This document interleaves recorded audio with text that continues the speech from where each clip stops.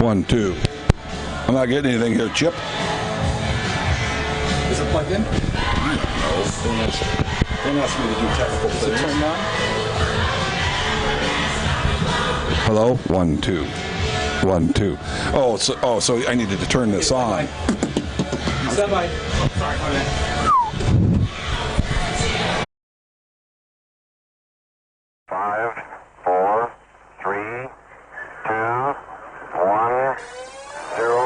Ignition. Liftoff.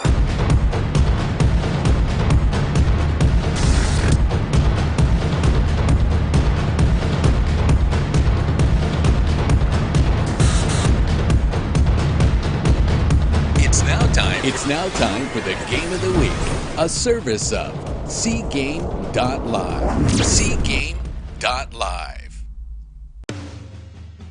Before we get to all the live play-by-play action, it's now time for the pregame show, brought to you exclusively by Apache Wolf Productions for all your video production needs. Apache Wolf Video Production Services provide an affordable option to businesses in the Puget Sound area, offering training videos, event videos, promotional videos, corporate video productions, TV commercials, infomercials, live streaming of events, and wedding videos. The next time you need video productions, give Apache Wolf Productions a call at 425-222-1605. Apache Wolf Productions is a proud sponsor of the pregame show.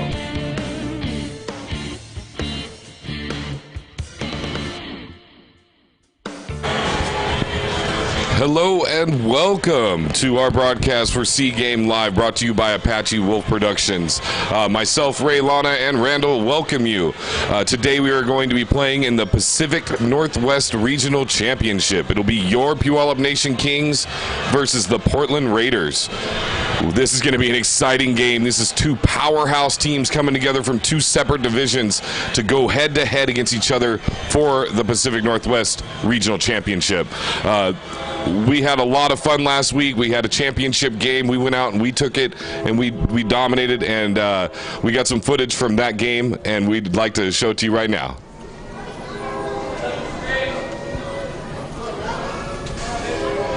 Well, we could talk about what we're expecting about tonight.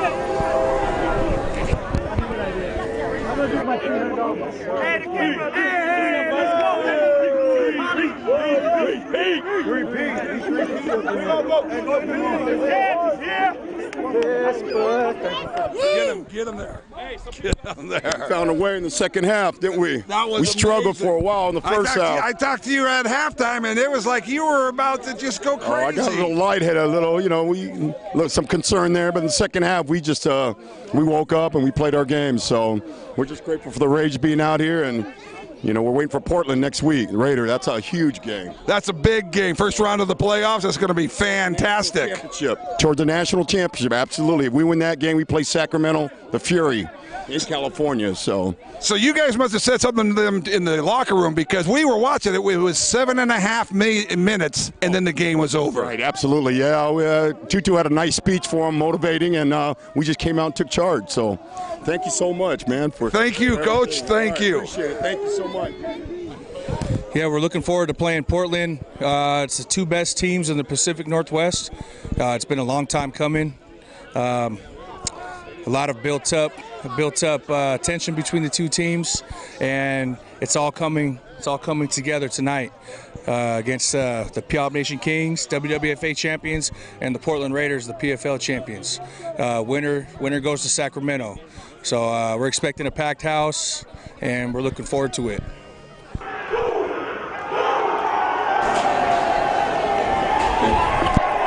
Wow, what a game that was, Randall. Man, they came out, they took over the game in the second half. The first half was really close, and then they came out and they obviously took down the championship. What a game to be a part of. It was our pleasure to be there. At least I can say that from my perspective. Man, so this game, whoever wins this game is going to go on to the national championship game. The national championship game for all the marbles, which the Kings have won the last 2 seasons in a row. That could be a three-peat. I think we call that a dynasty in most standard formats. As the players get out on the field today, they're getting the coin toss, and the captains are out there, and they're getting ready to play today. Oh, yeah, and I tell you what, because we say this every game, I think it's going to be a good good game tonight. And I always actually do think there's a chance that we got something happening here. This should be a really good game. I'm really looking forward to it. They've played. They're in different leagues. Okay, so here they won the toss. They decided to defer. We're going to go ahead and return it on the kickoff. And so anyway, they're coming out of the Pacific Football League for quite a while. That's been a powerhouse league. Unfortunately, it's fallen. It's not doing as well as it's done in the past. And we actually, and I can bring this is breaking news today. Actually, we just did an interview with their head coach, and he was the one that confirmed this. But they will be joining, the Raiders will be joining our league, the Western Washington Football Association, next year. So that should be exciting. And I tell you what, so far they have played 5 teams from the WWFA. We've had 3 teams that they've played that are the same ones as we have, and the deal is their margin of victory, they've been winning about 50 points, 50 to nothing. In fact, they have a lot of shutouts. So that tells you something. Now that's interesting. We didn't play each other, of course, but the common opponents, they're outscoring them about 50 to nothing. So that's interesting, and that means that we could have one heck of a good game, and I really think we will, because I was down looking at some of them, and I tell you what, we talk about this all the time. The one thing, I mean, we have some great running backs, great all everything, whatever it is in semi-pro, all everything quarterback, stable of running back, stable of wide receivers. We have some good offensive line, big, talented offensive line. We're not that deep on the offensive line. That's the one area we don't have as many players as in the other areas. They have a bunch of big linemen. So that's something. I was walking around the big boys over there, and I was impressed. Big, strong, talented. I mean, real athletic, and that's the thing, that we have big, strong, athletic guys. So I'm interested in see what happens down there in the trenches, as I always say. Yeah, as far as that goes, I completely agree. I'm looking at their team going, man, these guys are so similar to us. I mean, we both have large benches, large amount of players on the team just in general. So we have a lot of people that we can bring in and actually play in pretty much any position that's available. I think that it's going to come down a lot to our running game and our defense. Our defense is going to be has been able to impose their will upon a lot of the other teams out there. It's going to be interesting to see how they can do against a caliber team of the Raiders. I'm ready for this. I don't know about you, Randall, but I think this is going to be two giant clash. It's going to be a clash of the Titans, essentially. These two teams are vying for a chance to go to the national championship, an honor that is definitely coveted by both teams. And I can't wait to see what happens here. Oh, yeah, it's going to be great. You know what? I'm not going to disagree with you, because you tend to get it right. But I would love to see the running game. I don't want us to have to rely on that. I'd be a little worried if we had to. So I am going to say, I think our offensive line performance, that's what I think is going to decide this game. All other things being equal. Because as you said, very similar in the outcomes of the games and the scores what they've been scoring, how the points they've been putting up. Big, impressive looking team. But if we can protect Cruz, if we can keep their pass rush off of us, and that's something that their head coach actually alluded to or pointed out that he thought was really important. That was one of the power points of their team, is their pass rush, and so that's the thing. If we can keep them off of our quarterback, so I am going to say our offensive line is what's going to decide it. I'm saying it's how we protect the quarterback on the passing game. Not disagreeing with you that it's a run game. I'm saying it's the passing game which is going to be the telling point in this game. Well, one of the things that we've seen all season long when we watch the Kings, we've seen people get in and get past our offensive line and come at the quarterback. And we've also seen Cruz is very nimble back there. He's able to run around. He's able to streak around and stay away from getting hit and throw on the run. He throws ridiculous throws across his body, across the field, things that shouldn't be able to be done. He's out there doing. And it's going to be really interesting to see. I have not seen the Portland Raiders play all season long, and I think that this is going to be really interesting for both of us, especially from the booth here, to get a new perspective on it. So as we get set for the national anthem here, the players are all lining up on each sideline, and we're about to get this thing going, guys. And as we're waiting for the national anthem, WWFA champions, the Puyallup Nation Kings. Good crowd in attendance today. rise and face to the left of our stadium for the playing of the national anthem. It's game time with live play-by-play coverage of tonight's game, brought to you by Pregame.live. Tonight's game is sponsored by these fine businesses and organizations. Hawaii is home always. Apache Wolf Productions, the Puyallup Nation Kings, the Pacific Ohana Foundation, Native Ways LLC, Cabana and Associates, and Your Business. The first half of tonight's live play-by-play coverage starts now.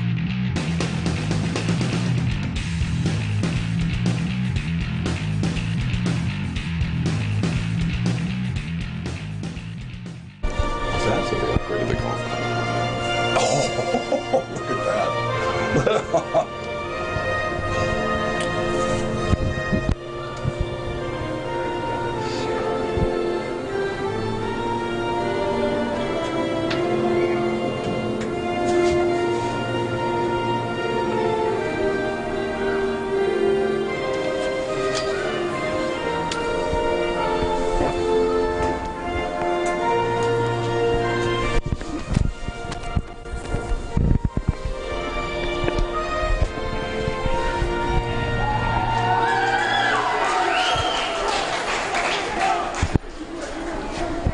One of my favorite things of any sporting event, the national anthem. Are you ready? Before a football game. Before any sporting event, I love the patriotic display by all the teams lining up and everybody standing up and showing their appreciation for our great nation.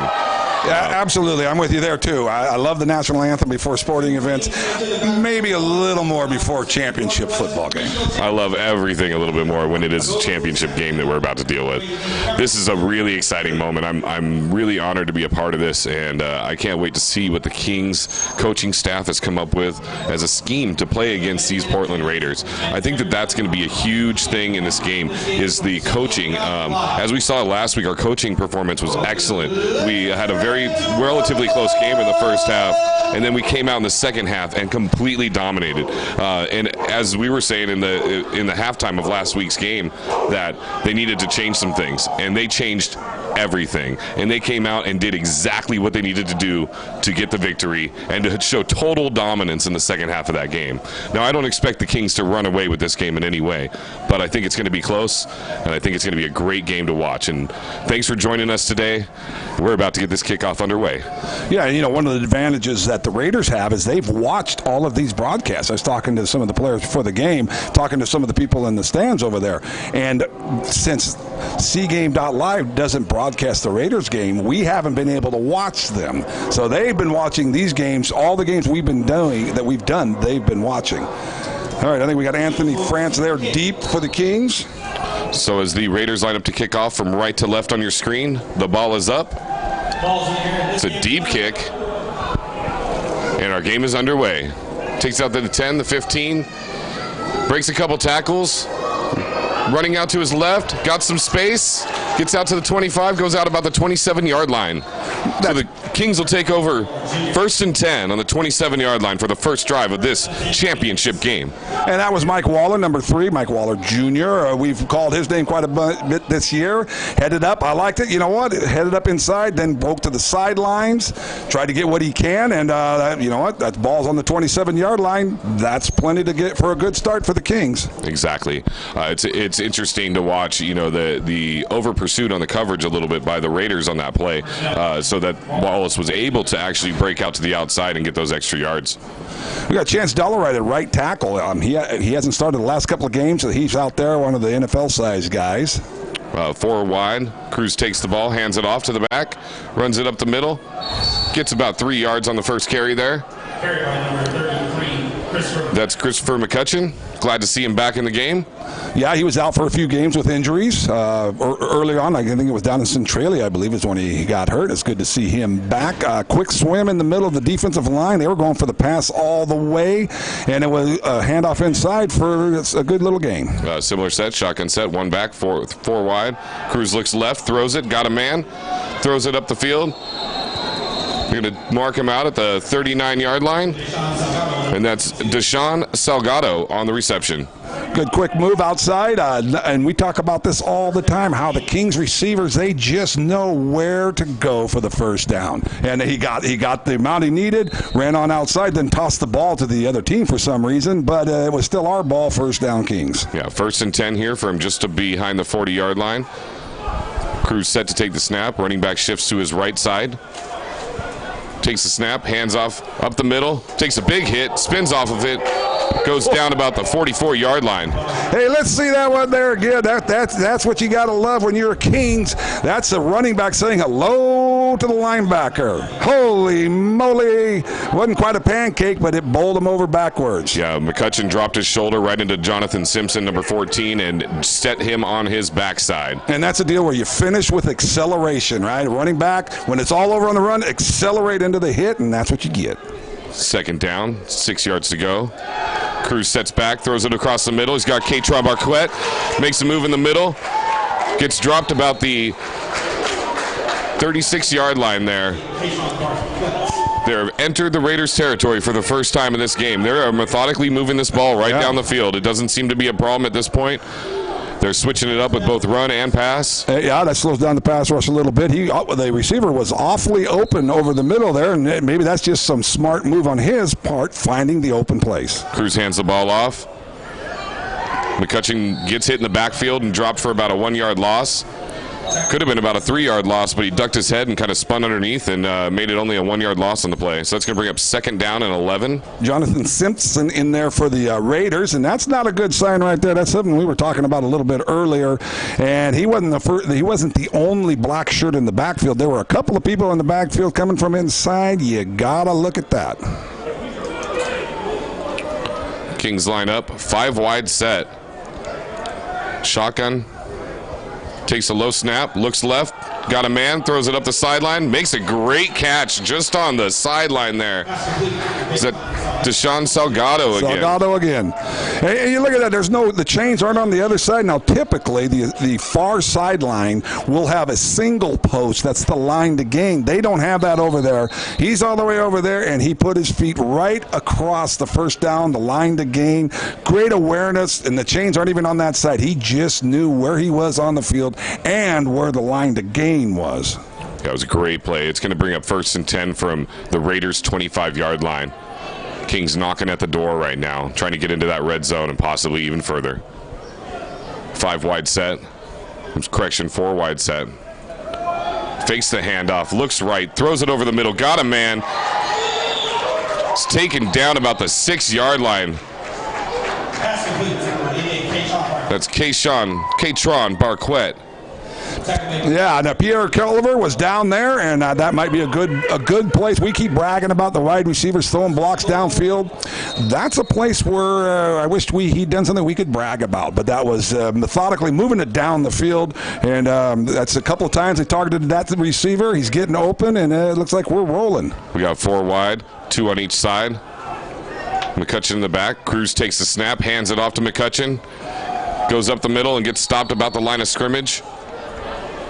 Got to keep them honest. You got to keep that running game going, even if it's not working. Eventually, they'll be able to break through and get some yardage on it. But it keeps the defenders in on the box so that they can get that passing game still wide open. Yeah, that's definitely true. What you're saying, there's nothing I can question about what you're saying.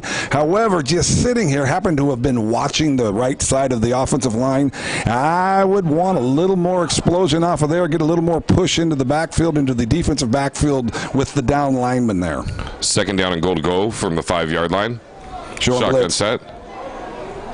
Takes the snap. Throws it up the middle. Pass incomplete. Intended for Salgado. One of those rare passes by the quarterback that was not pinpointed.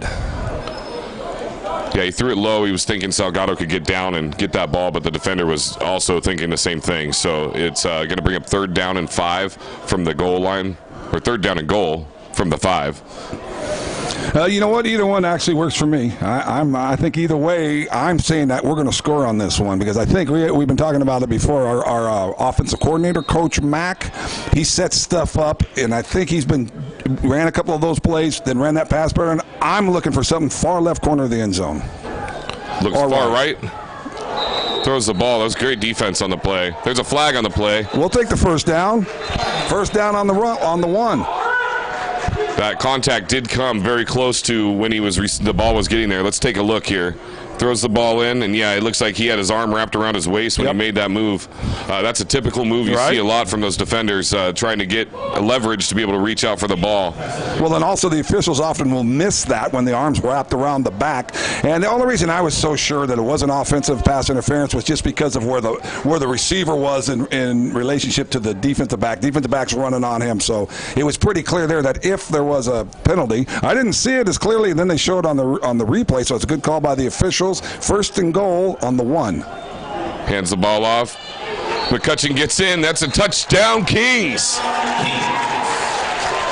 So, Randall, we saw them just take the ball all the way down the field. Take a look at this replay here. He comes off the left side. They stacked the box, and it didn't matter. And the Kings get in for their first score of the day. That was some good footwork, too, because let's see that again. He actually starts off to the right. Lots of times on the goal line, you don't want to be cutting like that, right? But he sees that, and there's some seepage coming in from the right side of the line. We'll keep an eye on that. But he starts off to the right, sees that there's not a lot of room to run to the right, and makes that quick cut, and boom, he's in the end zone. That was a nice, well-executed drive and a nice run to finish it off. Paul Dickey lines up for the kick. Kick is up. Kick is good. Extra point is good. So that's going to take our Kings to the lead. We're going to start off with a 7-0 lead over the Raiders. Kings are ready to come out with defense now. They did exactly what they wanted to do on offense. Came out, drove down the field a long ways from the 27-yard line all the way down and scored a touchdown. Never got to a fourth down situation. Only 1 third down in the whole drive there. That was impressive. And the thing is, you know what? We're so spoiled as being with the Kings is that it was basically what we expect to see, right? But that was an impressive drive. Take the ball, mixed it up, ran the ball, and it had a few good running plays. Again, it's those receivers. They know where the ball or where the first down is, where they have to be on the field. A couple of big plays over the middle. The receiver was wide open. He just knows where to go into the open area. That was a real good example of Kings offense. And in finishing up here real quick, the thing I liked too was that for most of the passing plays, the quarterback was back there. He wasn't rushed. One time where he had the low throw in the end zone, had a little bit of pressure. It's more perceived pressure than pressure was actually getting on him. Would like to see maybe do a little bit better on the run plays. So let me see. Am I complaining about a 75-yard touchdown run? That was one heck of an offensive drive. Yeah, it was great to see, and you're right, they mixed it up. You had Salgado doing more of the possession receptions for those first downs and grabbing the ball exactly where he needed to. Then you had Katron coming across the middle and making those big plays. And then, of course, McCutcheon changing the pace up, driving up the middle, getting a few yards at a time, and doing exactly what he's supposed to do. So as the Kings are set to kick off here with a 7-0 lead. That's why I need to talk to the operator. Kick is up. It's a deep kick as well. Received at the 2-yard line. Takes a couple hits and gets down to about the 29-yard line there. So they're going to get similar field position to the Kings on their last drive. We'll see what the Kings defense can draw up to stop this Raiders offense. Yeah, right. They've had the similar year as far as record and scores, and now they start we match off against each other, and we start the game off with similar kickoff returns. So this will be their first possession of the game. I'm really interested in taking a look at how their offensive line is going to perform against our defense. That's going to be a big matchup. Yeah, I just take a look at these guys, and they look like very large and in-charge players. Number 69 out there is a monster of a man, and he's going to be lining up. And you know who the usual suspects here are for us Kings. They're going to be trying to rush off the side, mainly contain with the interior players and rush off the side to get into the quarterback. Shotgun set, takes the snap, looks right, fires it way downfield. This gets picked off on the first play of defense. Wow. They're going to call that a completion, and the Kings will take over on the Raiders' 49-yard line.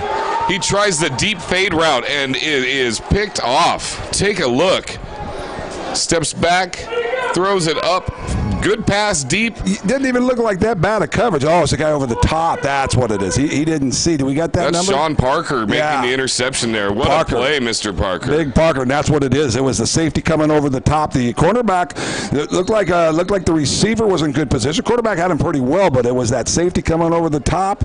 Maybe the quarterback hung it up a little long. At first, I thought it was going to be a good play, and it was a good play, actually. First down, Kings.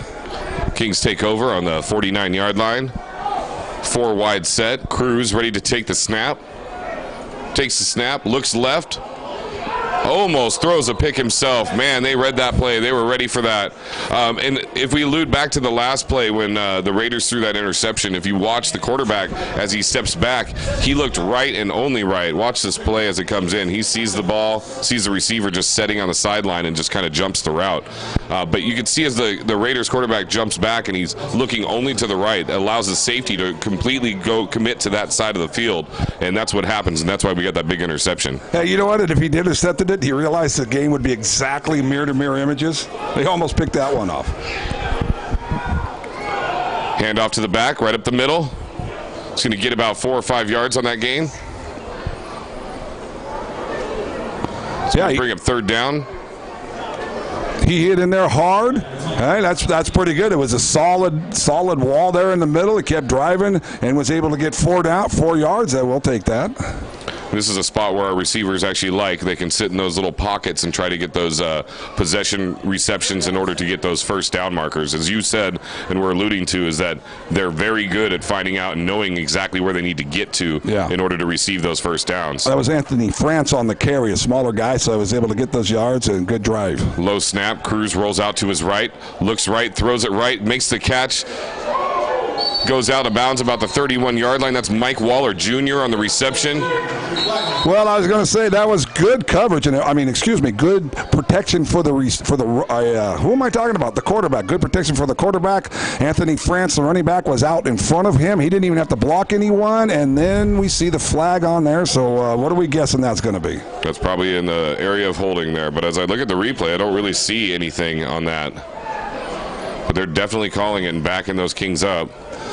Well, we used to say this in the past. That's always when we lose yards on a penalty like that. We always say, "Oh, that's good. Now we can gain more yards for the touchdown." I would be a little worried to say that against such a quality team of the Raiders. So far, though, this has been a typical Kings football game.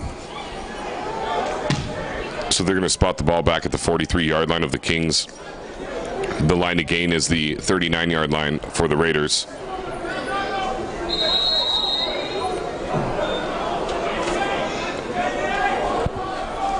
Looks like our scoreboard may be having some issues. It has not marked the Kings' first touchdown. It's a pass down the right sideline. I don't know about that. There we go. There's a flag. Yeah, he pushed him way before the ball got there, and it definitely was a catchable ball.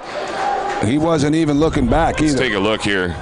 Waller's just streaking down the sideline there, and he's not looking at all the ball. He just throws him out of bounds, and that's definitely a penalty.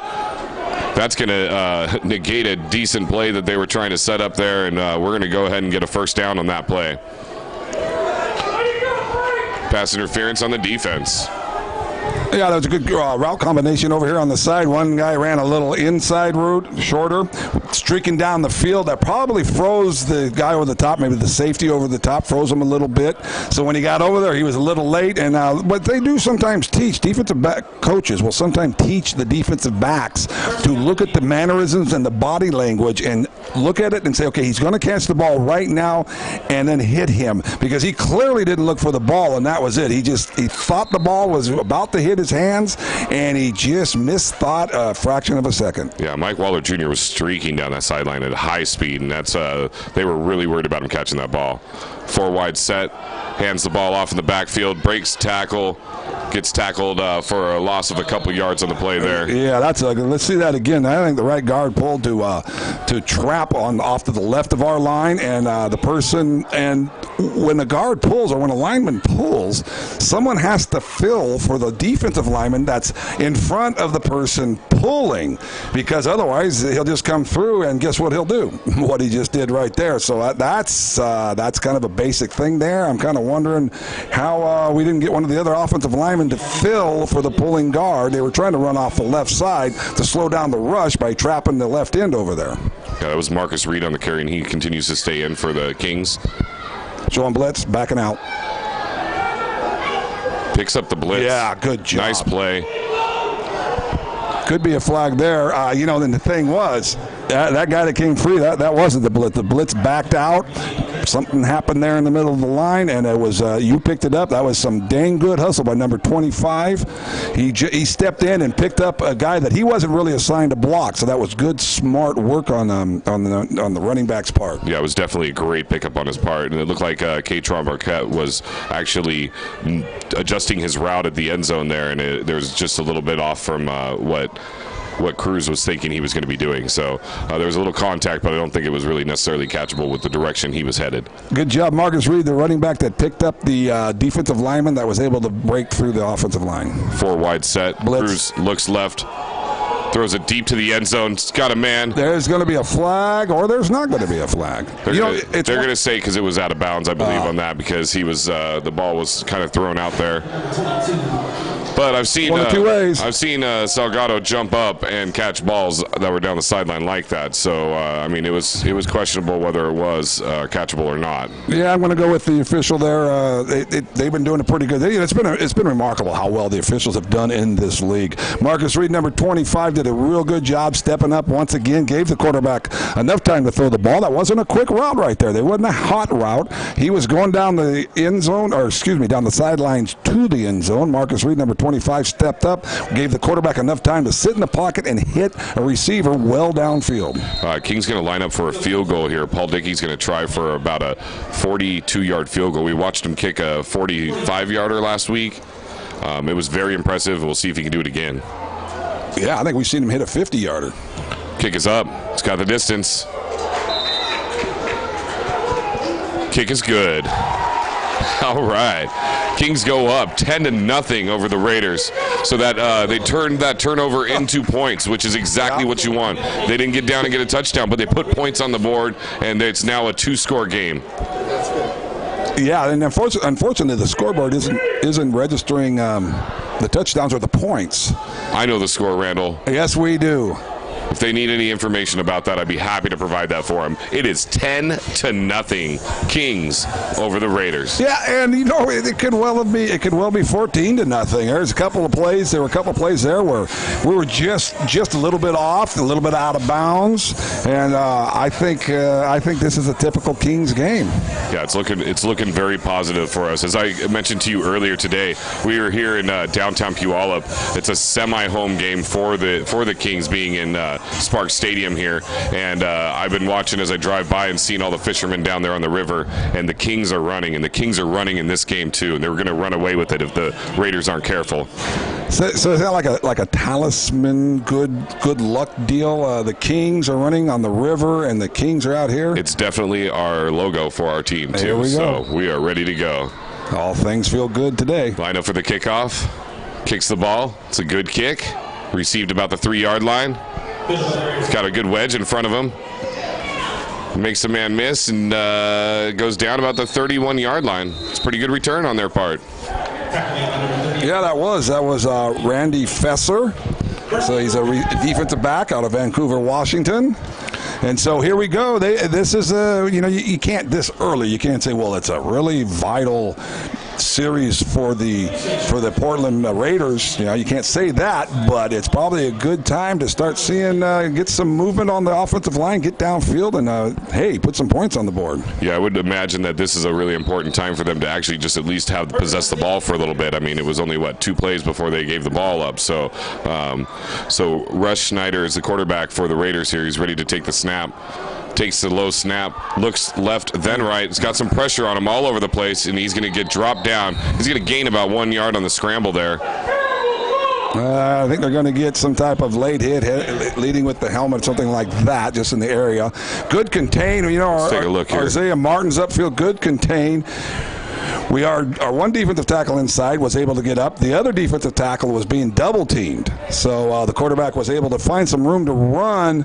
But I tell you what, I don't find a whole lot wrong with that pass rush. Good contain Isaiah Martin, Vika Lafau on the ends, running up Yeah, they did call personal foul. Yeah, as far as on that play, what I saw, I didn't really see any like deliberate hit, like targeting, or there definitely was no helmet to helmet in the whole thing. Well, let's see it. The lineman came up a little bit late and landed on him, but wasn't like attacking him very hard. If you look Now, here, did he slide? it's kind of a slide, and then he slides into the lineman's legs, and he lands on top of him. And I think that's what drew the flag. That's what drew the flag, but he didn't slide. However, you know what? And I hate it when announcers complain about the officials, because I think we need to throw more flags. We need to make this game safer. But you got to slide. If you're going to slide, then you got to slide. You can't do a semi-slide and then get the call on that. Exactly. So with that penalty, the Raiders are lining up. 1st and 10 from their own 46-yard line. Takes the snap, looks right, got pressure all over him, stepping up in the pocket. This time he makes a real slide, and no one touches him. Exactly what we're looking for. That's right. And that's actually going to be for a short loss on the play there. Vika Lafuo on the left end, our Kings left end, gets flying up. Now we got another penalty on the sideline. That has to be unsportsmanlike. That's Isaiah Martin. He's unhappy with something that the offensive line was doing on that play and trying to explain it to the referee, and he was a little too emphatic, I think.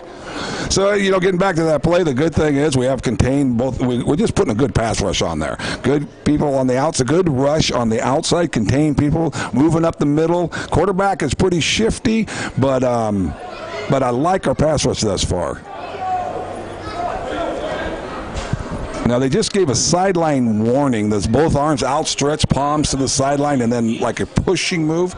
That's a warning. That typically doesn't come with penalties on the first warning. The Kings have actually done very well with their penalties over the last couple games. I mean, they have limited them to a minute amount comparatively. Earlier in the season, they were having some issues with it, but lately they've been doing excellent with keeping the penalties away and not causing it to change the face of the game. Raiders take the snap from the 45-yard blitz line. Off the left side. Ball's up. Quarterback was definitely pressured on that. He takes the ground after he throws the ball. Throws a little wounded duck out there intended for number 80 on the play. Let's see that play again there. The running back did a pretty good job of stepping up, and I'm trying to see who that was. Jordan Polk, the intended receiver.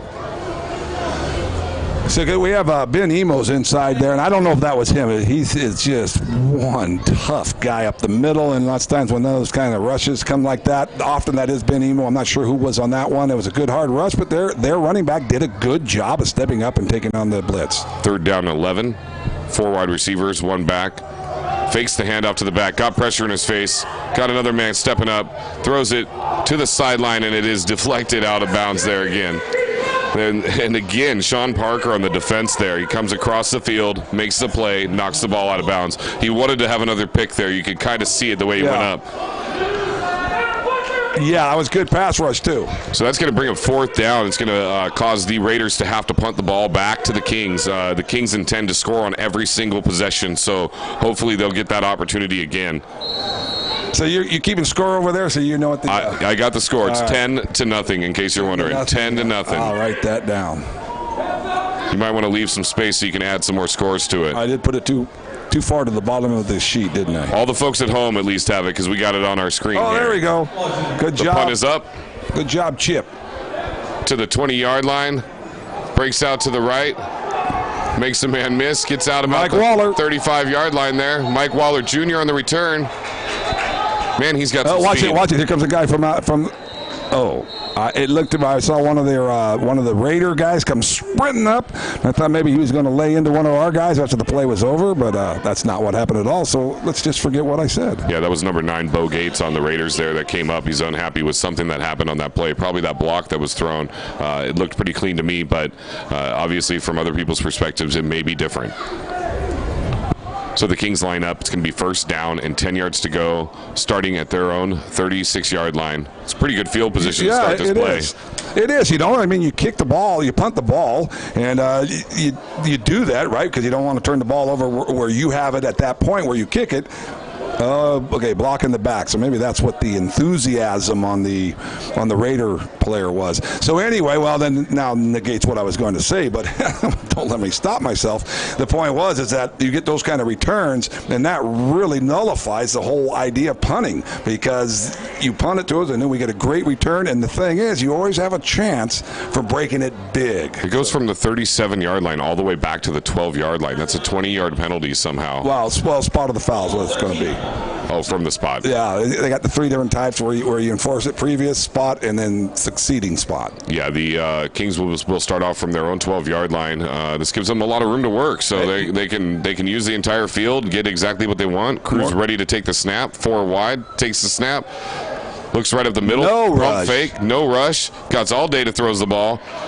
And there's Deshaun Salgado with the reception at the 22-yard line, and that's going to be just shy of a first down, about a half a yard to gain to get the first down. That was pretty good, because we always talk about they know where the sticks are. Well, they don't have sticks on the far side. They usually do that. I guess I said this once before, and I'll say it again. Usually on the far side where the chains aren't, they have the line to gain marked by one of the banners over there. They don't have it here, and so that's why he was just a little short. I'll bet if they had it over there, I'll bet he would have been a half a yard upfield or a yard upfield and got the first down. Yeah, 4 wide, 1 back, 3 receivers to the bottom of your screen. Cruz ready to take the snap. They're coming. 2 blitzers. Pump fake. Picked it up. Looks up the middle. Defender falls down. Right in between 2 wide receivers. A little miscommunication, I think, on that play. I think so, yeah. Number 3, Mike Waller was there, and it actually was closest to the defender. Both those guys were open. Both those guys were open. So clearly the quarterback was expecting a cut. The inside guy he was expecting to cut out, or the outside guy he was expecting to cut in, and he split the difference between them. But here's the deal. They sent 2 linebackers. They're sending 4 or 5 people, and we had plenty of time back there. Snap goes way over his head. It goes back all the way into the end zone. He gets a pass off, and it is near a receiver, which is perfect. That will be an incomplete pass. Yep. Wow, what a safety there. Wow. That's going to bring up 4th down and about a half yard to gain. I think the Kings probably will play it safe here and go for the kick and punt this ball away. Yeah, but you never know with Coach Mack. I tell you what, too, if it's pass interference, not what am I talking about? If it's intentional grounding out of the end zone, that's a safety. So they would get the 2 points, and then we'd have to kick it back to them. The question is whether the ball actually made it back up to the line of scrimmage, I think, at this point. And it looked like it was just at the line of scrimmage as far as where the ball landed on that play. Well, that wouldn't matter if he has a receiver in the vicinity. And I'm not sure how, because, we've talked about this before. There's an amalgam of rules from college and pro. We kind of mix them up here. I'm not sure what that grounding rule is. I'm assuming that it is that you get outside of the pocket and get the ball back to the line of scrimmage, and then you're able to throw the ball away, which I don't like that rule, because as an old defensive lineman, I don't think quarterbacks should be able to get away with that kind of stuff. But that's the rule these days. However, in this case, if the receiver is near the ball where it hits the ground, doesn't have to get back to the line of scrimmage. So with timeout Kings on the field, they're going to discuss what they want to do in this situation. There was a little confusion as to whether they were going to be punting it or they were going to be going for it. We'll see what they come up with. And as we saw last week, they're not afraid to do a fake even. We've seen it happen, and it could happen again. It's a little dangerous to do in your own territory this deep, especially this early in the game. You don't want to give them back points when it's completely unnecessary at this point. Play the game of field position. Their defense has been holding the Raiders so far, and I don't see any reason why they shouldn't just punt this ball, get it into their hands, try to get better field position, and make a big defensive stop, and then start all over again. I couldn't agree with you more. I'm actually someone that I think you should punt more often. Don't take a chance. But we know Coach Mack, who's the offensive coordinator that comes up with all kinds of crazy stuff. Yeah, which is why we love him. And Paul Dickey's got quite a leg on him. He can punt the ball very far. I saw him punt about a 60-yarder earlier while he was warming up. I was actually talking to him before the game, and he was complaining that he hasn't gotten much work the last few games. Dickey ready to receive it? Oh, it's going to be a fake there. It was going to be a fake. And they blew the whistle on it. Oh, man. Is that Waller? Who's up there? It's a false start on the offense. Number 5. That was a direct snap to the up back who was protecting the punter. That's Take a look here. Dante Green, number 5. Oh, man. Yeah, that was, I don't know that would have necessarily worked. Donnie Vercher from the Raiders was actually right up in the center there, so he was able probably to make a play on that. So Dickey now back to punt the ball. Punt is up. Punt is a very high, deep punt. It's bouncing at the 32-yard line in favor of the Raiders and down at the 36-yard line. There's our guy, that's Archie Aroma, and good to see him out there. We talked about this before. Just to give a shout out to Archie's father's running through some health problems. He's in St. Joseph Hospital there in Tacoma. So our thoughts and prayers are with him. And Absolutely. Good to see Archie out here. And talked to his sister Angie last night. She's a security guard. I'm the truck driver, and I hauled a load of refrigerators, washers, and dryers to Portland last night. Got back in time to work this game. But I talked to Angie, and so our thoughts and prayers go out for the whole Iomora family. So the Raiders will take over 1st down and 10 from their own 36-yard line. It was a pretty good punt, very good net gain on it. Man in motion to the bottom of your screen. Quarterback takes the snap, got a blitz coming out. The Raiders player wearing number 34, a la Bo Jackson out there. And he rumbles to about a 6-yard gain on the play. That is a big boy back there. Yeah, he kept going, kept driving. They're still charging. They're still in the game, and the guy had some enthusiasm on that run. Yeah, that's Antonio Harris, running back. 6 foot tall, 235 is what he's listed at there. He rips off part of his shirt and just lays it in the field. Whamming and jamming, right? They're ripping his shirt off, and he just keeps going. That's a big Raiders guy. line up. 2nd down and 4. Left guard calling out some plays there. Gets hit as he throws the ball. That bounces before it hits the receiver's hands. Coming in there is the defensive line coach, University of Washington player, was with the Vikes for a while. That's exactly that's who that was. Yes, he came in, he made a hit on the quarterback and took him down and caused him to throw that ball short. He's a big boy coming through there, laying a hit down on the quarterback. With a lot of football experience. That's absolutely correct. He was 6'4", 290-pounder coming through and making that hit. Manasseh. 4 wide shotgun set. Hard count, draws the Kings off. Flags all over the place. Well, I missed this last week because when you see everyone jump like that, that suggests often that an offensive lineman jumped. But I said that last week, and then we watched it, and it was just everybody on the defense jumped. I don't know, maybe 58 there on the offense. Looked like he was moving back. Now they're calling offsides on the Kings. Defensive offsides. Just short of the 1st down. No, don't move the chains yet. No, that's going to be good for a 1st down. Well, then that's why they're moving the chains. That suddenly it makes sense.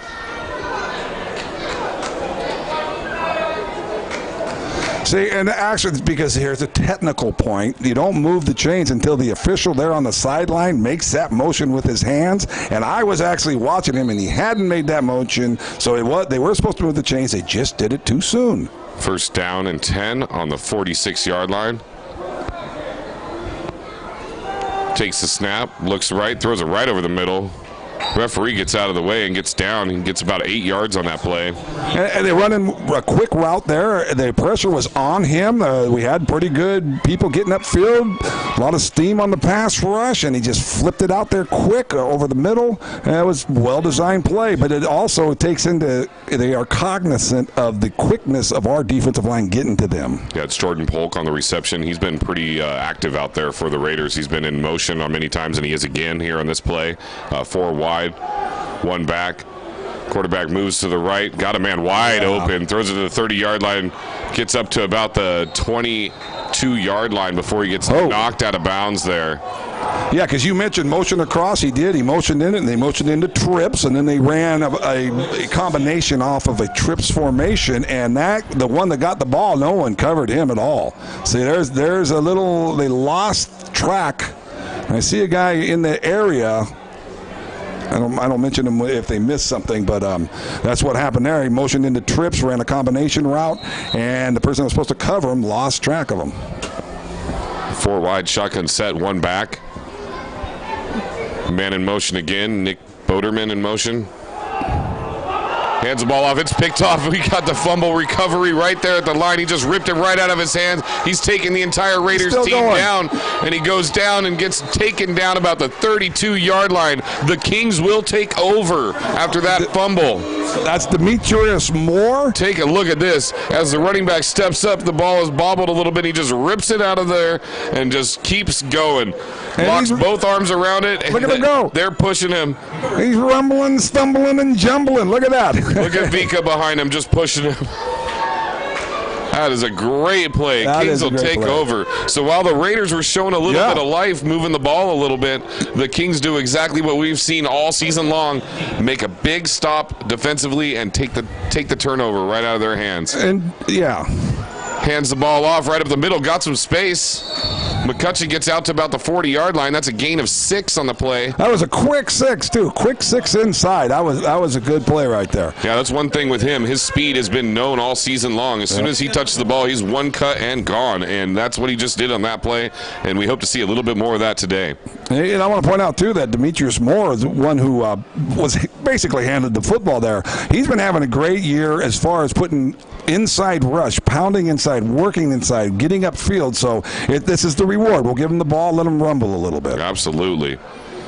Cruz takes a snap, hands the ball back off, one cut, and back up the middle again. That's going to be good for a first down there. It's a gain of another 6 yards on the play. Right off to the left of the center. I got a big guy out there, Josh Davis, number 64 is the center. It calls a lot of the blocking plays out there. It's just been having a great year all year on the interior of the offensive line.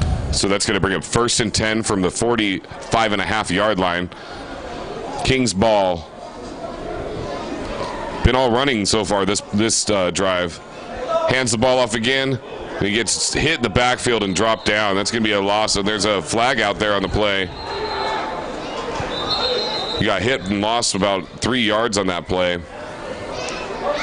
Yeah, I'm hoping there was some miscommunication on the line blocking on there, because I mean it's possible the running back may have bounced out a little bit, but you don't like to see a guy come screaming through that quick on a run that isn't that lateral. He was attacking towards the line, and a guy comes flying through and nails him in the backfield. Let's see what the referee has to say here on this play. See, it may have been planned. No, it wasn't. Yes. Defensive holding. That's going to be another first down for the Kings. Right, that was brilliant. It was planned that way. They ran that particular play, let him go through because they knew they were going to get that defensive call. I'm standing up for my guys on the offensive line there. I love your knowledge of the offensive line and defensive line and the way you can call what exactly is going on there, and it's been a pleasure to have that this season.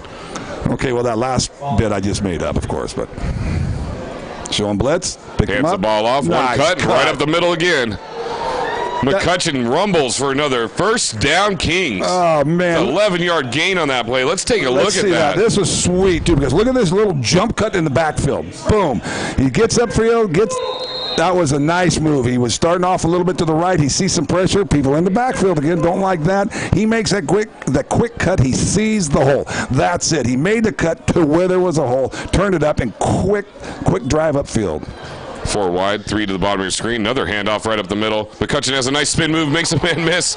Gets up for about an 8-9 gain on the play. McCutcheon is just rumbling on this. The McCutcheon show. Let's see that again. Look at this spin move. You mentioned it. He's got people in the backfield. That's not good.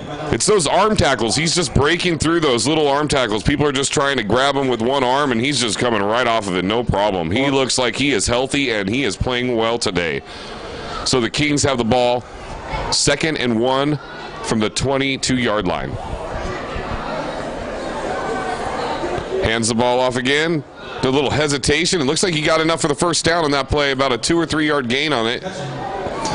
Well, the only thing that makes that play a good play was they got a first down. You know, they are getting some pressure in the backfield, but you keep moving the chains, and it doesn't really matter. Yeah, that little hesitation. He stopped and then went back forward again. It basically threw the path or the rush off, so he was able to break through and get that extra yard there. And usually you don't want to do that on short yardage. No, you do not. Unless in that case, and that was the perfect thing to do on that case. 4 wide shotgun set. McCutcheon in the backfield. Fakes the handoff this time. Throws it deep to the left side. Yeah. Oh! Wallace Jr. just off of his fingertips.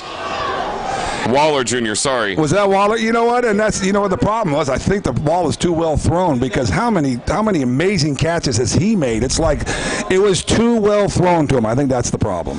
Yeah, it was a well-placed ball. Nachos, drinks, and chips from here. How do you get it? How do you drop it in any better than that?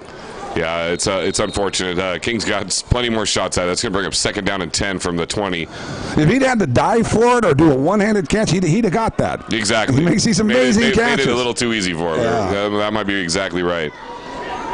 That's my story. 2nd down and 10. Shotgun. Takes a snap. Throws it up to the end zone. Katron Barquette comes down with it. Kings touchdown. Katron Barquette from Adam Cruz.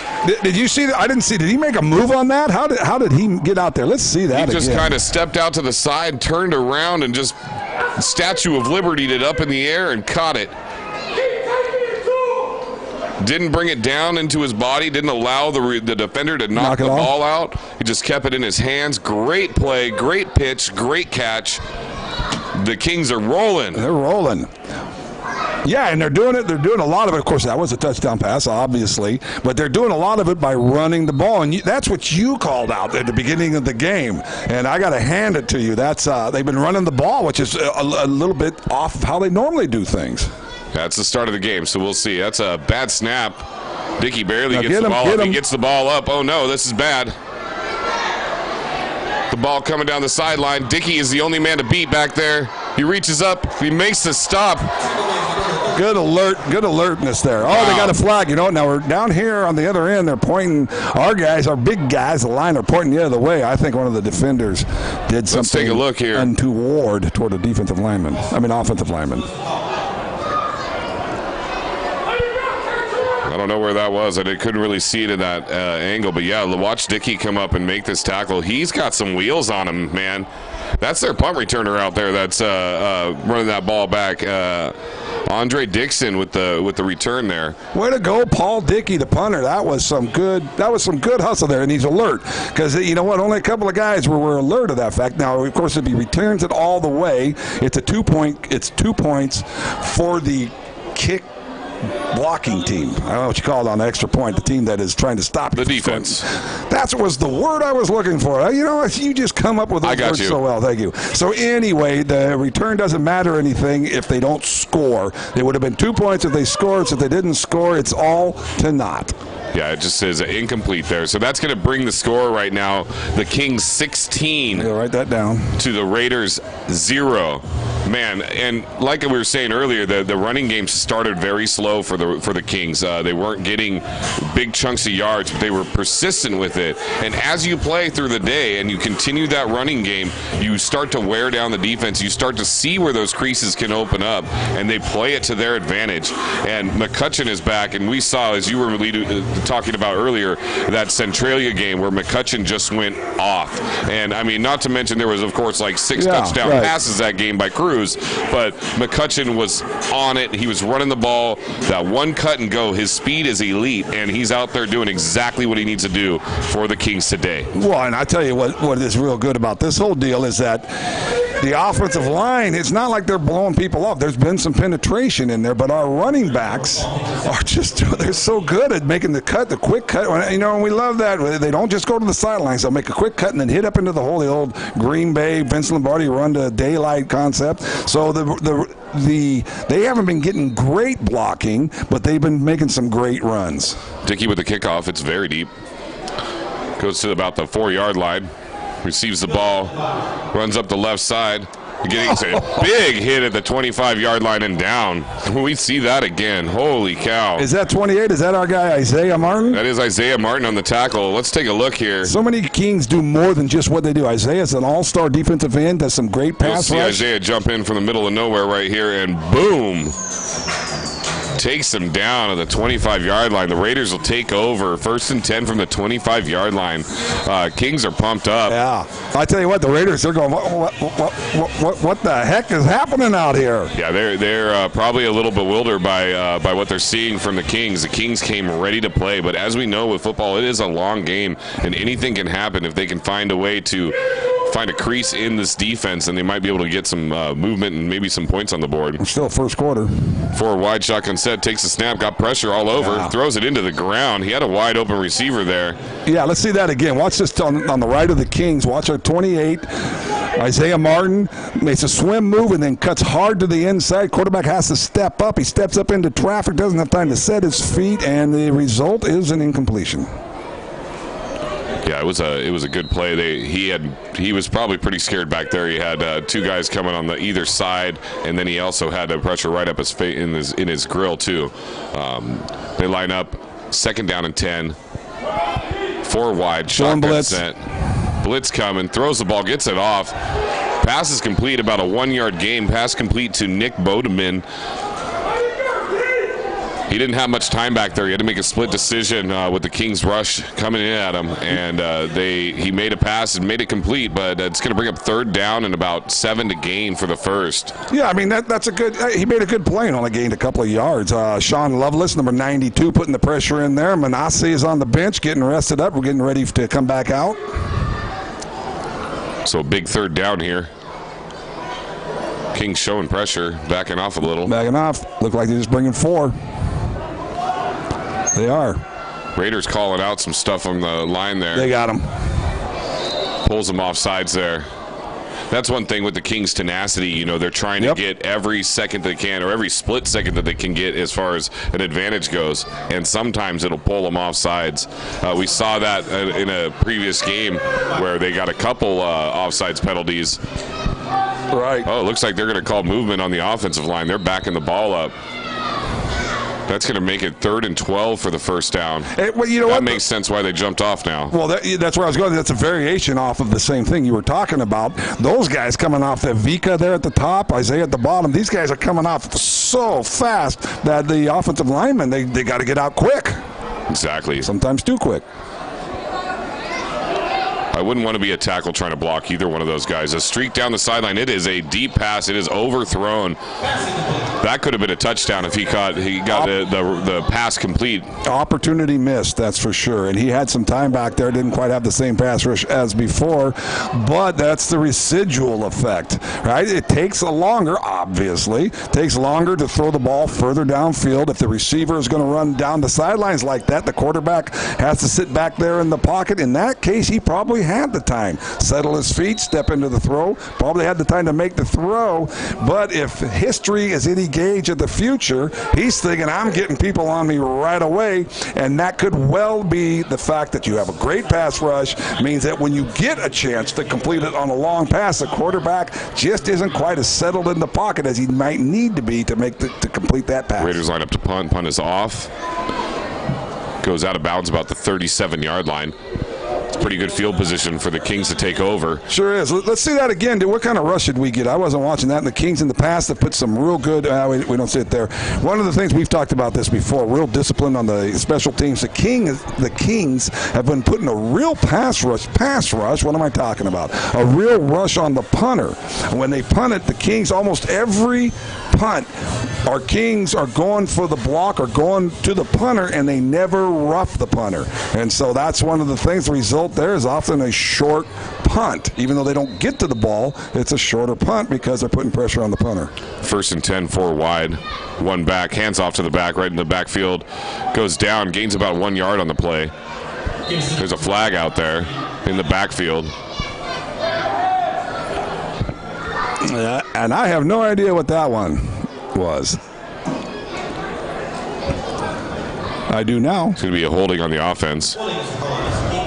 It's a pretty common place for a flag for that particular call. Yeah, that's true, but it came from the back judge, from the guy behind the line, and yeah, the way he threw it, though, he threw it towards the ball, so I probably should have guessed maybe it was holding, but, I'm an old line guy. As an old line guy, do you sometimes negate holding penalties? Think that they don't exist? No, because I'm actually, the old line is defensive line. I think they should throw those flags a heck of a lot more. No, they hold a lot more than they call. So, they do. The offensive line, because, they get away with a lot of holding. Mike Waller Jr. in motion to the top of your screen. Cruz takes a snap. Looks left. It's a screen pass. Reed gets the reception. It's taken down by the shoestrings there at the 30-yard line. That was some great hustle by number 50, Donnie Vircher, the defensive end, linebacker in that play. And that was pretty well set up. It was a middle screen. They let it, gosh, the timing was almost just right on that. They let the rush in the middle come in the middle of the line, get upfield. The quarterback stepped off his back foot, just kind of dinked it right over the rush. But it was good hustle by that linebacker to recover and get back there and tackle him for a small gain. So that'll be the end of the first quarter. Your Kings lead it 16-0 over the Portland Raiders.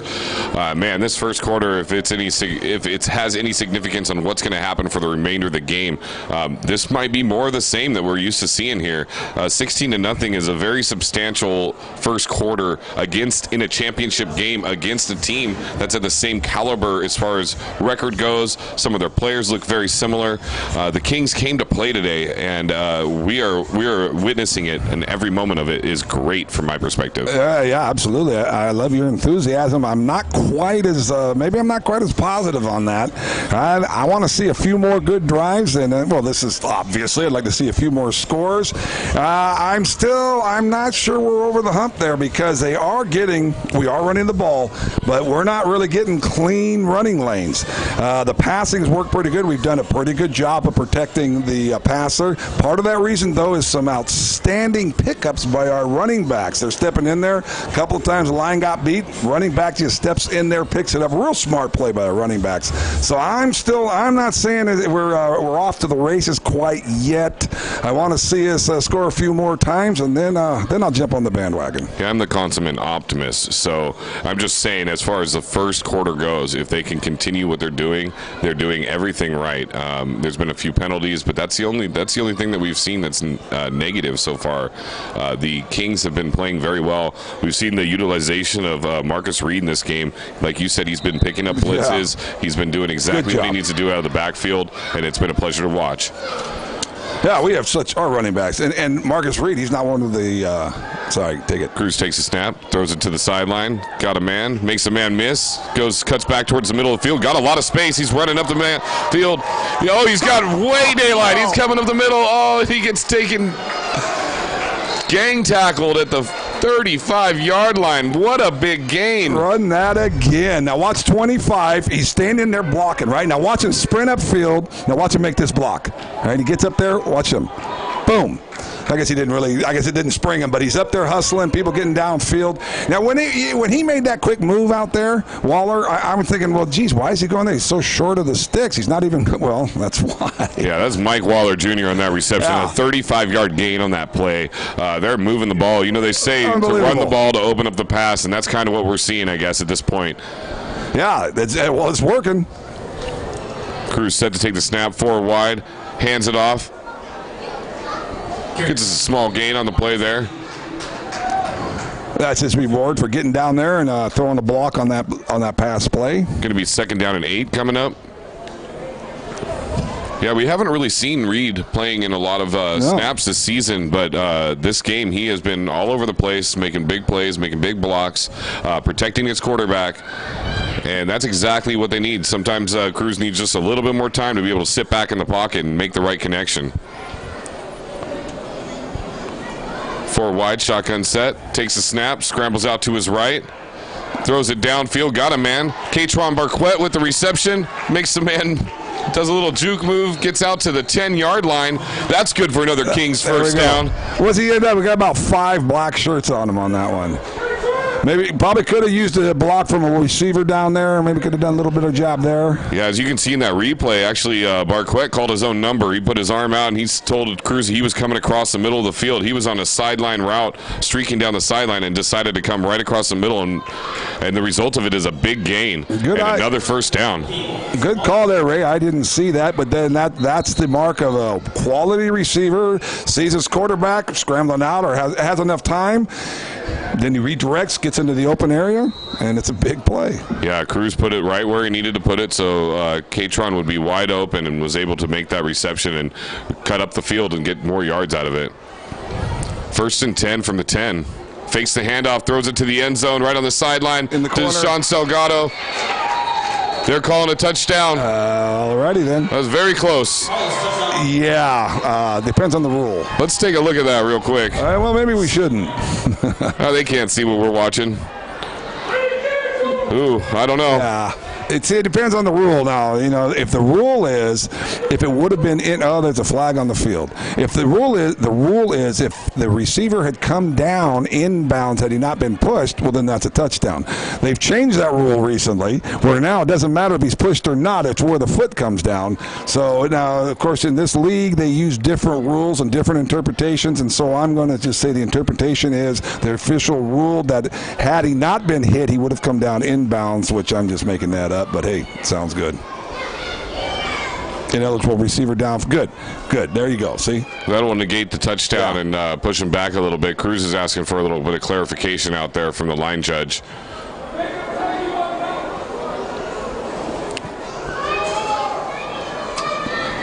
They're marking off some yards. It's still going to be first down and 20 to go. First down and goal to go from the 20-yard line.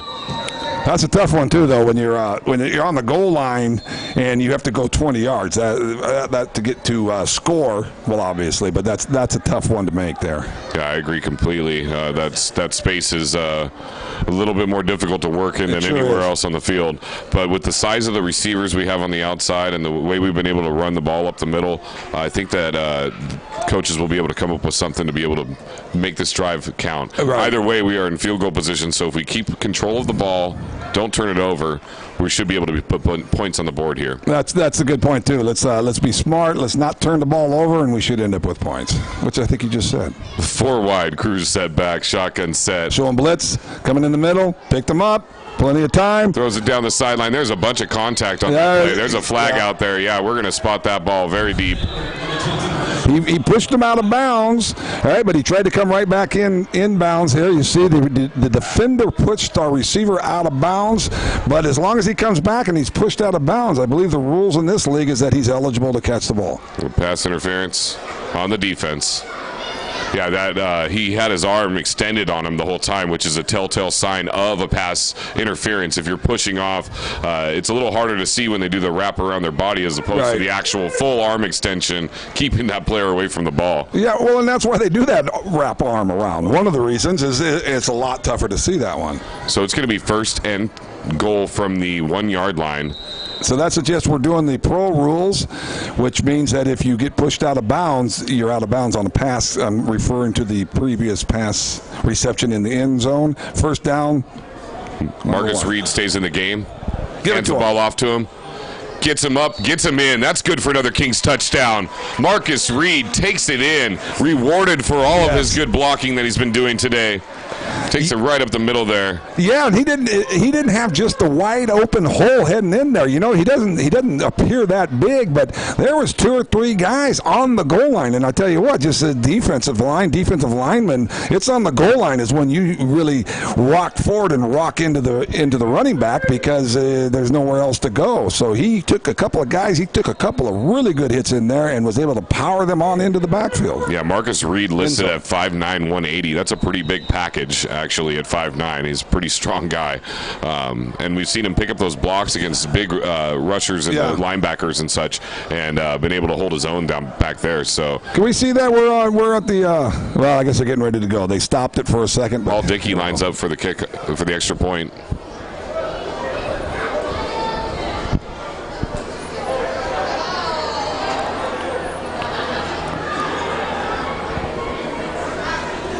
Kick is up. Kick is good. So that's going to bring the score to 23-0. Kings over the Raiders. 23. Let me write that down. All right. Yeah, the Kings have been doing exactly what they need to do. It's been a lot of fun. Oh, yeah, and even better than that because they've been running the ball. And that's in the past, right? I mean, anyone that's been tuning into these broadcasts, that's what I always say, geez, I really would like to see us run the ball. Well, that's what we're doing, and we're doing it in the playoffs, and it's just good times. Pacific Northwest Regional Championship. It's the semifinal for the national championship game that will take place in Sacramento in a few weeks. Yeah, that's going to be a big game down there. No matter who goes on to play that game, it's a big game for this area, for the entire Pacific Northwest, and we hope that you all tune in for that as well. Regardless, we will be there, Randall and I, and Apache Wolf Productions will be bringing it to you on cgame.live, assuming that we win this game. Yes, and also I'm happy to hear that I'm going to be there, so that should be a good time. Paul Dickey kicks the ball off, kicks it to about the goal line, runs up the middle, got some space, makes one man miss, spinning out. Dickey's the man to beat and makes another tackle today. He gets some pretty good field position on that. He gets out to about the 47-yard line. You can see he runs right into the middle of the weave and then just finds a small seam and then comes out. Almost gets tackled, but spins off of it and then comes up. And then Paul Dickey's there with a very good tackle, wraps both legs up and takes him down. Good job, Dickey. That's a good job there, right? Because he saved the blocked extra point that was going to go for a 2-point turnaround. Made the tackle there, made the tackle over here. That's some good football there, guy, for a kicker, that is. Yeah, you know, most of these players have played a lot of different positions, but he just happens to have a really good leg on him, and he's very accurate with his kicks, too. That'll bring up 1st and 10. 4 wide set. Oh, the handoff just misses the hit on him in the backfield. Tries to get rid of the ball, takes a big hit as soon as he gets to the reception. The reception was made, but Sean Parker came up and made a big hit on him. That's going to be a completion. That's going to be good for a first down for the Raiders. Deshaun Williams, number 4, that was on the great outside rush. He's a linebacker, so you might be able to call that a blitz, but I think I actually believe he started the playoff out there. Good rush. He just lost contain there, but you know, it wasn't too bad of a loss of contain. It's not that he really dipped inside. It's just the quarterback got outside of him, and I don't think the quarterback will be able to do that to him again. I think he's going to adjust his angle just a bit. 1st and 10 from the Kings 43. Hands the ball off. Big rumbling back out there. Wow, he gets out and gets about a 6-yard gain on that play. He just drops his head and just barrels through. Yeah, that was a good run, because I tell you what, he's bouncing out, and it looked like we were pretty solid on the corner out there to the top of your screen, to the right of the Kings defense, and he was bouncing it out, but then he turned it up and was able to get some yards. Yeah, that's Antonio Harris on the run there. He looks pretty large and in charge down there. When he gets the ball, he gets a little head of steam, he gets positive yards. So that's a big advantage for the Raiders if they can utilize that.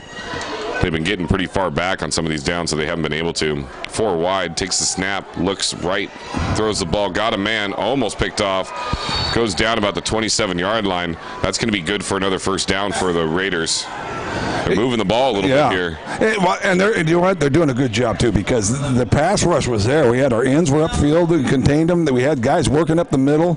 And so there was nothing wrong with that pass rush. The quarterback just was back, and you can't get to the quarterback if he just takes those steps, boom, boom, boom, and then releases the ball, and the receivers are in the right place. You can't get to him that quick. The pass rush was there. It was just really well executed by the Raiders. Yeah, Dante Green was about inches away from picking that ball off as well. Then we got Manassi over here on left end. Hands the ball off. This time they get him. They stop him in the back or right at the line of scrimmage anyway. Run that again, because we got big 68, the our defensive line coach Manassi's out here on the left, and he was playing defensive end for some reason, and he just slanted right in, and that's where the ball was running. So he clearly picked something up. 68 out here, bottom of the screen. It looked like they double teamed him on that play, and he just kind of spun away from one of them and then leaned into the other one, like you were saying. But his initial move was a charge inside, so he's completely losing contained, had no interest on keeping contained, so he saw something. He saw that play coming. It's going to bring up 2nd down and 9. Receiver in motion. High snap. Grabbed by the quarterback with one hand. Makes a man miss in the backfield. He's trying to buy some time. Gets taken down. That's going to be a sack. Double teaming on the sack there. Isaiah Martin getting upfield, keeping the quarterback in the pocket. He was able to get underneath him, roll outside. And is that Ben Emo flying over there? all the way from the left side of the field. That linebacker sees what's coming, comes all the way across.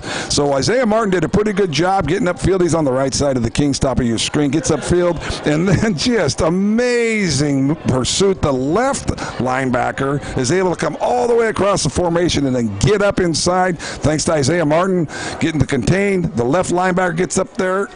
And did we get a number on that? It's 3rd and 13 from the 30-yard line. Kings showing blitz. Got pressure. Rolling out, throws a deep pass over the side. No contact by the receivers. And that's going to be an incompletion right there. That's going to bring up 4th down. We'll see if the Raiders want to try to go for it here on 4th down.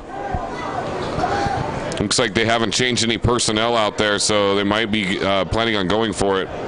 Yeah, there was a left linebacker, left middle linebacker there is Ben Emo, and he read it real well. Then he just breaks to the outside, and the quarterback, I think the quarterback's rolling, and I think he saw him. I don't know if maybe we see that again, but quarterback's rolling, and it looks like he's got some room to go, and big Ben Emo comes flying over there, and the quarterback says, I think I'll just dump it off, and we'll go for it on 4th. So 4th down and 13 from the Kings' 30-yard line. 4 wide set.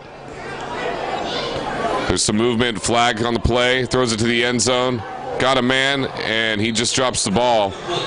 We'll see what that penalty is on the play there. Got a man down on the field. Oh, he's back up. That's Manassi, the defensive line coach, old Vike.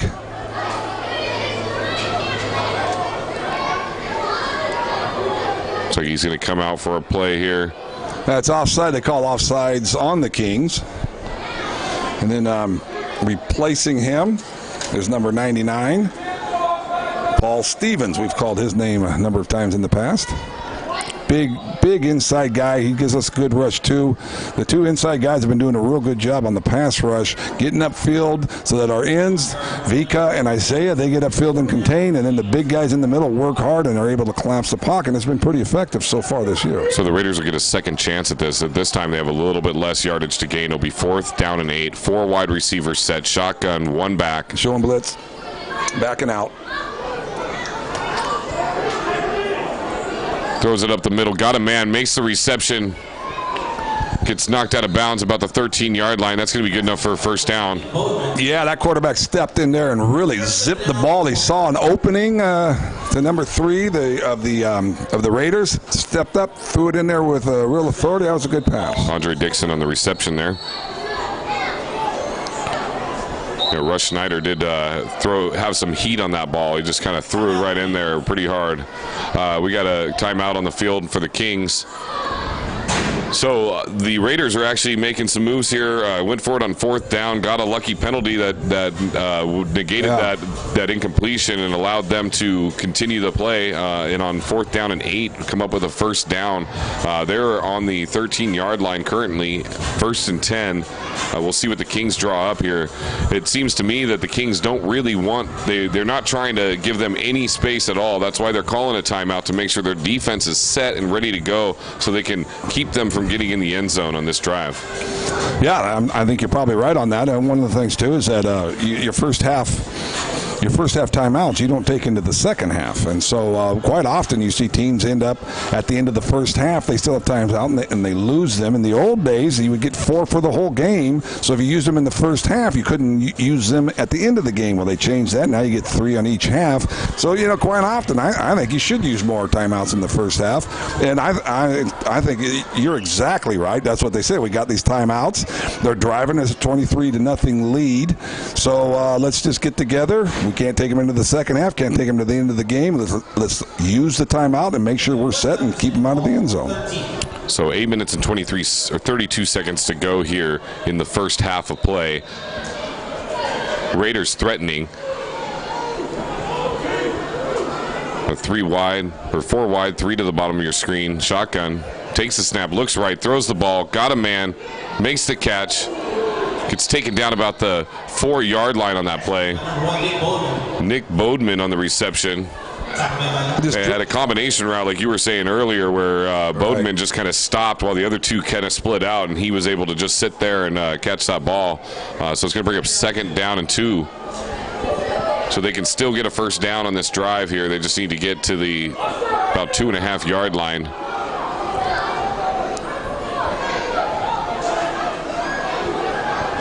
Quarterback calling out some plays. Takes a snap, hands off to the back, gets hit pretty much immediately. That's going to be a little bit of a loss on the play there. They're going to drop him down at the 6 yard line. It's a good gang tackle. I see Ben Emo in there. Yeah, you know what? I know. We can show that again. That was like just a white wave, and I like the way because exactly what you're saying at the end. See that just washing it. See that? Yeah, that's gang tackling. That's something. That's a good deal right there. That's what they're going to need to do to take down that big back. Shotgun snap, takes it, throws it, fades it to the back of the end zone. Couple flags on the play. It looked like there was contact on both ends of that, but they usually will give the offense a little bit of love on there. You know what? I don't like to complain about the officials, but what I saw give and take, hand fighting. Let's see that again. It looks as though the offensive player actually has his arm extended out. They call it on the defense. Little hand checking, you know. Well, you know what? That had been arm bar. You know, we can't see right there, but that's what had to be. He had to have his right arm like holding the receiver's arm down from this. Well, that had to be what they would call there, I think. So it's going to bring up 1st and goal from the 1. This is a bad situation for the Kings. It sure is. You know, unless you hold them out. This is a point right here where the will of the line is going to determine who's going to win this battle. They're still in a 4 wide set. Shotgun too. Shotgun. We haven't seen a single snap under center. Hands the ball off to the back, gets hit in the backfield and dropped. This will be about a half a yard loss on the play. Wow, that's impressive. There's also a flag. Another flag. See what the penalty is for. It's up on the far side of the field up there. It's an unusual spot for a flag on a run play like that. On the goal line. So offsides on the Kings. Yeah, you gotta. Yeah, geez, you don't. I mean, you got a guy split out, your defender all the way away from the center of the line, and line up offsides. That is not a good deal. 1st and inches to the goal. Now this will be one heck of a goal line stand if we keep him out here. Let's get lined up right. 4 wide still. Shotgun set. Hands the ball off. Fakes it. Rolls out to the side. Gets hit as he throws. Oh, my goodness. Oh, man. How close. That was so close to a huge play. Unbelievable. He rolled out. The quarterback was going down, and he threw it. Let's take a look at that one more time. I think we might have a crackback. Oh, no, we don't have it, unfortunately. Oh. Yeah, that was a very, very close to being intercepted on and that huge, play. Huge. There right? is another flag on the play, but we'll see what that is. I'm gonna jump out there and say it's crackback. I'm gonna say wide receiver came down, crackback down on the Kings. So I'm gonna predict it's against the Raiders. Looks like it. They're marking off yards. Or it could be.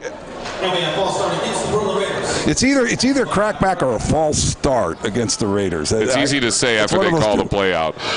So that's going to bring up 1st and goal from the 5 yard line.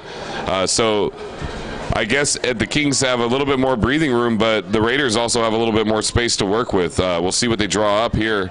Kings have been very tenacious in this stand, but we are at 1st down for the 3rd or 4th play in a row. But what a turnaround that would have been. Oh, okay, let it go.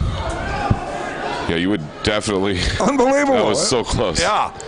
Takes a snap, throws the ball to the sideline. Fade to the sideline. No flags. No flags on that. That's a good no call. You see, he turned his back to the player and looked at the ball, and that's the difference really as far as the defense goes. Great defense on the play there. Can we see it again? That's John Reese on the play. That's exactly the point. He turned and looked back for the ball, and that's how you can do that. They a little bumping there, and it wasn't even close because he was looking back for the ball. 2nd and goal. Finally made it to 2nd down in this drive. 10th play of the drive. Finally get the 2nd down. 2nd down and goal from the 5. They're going the wrong direction. 4 wide, shotgun set. Looks left, throws the ball left, got a man.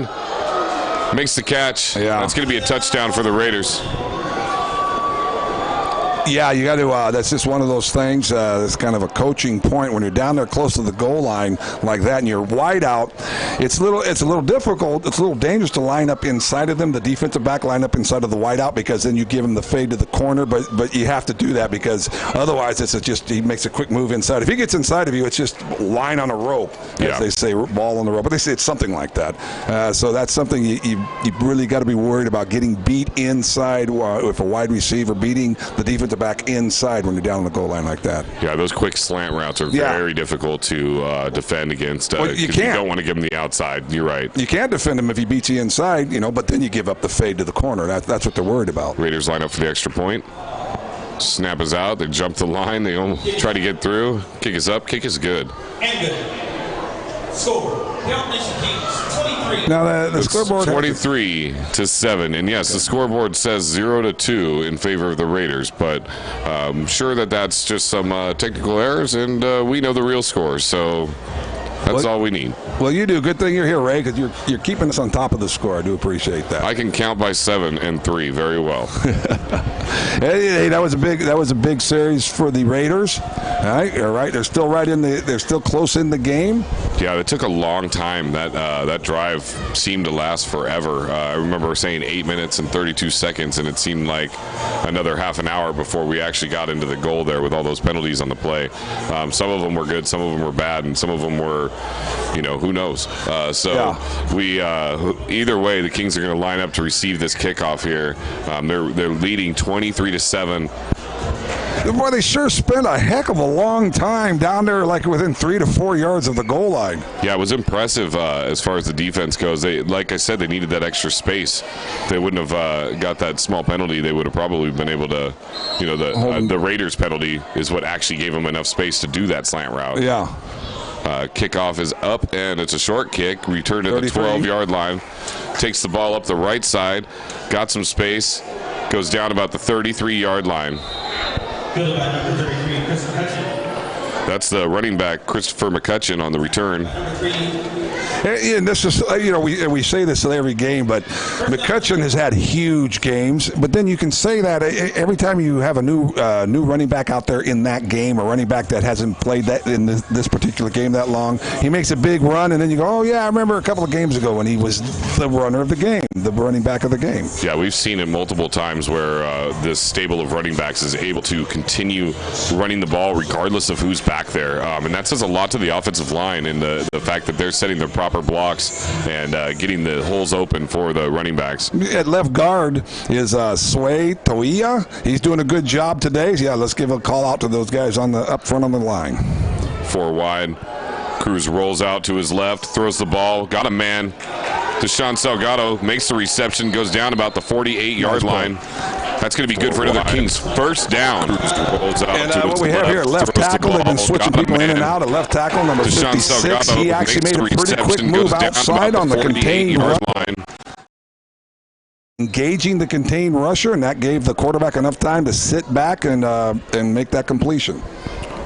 Kings looking to take the ball down and put more points on the board before the end of this first half. Got about 6 minutes left. Hands the ball off to McCutcheon. He's got some space. Runs right up the middle. That's good for another about 6 yards on the carry. Chris McCutcheon having his way with the ball here. He's getting positive yards every single time he touches the ball, anywhere from 3 to about 14 yards. So that'll bring up second down and about 3 to go. I mentioned 56 before, and I wanted to rehearse this. So that's Galvifa Salu. Nalu Salu is what I've been calling him. I believe he goes by Nalu. Yeah, let's Nalu. do that. Thank you. High snap, takes it, little screen pass. McCutcheon gets the reception, driving up the sideline, got a man to make. And Salu's down there. Oh, that's a big hit. Takes a big hit, but takes it to the 29-yard line of the Raiders. Let's take a look at that. Great setup on that. And look at 56 hustling down there. Look at this. Getting down there. I like the fact that that was a big hit right there that he took, but he didn't take it at the legs. He's been having issues with his ankles really quick or down there. So it's good to see him taking a shot up top instead of down low. Ooh, a big hit to the back there, yeah. I completely missed it. I was looking at the big man rumbling and jumbling down the field, and, geez, I should probably watch the running back. That was a scary hit. 1st and 10 for the 26-yard line. Cruz looks left, pump fake, throws it. Got a man. Deshaun Salgado just outside. Oh, man, that was close to a touchdown. And we're going to have 2 people What a in big motion. pickup here if you look. Oh, man. McCutcheon actually picked up the rusher on the edge there very, very well. It was so close to being a sack or maybe even like a ball smacked down out of Cruz's hands. Let's take one more look at that real quick. If you'll watch McCutcheon on the sidelines here, okay, he just picks him up. Good job. Wow. Yeah, that's a good job. And the thing was, you know, he did it the right way, too. He waited for the guy to get around the offensive lineman that was blocking him. Sometimes the receivers, or excuse me, the running back will step up into the line. The problem in that case is that then the lineman, it was illegal shift. What they had was 2 men in motion. One guy didn't know where he was supposed to line up, so it was up to the top of the screen. What happened was he then moved into the proper position, but then they had a motion going on and they weren't set long enough. So what you end up with 2 people moving and they weren't settled for the full second that they needed to be before they went into motion because the guy wasn't sure where he was supposed to be. He moved, but then they didn't reset. It's a big penalty on that.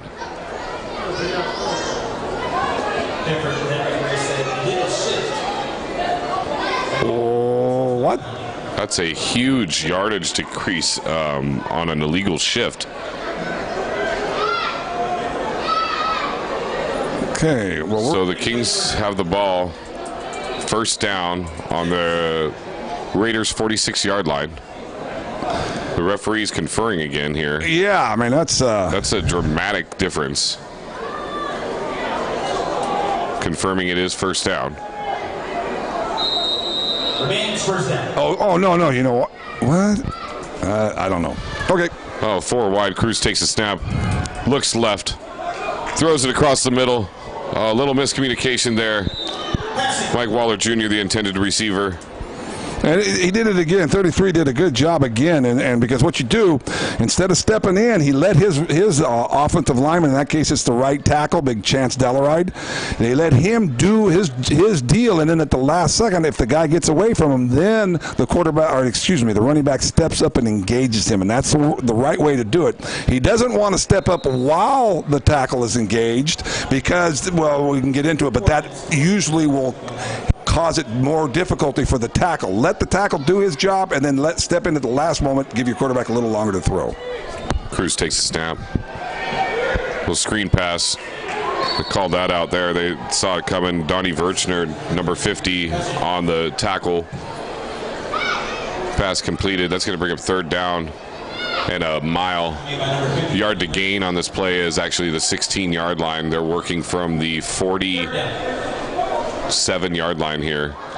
That seemed like it would be a good play because all you really need to do, right, is to get into field goal range. Exactly. And you would expect, the defense would expect that you're going to step back there, and you got a long ways to go, so it's going to be, you're going to step back, wait a while in the pocket, and then really unload the ball downfield. That's a good time to run a screen just to get into field goal range. Defense read it well, though.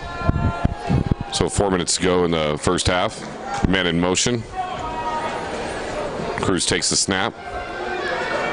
Steps up in the pocket, throws it across the middle. Oh. Just out of the reach of Mike Waller Jr. Pass intended for Jr. Let's run that again. We've talked about the running back. Look at the running back to the right side, McCutcheon. He steps up just in time, knocks him off just long enough. See, allow the quarterback to stand up. See that double pump of the quarterback? I think that's probably what pulled him off a little bit on his accuracy because it was just a little hitch on the pump. But good job there by the running back, giving the quarterback at least enough time to step up and try to make that connection. King's going to line up for the punt. Paul Dickey back. Looking to pin them deep back in their own end zone or close to it. Get some air on the ball.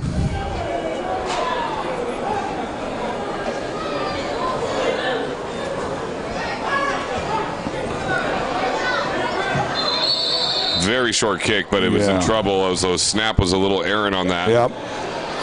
Was lucky to grab a hold of it and get it off at all. Yeah, so. He did a good job there. That's reminiscent of what we do now, the rugby kicks. That absolutely was not what they called there, but it was good. You know what? He was able to move out there, and we at least got some net on that kick. He did a pretty good job, all things considered. Yeah, he got out to about the 36-yard line is where the Raiders will take over. Yeah, that's all the rage these days. They like those rugby kicks. They basically do that to give their guys enough time or more time to get downfield to cover their guys, as in the kicking team, to cover the ball. But that's not what that was intended to be. Yeah, so the Kings drove the ball very effectively until they got those penalties down at the end zone. That illegal motion resulted in about a 20-yard penalty or so. I'm not really sure how that exactly worked out. Yeah, I mean, off the edge. The screen pass set up pretty well. Big number 90 coming from behind. And that's it. Demetrius Martin coming off the... Jerome Williams also in on the tackle. Big number 90 that you're talking about. He had the big play. Demetrius Martin Moore, defensive line guys. That was good hustle there. He's the one that had that big return earlier, got the fumble out of the air. So he does so many things. So you bring up second down and about 6 yards to gain. 3 minutes and 10 seconds to go in the half. Takes a snap, looks right. Tried to set up a little screen over there. Gets quite a few yards on the play. Actually, it's going to be good for a first down. A little bit of roughhousing on the field there. Flag on the play. That was very aggressive on the... Number 11, Isaiah Smith.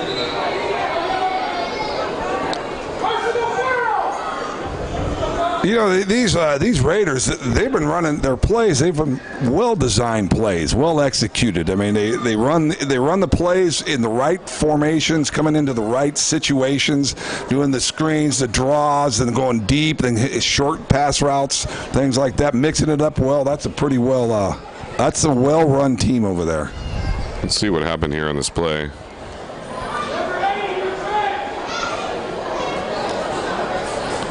He gets out to about the 43-yard line there. Number 80 gets wrapped up, tries to lay a block, and gets pushed backwards and decides to grab onto a face mask, and we return the favor.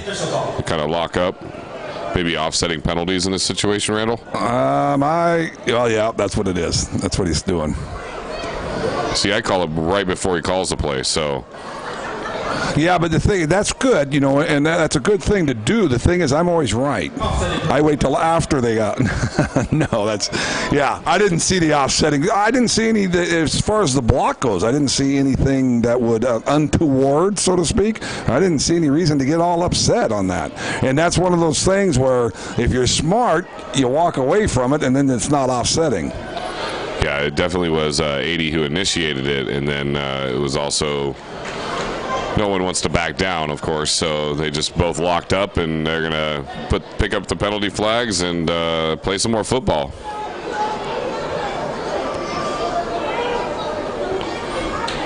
The result of the original play, the Raiders get the ball out to the 43-yard line of the Kings, and that's going to be another first down for the Raiders. And it's a first down. Yeah, so that would be nice if we could have just taken advantage of that unsportsmanlike conduct, but we didn't, so let's play ball. First down and 10 from the 43-yard line.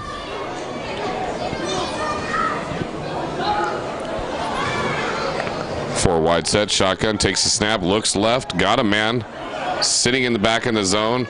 It's going to go and try to get out of bounds, and that's going to be good for another first down.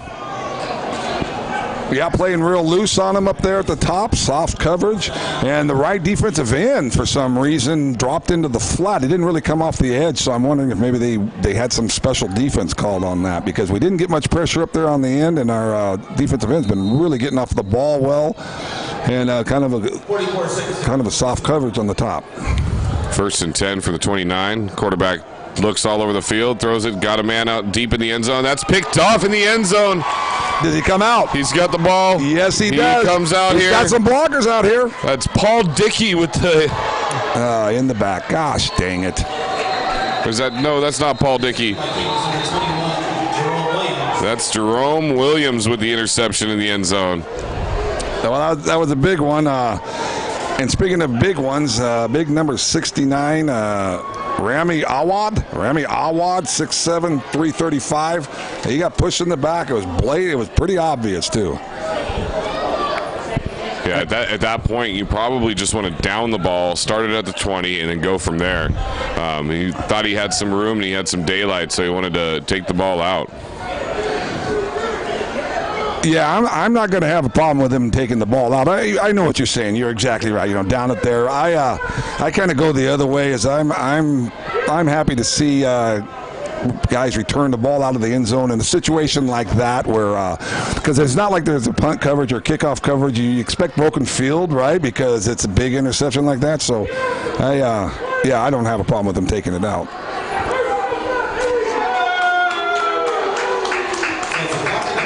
Looks like we might have an unsportsmanlike up there. Oh, yeah, it's got to be. I mean, what else could it be? And the good thing is I don't see any Kings up there, so that suggests that it's going to be against the Raiders. Yeah, it looks like it might be on Rush Snyder, the quarterback for the Raiders. A little upset about something that happened on the play there. Geez, I wonder why he's upset. Well, he did just throw an interception, so that might be something that he'd be a little bit upset about. Let's see what the official call is on it. Unless I'm just completely missing it, when they throw the flag and there's no one of the other color around it, it's got to be on the people that are standing there. That didn't make a lot of sense, but what the blood? No, the referee's marking off. He noted that he was marking off one direction, then he's going to come back the other way.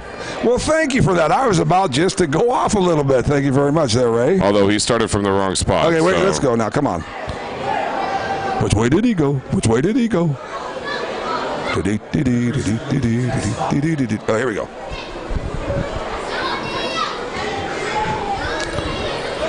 That's actually going to give the Kings very good field position to start this drive, considering they were going to be pinned back about their 8-yard line. Now they're going to have the ball at about the 23-yard line.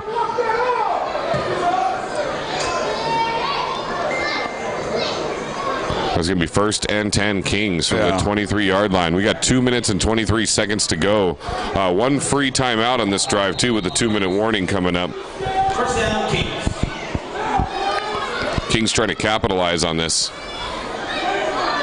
Criminy. I said criminy. Movement on the offensive line. And actually, we had a couple of guys jump there. It's going to back him up. Ball start. Keep going to that concession stand. It's down the stairs to the right of our home stand. Little frustration, obviously. Yeah, because we got enough time to put another score on the board. Well, no time came off the clock on that play, so they're going to take the ball from the 18-yard line. Cruz ready to take the snap. 4 wide, 1 back. Takes the snap, hands the ball off up the middle, makes a man miss. Marcus Reed makes another man miss, trying to get up, get some positive yardage. Looks like he gets back to just beyond the line of scrimmage. Man, they are hitting out there, I tell you what. Yeah, this definitely looks like a championship game in that aspect. It sure does. Can we see that again? Watch this real smart play by the our running back.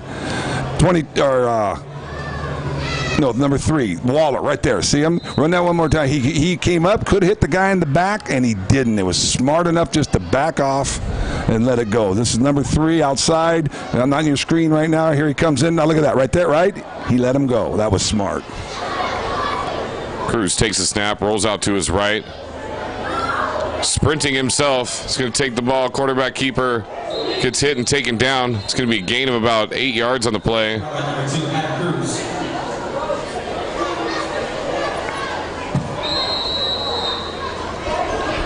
It's going to be a 2-minute warning.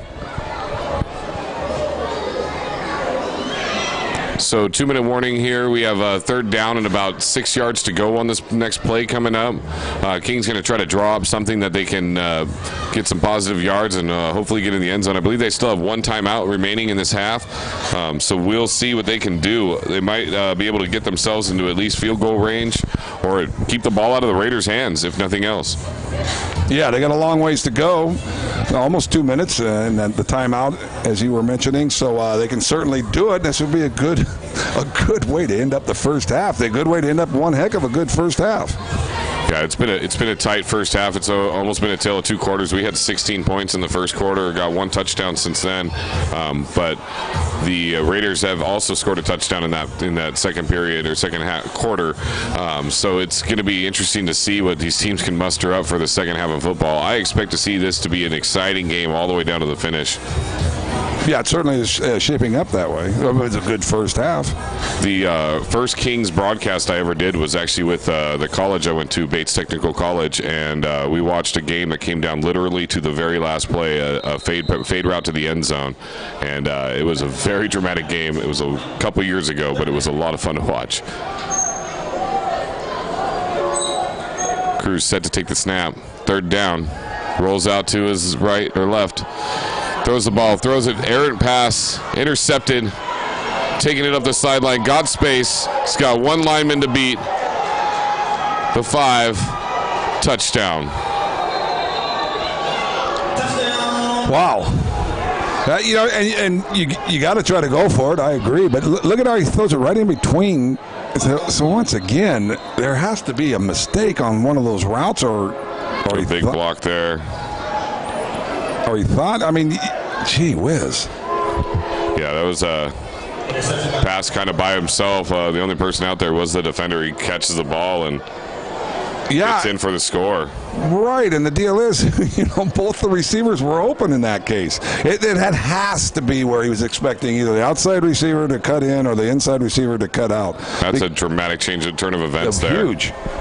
So it's going to bring the score to 23-14 to 13 before the extra point. I'm giving them points that they didn't earn. There's a penalty flag on the field. We're just kind of going over to find out exactly what that means, where it's at, and who it's on.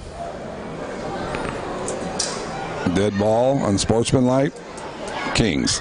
I mean, not Kings. Raiders. Thank you. Wow. See if that'll be...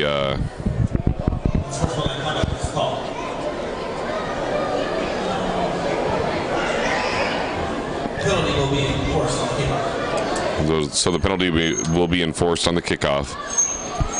And that's good, right? Because that can be costly against the team that the Raiders, because that's going to give us a chance to score here within the last minute and a half. That's going to give us a chance for a good return. Ooh, got up and blocked that. Nice play. That's what I'm talking about. Yeah. See, that 13. There you go. You might want to change your scorecard here. Yeah, I'm writing these things down, and I wrote 14. Oh, man. Gets up there, makes the block. Good play on special teams. Every point counts in these championship matchups. And that's Demetrius Moore. He's done everything tonight. He's picked a fumble out of the air, blocked the extra point, and been making big plays, hustling out on a screen pass. This is one big game for big number 90, Demetrius Moore.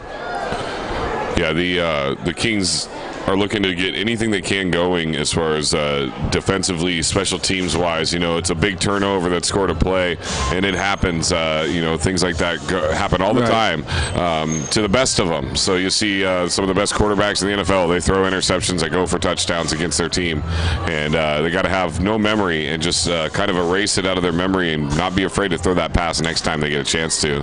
Absolutely, as far as confidence goes, but they better have a memory till they get to the sidelines and figure out what the heck is going on, because that's a couple of times, right? So and sometimes, you know, the receivers, they run routes and then they have multiple choices that they get down there. If the defense is this way, they cut that way. The defense is another way, and you know, we're a sophisticated passing game. We may have option routes like that, but they better talk about that. So after the penalty that's being assessed on the kickoff here, the Raiders will be kicking off from their own 18-yard line.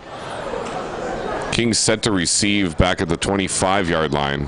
Yeah, how could the kickoff possibly be like from the 18? That doesn't make sense. But now it's on the 20. That was dumb on their part. That was a big mistake, because we can score quick, and it's those extra 15 yards that can make a big difference when you only got a minute and a half to go. Absolutely. So kick is off. It's a short kick. Yeah, we like that. Oh, man. Bounces in our favor. Went out of bounds. Goes out. We're going to take over the ball about the 41-yard line here. Kick goes out of bounds. So as the Kings come back out on the field, they're set to do some damage, hopefully, here in this short period of time. Yeah, they're just one or two completions to where they'll be in position where they can just start going into the end zone. Exactly. Play after play. We have a minute and 39.4. Kings still have a timeout as well, so we'll see what they can do in this short period of time. Yeah, here we go, man. Here we go. Here's how we see the true nature of our Kings. This is it. This is a big way to to end up the half. Drive it on down. We got enough time. You say one timeout. It doesn't show it on the scoreboard, but since you're almost always right, I'll go for that. Minute and a half with one touchdown. With one timeout near midfield. Yeah, we got a real good chance of putting this in there, heading off to the halftime with a nice scoring drive and a new shot of confidence. So all you kids in the stands, get ready to run. Cruz set to take the snap. 4 wide. Hands off to the back. Got to the crease. Runs right up the middle. Gets a good run. Gets out to about the Raiders' 46-yard line. There's a flag on the opposite side of the field there. Man, he threw that over his shoulder. It went out of bounds. So here's what the running back gets the ball. He makes one cut and then just explodes up the field. Can we see that again? This is just good football for the running back. See the one cut and then straight up field explodes, driving. Man, if he could have kept his feet, he would have probably got another 10 yards or further. Yeah, he had a lot of guys on him though. That was a nice run. And that's the one thing. We talk about that all the time. We just like that. One cut, hit the hole, and go. Personal foul. Kings. Personal foul. Gee whiz. Offsetting penalties. So we play the down. I'm going to replay that down. Replay first down. I really want to see what the heck. I didn't see what happened at the top of the screen. I was too busy following the action on the field. And one of the things I noticed on that play, when you drag a play out like that, you have offensive linemen getting downfield and throwing blocks, and sometimes they will throw a penalty on the offensive lineman for coming down, and they say throw the block a little late. I pretty much think you should extend the amount of time if you have offensive linemen getting downfield, but lots of times that's hustle, and I don't know if that's what happened there. But they did get some offensive linemen down there throwing blocks, and got to love that. So we'll replay first down here. This is going to be 1st and 10 from the 41. It's a little bubble pass out to the sideline there, and he does a smart thing, gets out of bounds there. Pass complete to number 3, Mike Waller Jr. Mike Waller Jr., no gain.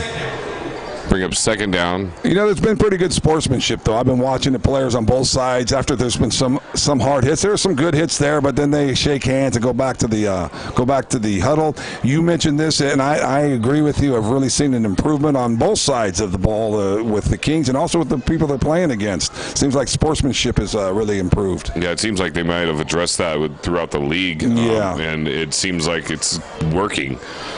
It's important that these guys come out here and play good football together. Cruz throws a little pass out to the sideline to McCutcheon. McCutcheon gets the ball, makes a man miss, spins off another one. Oh, loses his footing. Gets dropped about a 4-yard gain on the 3-yard gain on the play. Second down and 6. That guy is one heck of an entertaining player and a good player because I'm not going to get into it too much, but there was not a whole lot done to help him out there on the right side of the offensive line, and he just made that work. Yeah, we're at 45 seconds and counting here left in the half. And McCutcheon's got wheels on him. That guy, he takes the ball and he just keeps going, trucking down the field. And smart moves, too. Smart. He's smart about what he does. Oh, yeah. Cruz rolling out to his left. Plenty of time. Throws an interception right in the middle of the field. There's a flag out on the play. The lineman gets tackled down. So what we're going to do, I think they're going to get roughing the passer. Now the thing is it at the 12-yard line is where they're spotting the ball. Now the question is, was it after how do they do that? Because sometimes if the ball's already been turned over, then they'll just do it from the end of the play. But it's personal foul, roughing the passer is what it is. It's going to be a first down for the Kings. Against the Raiders. First down, Kings. That was a big one. That is a big turnaround right there. There's only 18.9 seconds left to go here in the first half. But that was a huge play. That's gonna stop the Raiders from being in scoring position and possibly putting some points on the board here. Where was he going with that ball would be the question. Hey, how far do we need to go? Excuse me. How far do we need to go to get into field goal range? That was not very far after that 15-yard penalty there. And the deal is, because some people, they think, okay, once the quarterback rolls out, then he no longer has that protection. Well, he is a runner, but the thing is once the ball's away, you can't just hit him, and that's what happened there. Was they said, oh, he's running so we can take that shot at him. They're not protected as much, quarterbacks that is, when they're rolling out as if they're standing in the pocket, but once the ball's away, you can't just take off and hit them. You can't just hit people that aren't involved in the play, even if they're not quarterbacks. But guys on the other side of the field, has nothing to do with the play, and you hit him, that's a 15-yard penalty. So they spot the ball at the 41-yard line. Kings take over 1st and 10. Big. This is about 5 yards from field goal range. They just need to get the ball up a little bit. Cruz throws it deep down the sideline. Got Salgado. Makes the catch. Oh, my gosh. That's a touchdown, King. Oh, holy cow. What a turn of events. Take a look at this. He got no memory. Throws it deep down the sideline. In the double coverage. And Deshaun Salgado jumps up and takes it down. Touchdown, King. Let's see that again. And look at this, because you know what? That's Salgado. Looking at the Salgado, right? But that's why you throw it into double coverage. I mean, that's not necessarily a great pass. Oh! Holy, what a turnaround. What a turnaround. Wow, what a change of events right there. All on that buffing the pass. It was a cheap shot. They thought they could get away with it because the guy had rolled out, and look at that was a 7 to 14 point, could be a 14-point turnaround. I don't know what Cruz is actually saying, but I'm thinking he said, not today. Oh, that's amazing. Well, because, we've talked about it. Like, he throws into double coverage, into triple coverage. And you mentioned this the other game. It's because, he just trusts these receivers. And, yeah, these guys are big. They're going up, and Salgado has a knack for jumping up and catching the ball at the peak of his jump. Just and he awareness. gets it where no one else can get it. Just like we saw with Katron Barquette when he caught that other ball up at the top of his reach and didn't bring the ball down so no one else could touch it. Out, yeah. Yeah, but someone else could have got this one down there. But you know what, though? Here's the thing. It's 9 seconds to go, right? It's 9 seconds to go. So even if you give up an interception, it's not going to be that big of a deal. But that's still, he puts it up there, and you know what they say, highest point, right? I mean, that's the perfect example. Into double cover. Look at this. Take a look. This is a highlight film. Steps back. What a catch. Airs it out. Double coverage. He just jumps right in between the two defenders and goes up and gets the ball. And look at the defender. Look at that guy. He's going, what? Wow. Oh God, you gotta love working with these Kings. Man, it is an honor. These guys are out here playing ball like nobody's business today. They really want this championship. It is going to be very important that all the adjustments that are made at halftime are done by both teams, and the Kings are ready for anything coming out. Because as we all know, it doesn't matter what the first half score is. It only matters what the final score is at the end. But as of right now, the Kings are leading at 29-13. And we're going for 2. And they might as well go for 2, right? They're going to throw it into the end zone one more time here. 9 seconds to go on the clock. Cruz takes the snap, throws it all the way left. Got a man. He hits the pylon. Oh, I don't know. That's pretty close. Let's take a look at that. Not that we can change it up here, but gets the ball, steps on the pylon. His back foot looked like it was in bounds. It's pretty close. Yeah, it's close enough that that was close enough that I'm not going to argue with people. Slow it down. Look at that. God, yeah. Oh, yeah. I think that's real close. Yeah. His back foot was planted when he received the ball. And then the front foot hit the pylon. I think that should be called a touchdown. But, again, we can't. No, I think that's out of bounds. I think that is. Because I think what you're referring to is that if you dive with the football, then you're able to touch the pylon, right? Then it's a touchdown because that means you broke the plane. But I believe the pylon is actually out of bounds if you kick it, if you touch it. Just needed his toe to drag just a couple inches before that pylon, and that would have been good for a 2-point conversion. You know, but look at it. We're talking about it was, I mean, literally, not figuratively, but literally, got to write down the score there. It was literally inches, right? And look how far he threw the ball. It was within a toe tap, a toe drag within inches. It was a great throw. And where did the ball go if our guy doesn't get it? Out of bounds. No one can get it. So 9.3 seconds to go. The Kings set to kick off. Stay in your lanes. Cover the Dickey ball. to kick the ball off. It's a low line drive That's kick. how you do it. Gets the reception. We're in our lanes, too. We got good coverage. Oh, huge hit. Oh, my goodness. Ben Emo. Like an emo hit. Let's see that one more time. I hope we got a good shot of this. Can we slow it down when he makes that hit? He just levels him right here. Oh, man. Oh, man, what a hit. Yeah, I got to tell you that, huh? Holy cow. And it was a good hit, too. He hit him in the shoulder and the chest. It wasn't a low hit. It wasn't in the helmet. I mean, it was a legitimately good hit right there. Yeah, What a play. Well, there's a flag because you know what? Did he hit him too hard? Is that what happened? Well, look, I don't think it was a bad hit, but just as far as safety goes, I don't think you want to lead with your head on that. Now, I'm not look, it was a great hit. He didn't hit the opponent in the head, right? So he's worried about the head, but just for you younger guys, you don't really want to lower your head on that kind of hit right there. But that was one heck of a play. Oh, what? They're going to re-kick the ball. Did you see what? Okay, let's see this again. Well, that's good. Oh, I guess they actually are just calling a penalty against the Kings. It looked like they were re-kicking that, but I apologize to all the viewers at home. But I thought we saw that in slow motion, Randall, and it looks like he drops his shoulder right into his chest as he takes this ball. It is very close to. Did we get the call on this?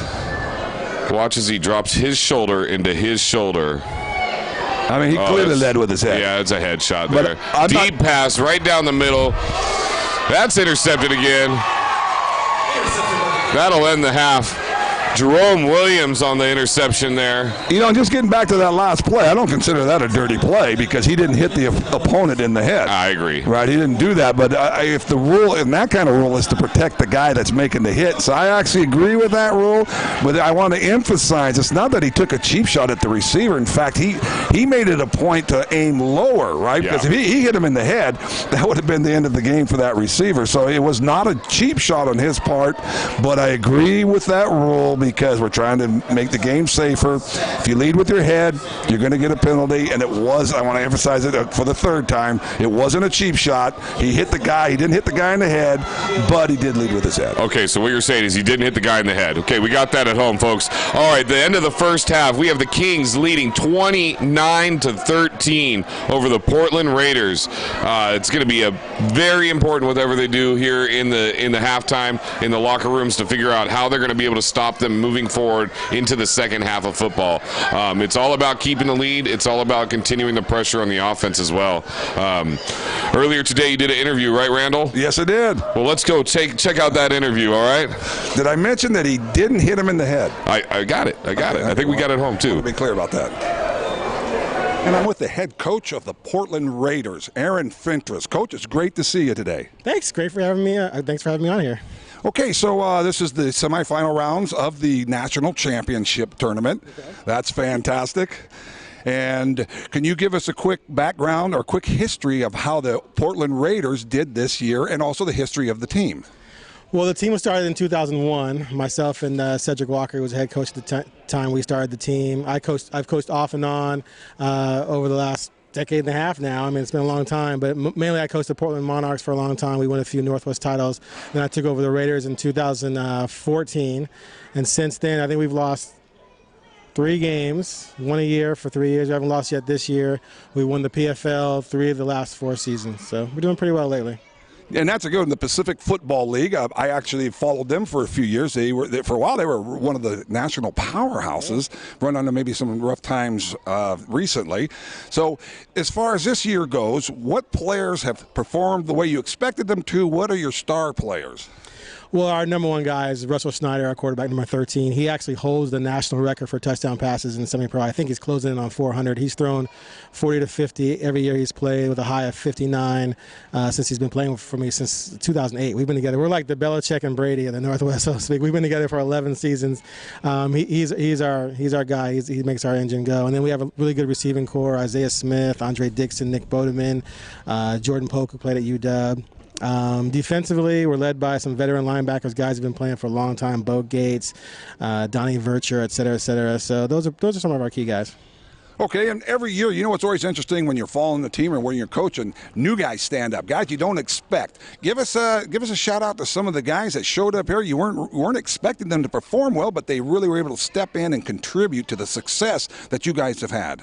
Yeah, we have a really veteran group, so there weren't too many surprises. Our lineups were pretty much set, but we've had some new guys join who've been pretty good. Rami Awad has come in and played right guard for us. Been a huge addition, helped shore up the middle. Guys like Polk, who I mentioned before, is a new guy who's really done well. I would say on defense, probably our newest, most impact player might be Sharon Williams, the defensive lineman, who's done pretty well. But we're a really veteran group. I mean, seriously, most of our guys have been playing with me for at least 3, 5, 6, 7 years. Well, you certainly have a history of success, like several, three league championships recently? The Raiders have won 3 league titles and a Northwest title, and then there wasn't a Northwest title game last year, although there should have been, but the Kings decided to play some team from Colorado instead. Anyway, that's another story. And then with the Monarchs, we won 5 league titles and 4 Northwest titles. Right, that's out of 3 out of 4 years, I believe. With the Raiders, yeah. That's fantastic. Okay, and so you actually jumped into another area, because I was talking to some people in the league office, as we say, and they were mentioning, they said that they was under the table right now, but they were thinking of adding some teams from the PFL into our league, into the Western Washington Football Alliance, and you just alluded to that. Has that moved forward, the idea of maybe bringing quality teams such as the Raiders into the fold with the WWFA? Well, the PFL has fallen apart. It went from 16 teams in 2011 to 3 teams this year. And there were a bunch of teams in Washington and a bunch of teams in Oregon. The Washington teams, a lot of them folded or they joined the WWFA because of close travel. And then south of Portland, there's been really a lot of trouble for teams south of Portland to run viable programs because of population problems. So basically what's happened is that the south portion of the PFL has fallen to pieces. The north portion has fallen to pieces, and then the Bearcats and the Nighthawks were in our league, and then they joined the WWFA. So we're like, hey, we're in Portland. We have 2 quality teams, us and the Pitbulls. Have us join the WWFA to make the league stronger and cast more of a net, so you pretty much dominate the area from Seattle down to Portland, and then, of course, Spokane and beyond. Okay, you may notice he's been smiling a couple of times just because I'm not real professional. Every time he tries to pick up his notepad, the cameraman here steps on it. And the cameraman's standing on it. I keep trying to pull it out of the way. He yanks on it. This guy right here has no clue what's going on. It's hilarious. So he steps back. So that's why it's been a shaky camera, and he's laughing because I act like a professional, but I can't remember what the heck I was going to ask. So I'm trying to get these guys. Oh, okay, there. Notes real quick.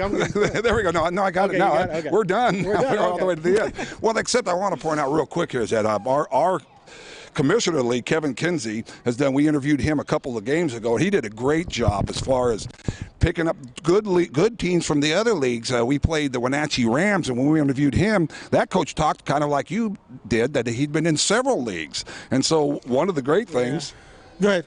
Well, one of the great things that our commissioner has done, Kevin Kinsey, is he finds these leagues as the leagues fold. He goes in and takes the viable teams. That's why I've been talking a couple of weeks about you guys joining this league. I haven't been saying that you should. I've just been hearing those rumors, and we're excited about that. Yeah, I mean, the Seattle-Tacoma area obviously has the biggest population area of any center in the Northwest, so you have a chance to have more teams, and so they've had more teams in that area. Therefore, they've been able to sustain what they've been trying to do year in and year out, and then absorb other teams. The question I would say is, are there too many teams? Because it's a little watered down. I think pretty much most people would agree that's the case, but still, because they've been able to center around this area, they've been able to sustain while other leagues have struggled. The WFL, the old OFL, the PFL, and the WWFA has lasted the test of time. So we're trying to join this league. And also, I would like to see actually an upper division created where you can have the best teams battle each other. The Kings and us should play a couple times a year. Today's game hopefully is going to be what semi-pro football should be about. It shouldn't be about the 55 to 10 games. It should be about good, hard-hitting, clean football that ends with a dramatic outcome. That's what I'm hoping here tonight. Win or lose, I hope this is a great game. Yeah, we do too. I mean, that's definitely been something that every game we get started in the game in the broadcast booth, and we're going, hey, this could be a good game. Thus far, though, there's been a few close ones in the beginning. So let's talk to that then. The Kings defense. I always like to start off with the defense. I'm an old school football player, coach. I think the defense is a big deal. Have you taken a look at our defense? Oh yeah. No, I told our team, by far, we're going to be the best offense and defense they have faced. They're going to be the best offense and defense we have faced. So it's going to be a battle of culture shock. Both teams are going to have to get used to the fact that they're playing against two different animals. I mean, if you look at we played 5 WWFA teams. If you look at our scores against those 5 teams, they're very similar to the Kings scores and common opponents, or just against the teams they've faced in the league. So I think it's going to be a very competitive game talent-wise. They're loaded on D. I mean, their D is big. Their linebackers are flying around. Their secondary is fast. I mean, by far the most athletic team we've seen. And our guys have to be prepared to deal with that, because it's not going to be a situation where sometimes you face a team that's inferior to you and you literally can just do whatever you want. Like, I can just look at my play sheet and go, there's a touchdown. In this game, we're going to have to think more about it. We're going to have to execute better. We can't make silly mistakes, because they're going to make plays on defense, and vice versa. They're going to have to play their best game as well. So my hope is that's going to be, a knock them out, drag them out football brawl. Hey, so Coach, you know what? You just gave us a tell. So if we're on the sidelines, show me the face again that you get when you know you're going to burn us real quick. Let's see. I'm going to go. I'm going to walk down the sideline and go, touchdown right here in the corner of the end zone. Yeah, that's perfect. Hey, and then when it doesn't happen, I get really pissed off. But. then you go off. Yeah, that's some great points right there, because I noticed too, in looking over the scores, because I went over the scores that you guys had, and we had 3 common opponents, 5. We played 5 total teams from your league. Yeah. That's what I was trying to say. Yeah. Thank you for getting it out there for me. The thing is, I noticed is that the common opponents, the scores could have been identical. They were similar, our scores and your scores. Yeah, you guys beat the Rage. What was the Rage score? Okay, and we're gonna cut. No, it was it's something like 60-6, something along those. And we beat them, I think, 55-14 or something like that. So yeah. Well, but the deal is, the thing is that you played them once, we played them twice. Each time we played the game the second time, we beat them by a little more. So that's actually, I don't know that that's a fair comparison. I would give the credit to you guys. You beat them right off the bat a little bit more. Okay, so we're talking about the defense, our offense. So we got one great quarterback, a stable, we like to say, of receivers, a stable of running backs. Yeah. What are you going to do to slow us down? The number one thing, we've played Cruz before a couple of times, and you can have the best success against him, and most quarterbacks really, if you can keep him in the pocket. We have to keep him in the pocket. We can't let him get loose outside the pocket where he has all day and has all these fast receivers running all over the place. We have to contain him. If we can contain him in the pocket, then I think we can keep their offense and not necessarily shut them down, but we can keep them from just running away with a bunch of points. If he gets out of the pocket and he's running around, that's where we're in big trouble. Right, that's a good point there. And you have that interior rush, is that right? You have some big guys coming inside? We have some pretty good guys, some athletic guys on the edge that we're going to try and keep them in there, make them throw from the pocket. Don't let him get outside. Okay, great. And now let's just jump back over to offense real quick again, because we're talking about the pass rush. We got these real quick defensive ends and some big guys up the middle. How do you neutralize that pass rush? Our offense is predicated on timing routes and a timing passing game, and basically they're all set up to where unless someone just comes free, it's really hard to get to our quarterback before the ball's gone. So we just have to make sure our routes are crisp and our quarterback's making good reads and just gets rid of it. And if we can keep the guys up the middle from pushing the pocket, I think we'll get rid of the ball before the outside guys get there. But those guys do come.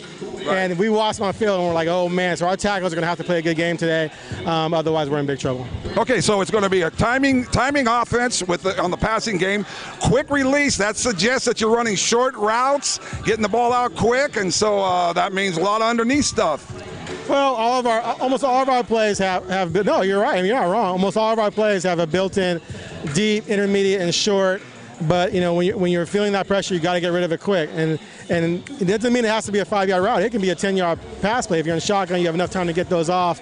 But what it comes down to is the ability to read it, get rid of it, make sure the receiver runs the right route where he's supposed to be on time. Quarterback delivers it. That's how you beat a good pass rush. Yeah, great. Thanks, Coach. And thanks for jumping in there real quick to point out, no, we're going over the top. Yeah, you can't jump on our routes. We like to go deep, no doubt. We always like to go deep. Great. Hey, thanks a lot. I'm excited. I'm fired up. I hope this is going to be a great game. And I really look forward to seeing you in the league next year. And also with CGame.live, we're trying to expand the teams we broadcast every week.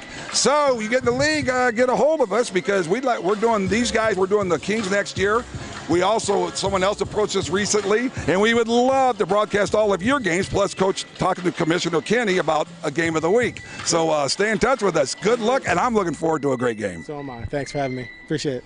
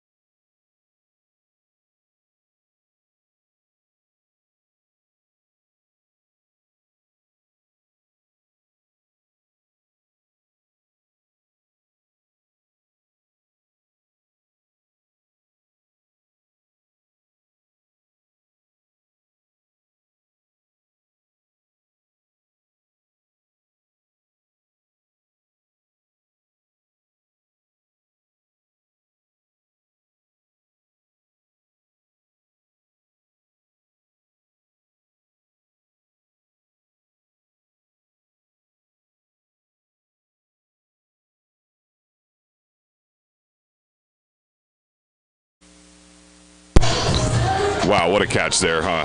Wow. So the Kings are leading at 29-13 here, about to start the second half of action. We've seen basically really good play at times and some spotty play at times. The Raiders defense has been pretty good. They've been doing very well to hold the Kings back from their offensive onslaught that they usually put on most teams. Right. Yeah, it's been a good game all around, and I'm impressed with the Kings. And look at again right at the very end. This is something that we do. This is not uncommon for us. But they're down there. They're about to score. They get that dumb penalty. Thank you very much for that. Then we come down there, and what a catch! He throws it up there. He's got 9 seconds, something like that, to go. So it was kind of a safe throw because he's not going to lose that much. But it's just that kind of turnaround, that ability. Go down there, keep them from scoring, and then, which there was other things involved, but we're able to just turn that completely around, a 14-point swing, and then look at the score. And now we're kind of back to where we expect to be. We're coming out of the halftime with a decent lead, and then you know what? I'm going to make this prediction, and we always talk about what we expect in the second half. I think we're ready to go. I think we're going to explode out there. We've been running the ball a lot. I always say I like that, and we're not really blowing them off the ball as well, but we're still able to move the ball, scoring points. That's what I'm looking for. What are you looking for, Ray, in the second half? I'm with you, actually. I think that the team. I think that our confidence was a little bit fluttery towards the end of that first half. For good reason. And after that big, huge play right there from Cruz to Salgado, I think that the Kings are going to come out and they're going to be charged up. They're going to be ready to go. I expect to see a lot of big defensive plays this half. Maybe a couple interceptions here and there, but I think they're going to get to the quarterback and they're going to make him pay. Yeah. When I was listening to your interview earlier, they talked about their whole scheme is all based off timing. Right. So them telling us that is enough for the Kings to just be able to try to disrupt that timing. Maybe jam them on the lines when they're coming off with their receivers. Stop the timing, stop the pass completions. Hey, Chip, could you put that the name bar down there? Because I'm wondering who is Randall, Randell?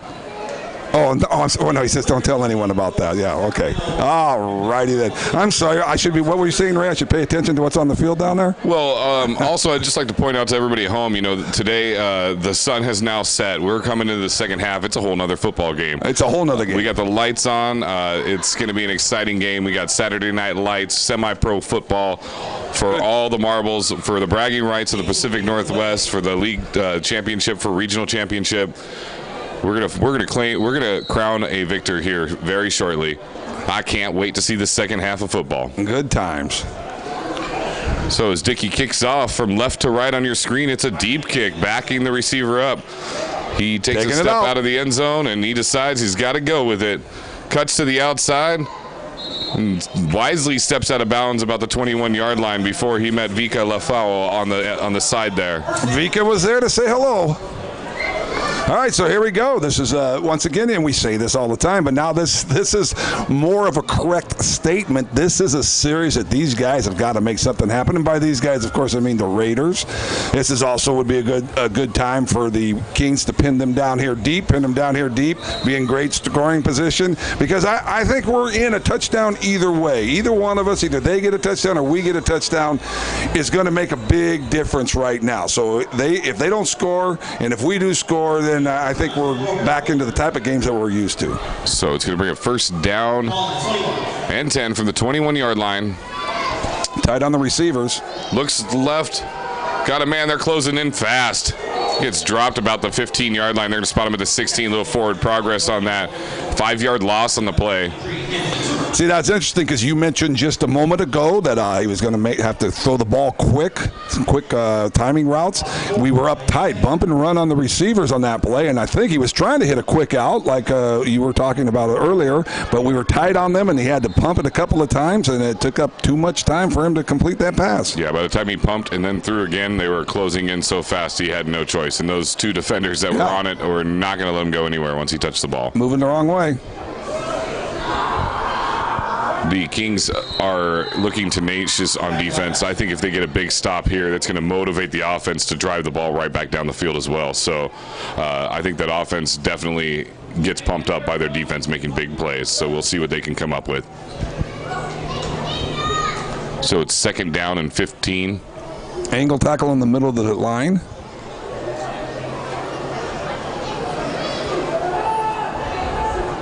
Coming up in the pocket. Got pressure and taken down from behind. Pass is incomplete.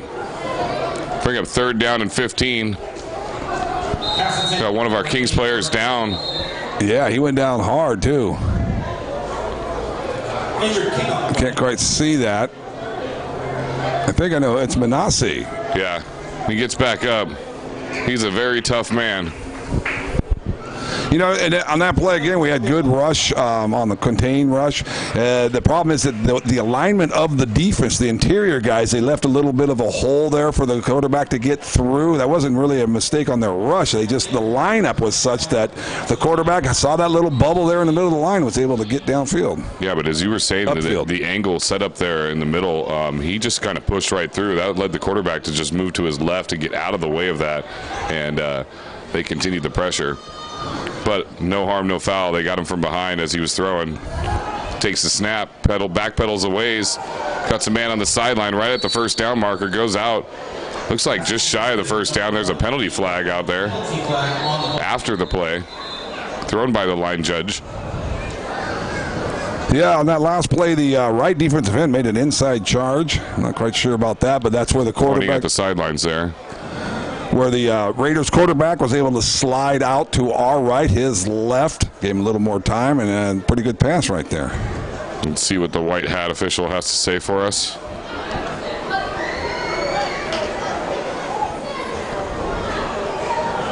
Dead ball, personal foul, Kings.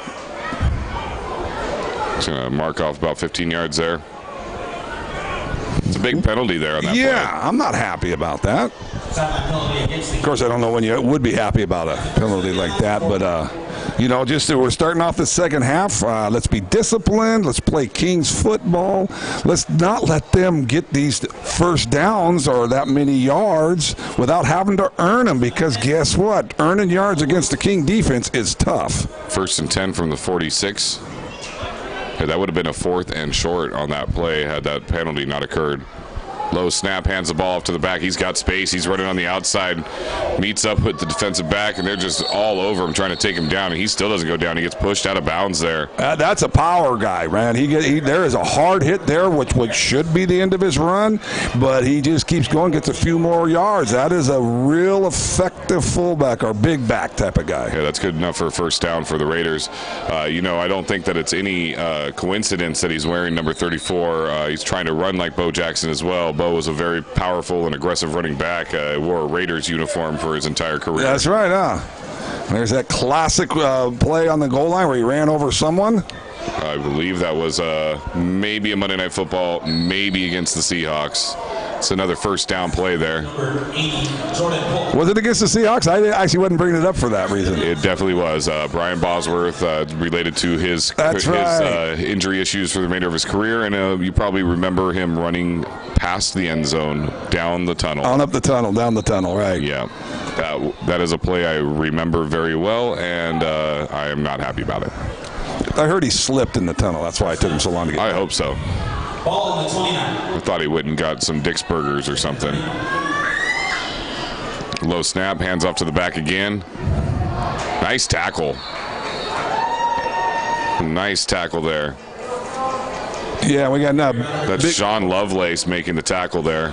Big number 68, Manasseh, is out at defensive end, and he's playing that as a run end. And he played that great. They weren't able to get any movement there off of the right side of the Kings defense, and it puts us 2nd and about 10. That's a big stop there. It's important that they're going to be able to try to stop this back, or they're going to just lean on him throughout the second half.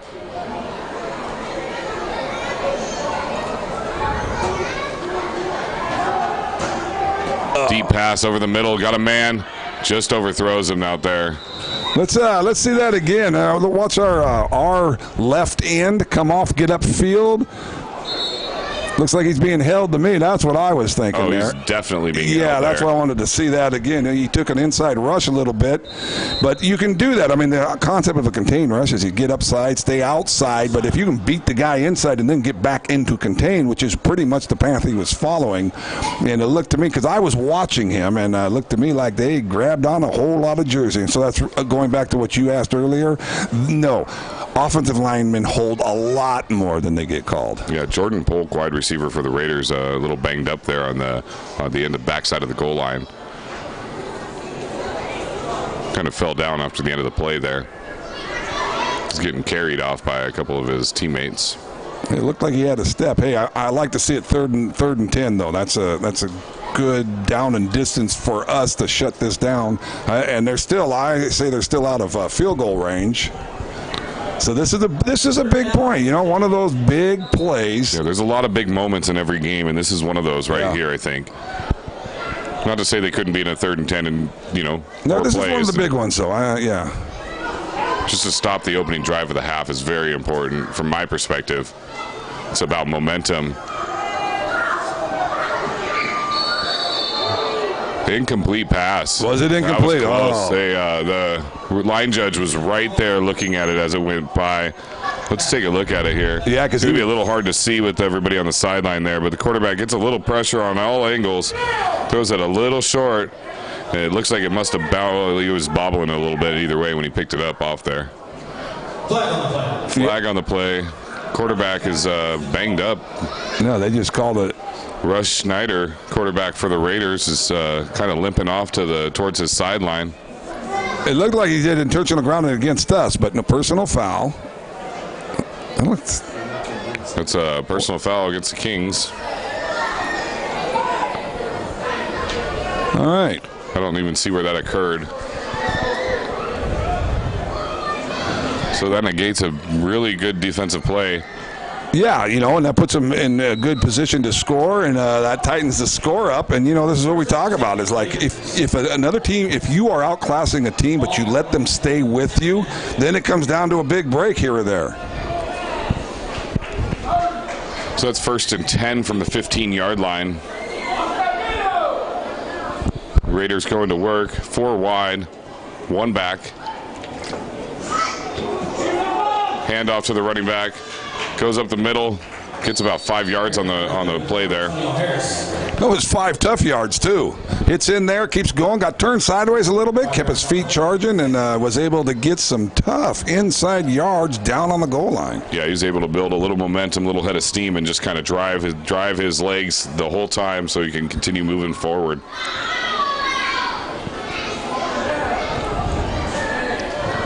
Second down and 5 from the 10. Handoff to the back again. He breaks to the outside. Got some pressure. Breaks off 1 tackle. Breaks off 2 tackles. Gets taken down. Looks like it's going to be just shy of the 1st down marker. Yeah, those guys coming in there. One was Manassi, and the other one is that maybe Emo back there. I can't really tell, but you see the running back hit up in there, and the first couple of guys that hit him, they didn't have real good body position. Now, you don't know. They have to just run over there.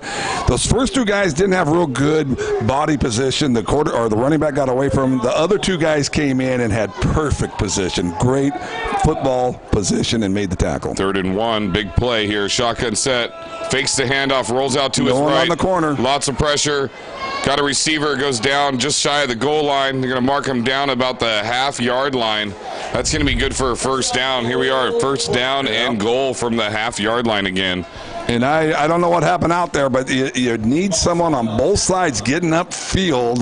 Now, maybe they got blocked or whatever, but they rolled out there. And, luckily their receivers don't quite have the same sense of where they are on the field because he was just this side of the goal line. What do you think they're going to do here, Randall? I think they're going to run the ball. It's been pretty effective so far this half. But they have to do it out of the shotgun, and that is a shortcoming. Oh, yeah, they get stopped in the backfield. That's a great stop there. carried by number 34, Antonio Harris. You got that number? Big stop by Christopher Vala there, defensive tackle. Comes right up the middle and plugs the hole. That was a good play, and that's the problem out of the shotgun when you're down on goal line. I really think you have to be able to take the ball directly from the center, come under center, because that is a case where you give a little penetration. That's because the running back has to wait to get the quarterback to get the ball and then hand it off to the running back. It's going to bring up second down and goal from the 2, 1.5 rather. Throws a fade route to the outside. Nice defense out there. What a play. That's Dante Green on the defense. Watch as he jumps up and just sticks his hand in there and bats the ball away. And he did everything right on that. He covered his guy. Then when he saw the guy making the move to the ball, he turned and looked back to the ball. So any contact that was between them was considered incidental. There may have been some contact, but it's not. You're not going to call it on that case. Third and roughly 1.5 yards to go here. Kings looking to make a huge stop here. Lined up in the shotgun, got a man in motion. Kings staying at home.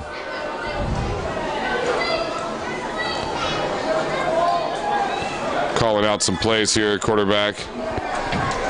Pushing his receiver out, trying to get some room in the box, it looks like. Fade route to the outside again, overthrows his receiver by a mile. That's an incomplete pass. That's going to bring up fourth down. Fourth down and goal to go on the 1.5 yard line. Down by 16. I don't know that they're going to come off the field here. I think they might go for this at this point. This would be a huge stop for the Kings if they can somehow stop these guys here on the 1.5 yard line. It sure would be. It seems to me that the only thing that's been stopping them this far down is themselves. So I think if they can just stay disciplined, they're going to be able to make this stop. Yeah, I don't disagree with you, although, you know what, when you're playing a quality team, sometimes they make you make mistakes. But I kick it, man. I think they're going to go for the field goal here. Put you within 2 touchdowns. They need it anyway at some point, right? Yeah. See if we can get in and block another one here. Kick is up. Kick is good. Yeah, it seems like the Raiders were a little more conscious of their interior blocking on that play, because the one that was blocked, that was the guy came through right through the middle. There you saw there was a solid, because we hit in there, because here's the thing, you block one once, you're always going to try to block it again. We hit in there pretty hard, but they were solid. So that's going to bring our score, your Puyallup Nation Kings 29, Portland Raiders 16. 9:44 to go here in the third quarter. It was a pretty decent drive. A lot of the yardage that was gained was actually by penalties on our part. I'm hoping that we'll shore that up and continue playing some good football. And we held them to a field goal. They got down, had 3 tries right there on the 1 yard line. What a job by the Kings defense. Hopefully that'll motivate our offense in order to be able to get out there and score some points of their own. If they can trade a field goal for a touchdown each time, that would be a wonderful situation. I would take that any time. Yeah, I'm not great at math, but even I can figure out that that's going to end up to be a good deal. Field goal for a touchdown. And here it is, because we've seen it so many times. People that are joining us for the first time, this may be new to you, but we've seen it so many times that right about now, at about this time in the 7.5 minute mark of the third quarter, the Kings all of a sudden just start making things happen. Yeah, their defense held pretty strong against, that was their game plan coming out of the offense. Takes the ball up the middle. He's got room. He's running up. Ooh. Takes a hit low to the leg. Pops right back up. Shows some love to the guy that lands the hit on him. That's McCutcheon with the return there. He's hobbling a little bit on that play. A little bit of a limp. They probably got a little dead leg, you take a helmet to the thigh. That makes your leg feel like it goes completely numb. Yeah, but again, we talk about this all the time, but he saw that crease, he saw the seam, and he exploded up to it. Yeah, moved laterally a little bit, and they have vision. He just saw that lane, and boom, he hit it. 1st and 10 from the 46-yard line. Kings come out for the first possession of the second half. Got pressure on the outside, hands the ball off right up the middle, making space, gets down all the way to about the 43-yard line. That's going to be probably good enough for Kings first down. They're getting a little shy of the spot. That's still really close. Nice run by Marcus Reed, right? And again, a running back that we haven't called as much as some of the other ones, but he put him in there. Did you see him hit that hole? Boom, upfield. I sure did. That equates to a first down off that play. First down, Kings. We got so many good running backs. Yeah, we've seen all sorts of different running backs run this season, and Reed has come in and played very well today. Right. Showing blitz. Got 2 men back. Protection. Here they come. Hands the ball off to Reed. Gets up. That's about a 5-yard gain on that play. That's all you can ask for, man. Just taking chunks out of them each time. One play after another. Move that ball forward. Continue the process.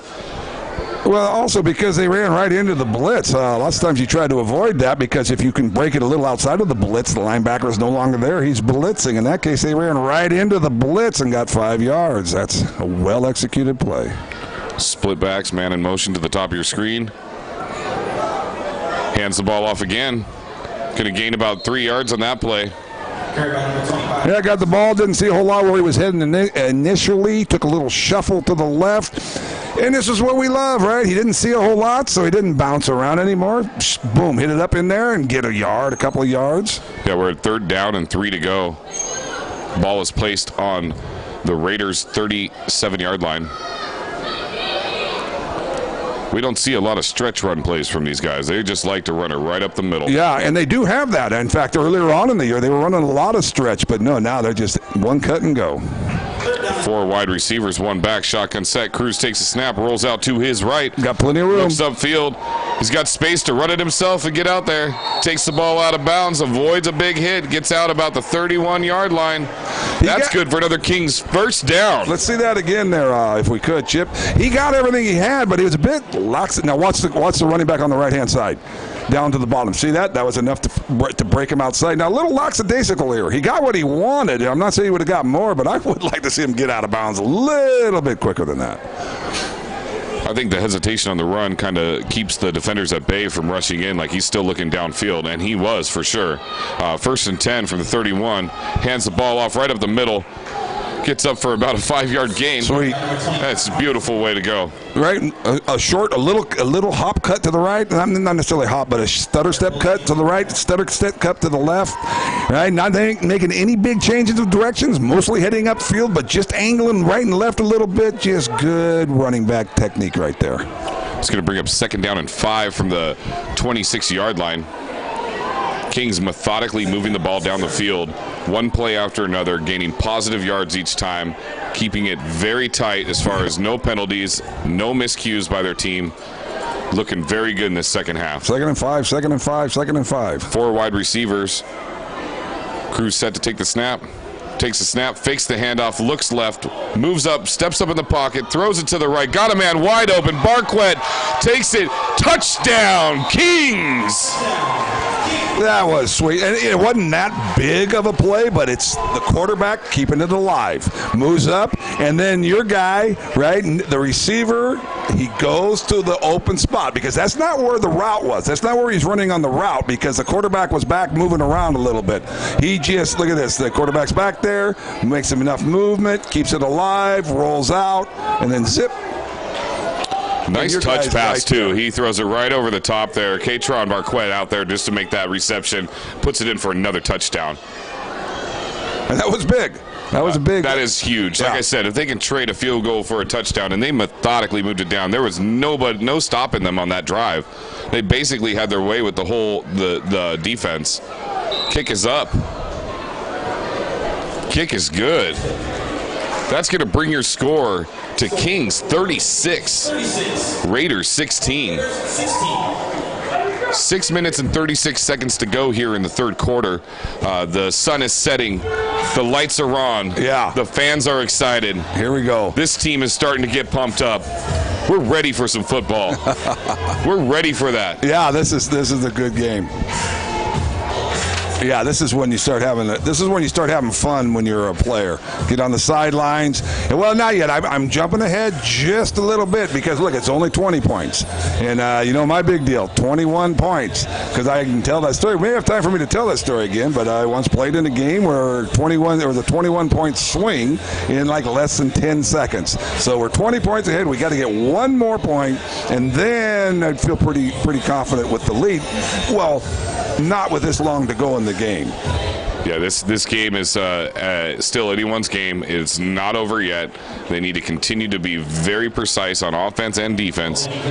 They need to maintain less penalties so that they don't give them free first downs. Had they not done that, they would have been in a fourth down situation far before that. So I expect the Kings to be more disciplined going forward in this game, and we're set to kick off after that nice touchdown score.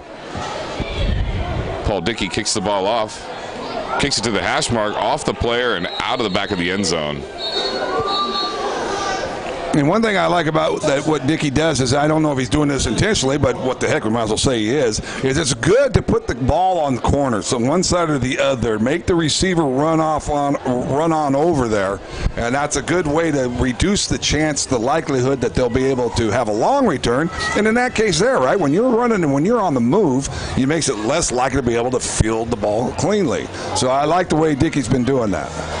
Yeah, I think Paul Dickey is working on MVP status for place kicker and punter this season.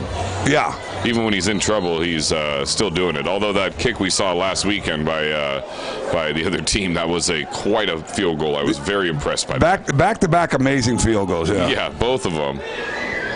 Special teams coaches were high-fiving, that's for sure. Yeah. So, first down and 10 from the 25-yard line. Portland takes the ball. Run stopper at the end here. Hands the ball off. How does he know that reverse? Flea flicker, reverse play. Little trickery going on here. And they stop him, and he goes down. That's about a first down, just shy of the first down marker. Well, that's what's known as an open field tackle, and that's it looks simple there, but Sean Parker, we love that guy, defensive back. Look at him square up. Right, open camera field work following that, too. That's good great. Job. Now look at this, square up. That's, hey, man, you could take that and package it, and here's an instructional video. Yeah, Parker has been playing great today. Interception, couple big defensive plays. And not just today. Yeah. Well, he's always playing well, but today especially, we've said his name many times today. Big Manasseh's out here at defensive end, so he's a run stopper defensive end, so I think he might be seeing something, yeah? Oh, they try the screen pass. Manasseh starts jumping up, and they get in there and make the tackle in the backfield. Beautiful sack. That's Chris Valla back at it again. He's been all over today. And that's the case, we talk about, I haven't used this word today. I've been waiting to use it. It's called the synergy. So I said the defensive end was a run stopper. Well, he got upfield and contained the pass. When you contain the quarterback in the pocket, your big guy inside, as long as he's working, he's got to work too. Big guy inside has a chance to put a hit on the quarterback, and those type of hits start to take their toll. Second down and 17 here from the 28-yard line. 5 minutes and 5 seconds here. Raiders set to take the snap. Looking left, pump fake, throws it deep. Oh, he almost makes the catch out of bounds. It would have been out of bounds probably anyway, but what a play. Running over there, making that. Jerome Williams. And watch this our right defensive end, right? He's getting upfield. He's in contain. He's no Isaiah Martin. He's not making those type of moves, but he gets upfield, gets in contain. That's our big run stuffing defensive end. Manasseh played for the Vikes, University of Washington guy. Go UW. Rough. Raiders line up, 4 wide, 1 back, shotgun set. Third down and a mile. Losing contain. Throwing the ball deep down the field. Got nobody in the vicinity. No flags on the play. That's going to bring up a very long fourth down, and I'm guessing the punting team's going to be coming out on the field here. Sean Lovelace, number 92, the tackle, did a stunt with Manasseh. Manasseh made the inside move. Sean went outside. These are two big guys making some complicated little steps inside, and it looks pretty good. Hey, and what's the mascot of the Huskies? I mean, of Washington. That would be a Husky. His name is Harry the Husky. Yeah. Well, you know what? There's some other Huskies. They're having a reunion right now. Fortuna High School Huskies are in Northern California. They're having a big reunion. Did you go to this high school? I did go to this high school. Yes, I did. Lucky guess. Yeah. Punt is up. Punt is short and sliding out of bounds there. Bounces at the 50-yard line. And it's going to roll out of bounds right about that same point. Yeah, and so I actually got a picture from the reunion. I'm looking at it, and so I'm trying to remember. It's just from what I saw in the picture. I think it must be like the 20-year reunion, something like that. So shout out to the Fortuna Huskies in Fortuna, California. So the Kings going to take over the ball here on the 50-yard line after that big stop. 36-16, 4 minutes and 44 seconds to go here in the third quarter. You know as well as I do, Randall, that these Kings are ready to pounce. They're ready to just keep the pressure on. They're going to continue to swim upstream and score touchdowns. Upstream, they don't go with the current. They go. Oh, that's the tuna. Tuna go with the current, and the salmon swim up current. Yeah, that's right. I'm with you. 4 wide. Single back, shotgun set. Show him blitz. Takes the snap. Picked him up. Rolls out to the right, pump fake. It's in trouble. Better get rid of it. He's going to be taken down in the backfield. It's going to be about a 7-yard loss on the play. He had a lot of time back there, and there's someone yelling in the stands, "You want to get rid of it?" And I would probably agree with him, but I'm not. I don't want to criticize. I don't want to criticize our all-star quarterback. He's always, and that's the thing, and that's just his competitiveness. He's back there. He's running around. He's got people coming down on him, and he just believes at some point your guy's going to break free. Waller's going to break free. Someone's going to sit in the hole, and he can get it to him. He probably saw the 3 people buried down in front of him and missed the one that was behind him, so otherwise he'd have probably thrown that ball away at that point. Yeah, I'll give you that. So second down, about 17 yards. Gives the handoff right up the middle. McCutcheon gets back about 5 yards on that play. And that was not necessarily that well blocked, but it's just that explosion. He hits in there and drives up into the line. Yeah, he's been, the whole time we've been watching him, every single play we watch him in, he seems to have like that one either stutter step or small cut or even the complete hesitation, and then his first step after that is just driving forward at high speed. Yeah, quick. It takes him very little time to get up to speed. Yeah, even his cuts. Yeah, you're right there. 4 wide, third down. Cruz back. There's a flag out on the play. Makes the pass to the sideline. Pass complete. Mike Waller Jr. on the reception. And Waller, Cruz, look at he's patting the back of the guy that was giving him pressure. Mike Waller, right, coming back to the ball. Ware knows what his quarterback's doing, sees where he's having some duress, and then comes back hard to the ball. That's a big thing to do. Looks like they're going to bring the punting unit on here. 4th down and 8. That's okay. We took some time off the clock. The clock's continuing to run. About 2 minutes and 45 seconds left to go here. Try to get their personnel out there ready to go. Well, you know what? You don't like to waste a timeout in the fourth, or excuse me, not the fourth quarter, but the second half. We were talking about it in the first half. You don't care. Go ahead and do it. Don't like to do it in the second half. However, if you're going to, especially in the third quarter, still in the third quarter, if you're going to do it, though, I would just suggest that you have a 20-point lead. Yeah, it's not a bad point to do it. That actually... You got to call it. You got to take it. I don't know if that's a really negligible at all.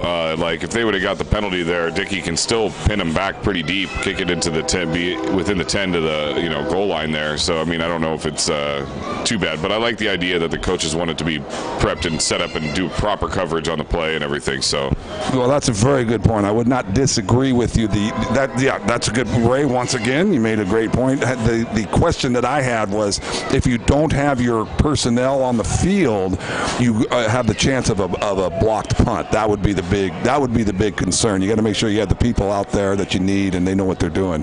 But your point is well taken. Just line up, kick it, and let's play defense. I was thinking more just accept the delay of game penalty and then just go back out and kick it after the penalty. But at the same time, well, you know what? That's even a simpler explanation, and that even makes more sense. Ray, you're simple and you make sense. That's what they should have done. Take the delay of game and save the timeout. Yeah. Well, there you go. You never know when you need it. I mean, we are very, very late in the third quarter. There's a whole quarter of football to play after this. We have a sizable lead, but you never know. Looks like they're coming. It's going to bounce off the ground. Dickey still gets that ball off. It's an end over, and it looks like it's going to bounce and go stopped way down deep. He picks up the ball, and he goes down about the 5 or 6 yard line. Great punt under duress. Gets the ball out there. The coverage on the punt was excellent, too. They get down the field. They're able to just maintain where the ball's at. The defender or the receiver picks it up and tries to run, and he still goes down immediately. That was a gutsy move, but the guy was gutsy. But that's good awareness, because you're not expecting the guy to do that. It's good awareness by the defender getting down there, the coverage man, and seeing he was going to take the ball and got right on him. Boy, that was a good kick too, because they had some pressure on him. Yeah, he had a lot of pressure in his face, and it was an end-over-end kick that still gained about 40 yards on the actual kick itself. The bounce was favorable as it stopped right there on the 10. And then bounced just up to the 5, and he goes and does that, picks the ball up. Yeah, maybe that was less gutsy and more ill-advised. Yeah, we'll see. This could be a big stop for the Kings if they can pin him back deep. Pulls him off sides. That's going to be a free play there. Going deep down the sideline. He's got some space. He makes the catch and goes down. Come on, they have not called him down. No. Oh, my goodness. You got to know those rules. Again, you know the amalgam of rules from college and pro. If this play stands, that is a 95-yard touchdown pass. Oh, flag on the far end zone. That is from where the ball's thrown. A decline penalty. Oh, that's right. Pretty obvious. He streaks down the sideline. He goes down without any I don't know. He might have got his leg hit there, but look at the zebra go! Holy mackerel! It's a thoroughbred zebra. That's the fastest I've ever seen a official run.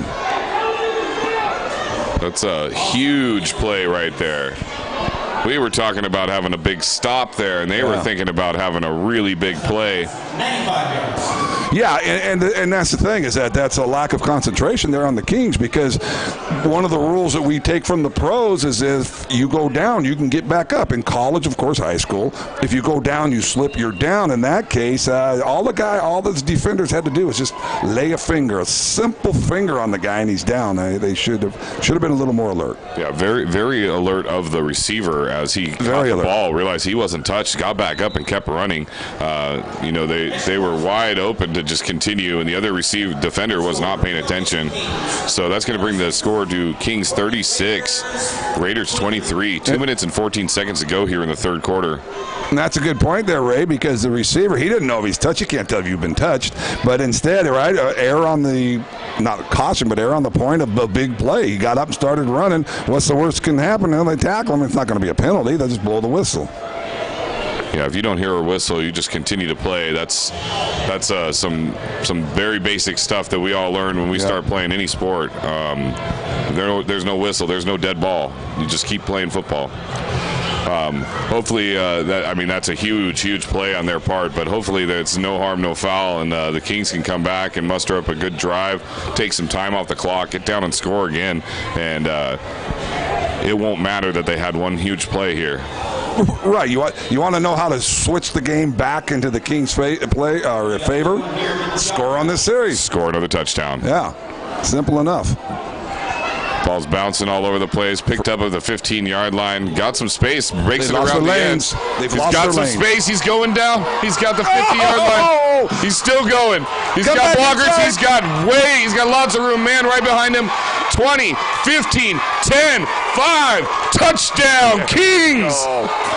No flags on the field. That is how you do it. That's how you do it. There is nobody. See, that's exactly. One big play for another. They said, you can do that. Here we go. We can do it too. Here we go. See, check this out. I didn't have time to finish my sentence before. This is what I was actually going to tell you that I think they should do. Fumble the ball. And lots of times that can cause you a problem, right? No, because actually they get out of their lanes. That's actually true. They delay a little bit, and then here we go. Yeah, if you see, number 3 also went down in that play for the Raiders, and he was not contacted when he went down there.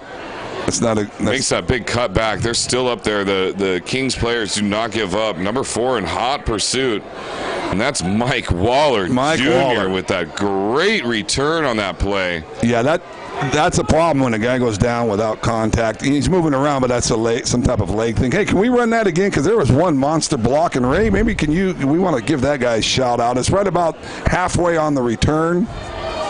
See, and now seriously, you fumble it, that means the guys sometimes will get out of their lanes or fall down. Exactly Look, he fell down, he wasn't even hit. Yeah, that's what I'm saying. He's grabbing the back of his leg. Okay, right here, right there. Who is that guy? I believe that was Anthony Toomer on that, number 23. Look what we got. Look what we have here. That's amazing. Put that. That's a big 23. You're right. And run that back. Oh, run that back one more time. Slow it down now. This is the coaching point. I want to show the contact. Go back and watch him as he makes contact. Watch how he comes up and gets leverage. This is how you do it. You get down there. You don't necessarily have to hit all that hard, but watch when he hits. Watch him get leverage and pick the guy up, and that's to roll him back over. Correction. That was actually Nigel Harbison, number 29 on that block. Well, hey, we want to make sure. Wow, Chip, our technology is getting better and better every time. Apache Wolf Productions, big shout out to you guys. Unbelievable.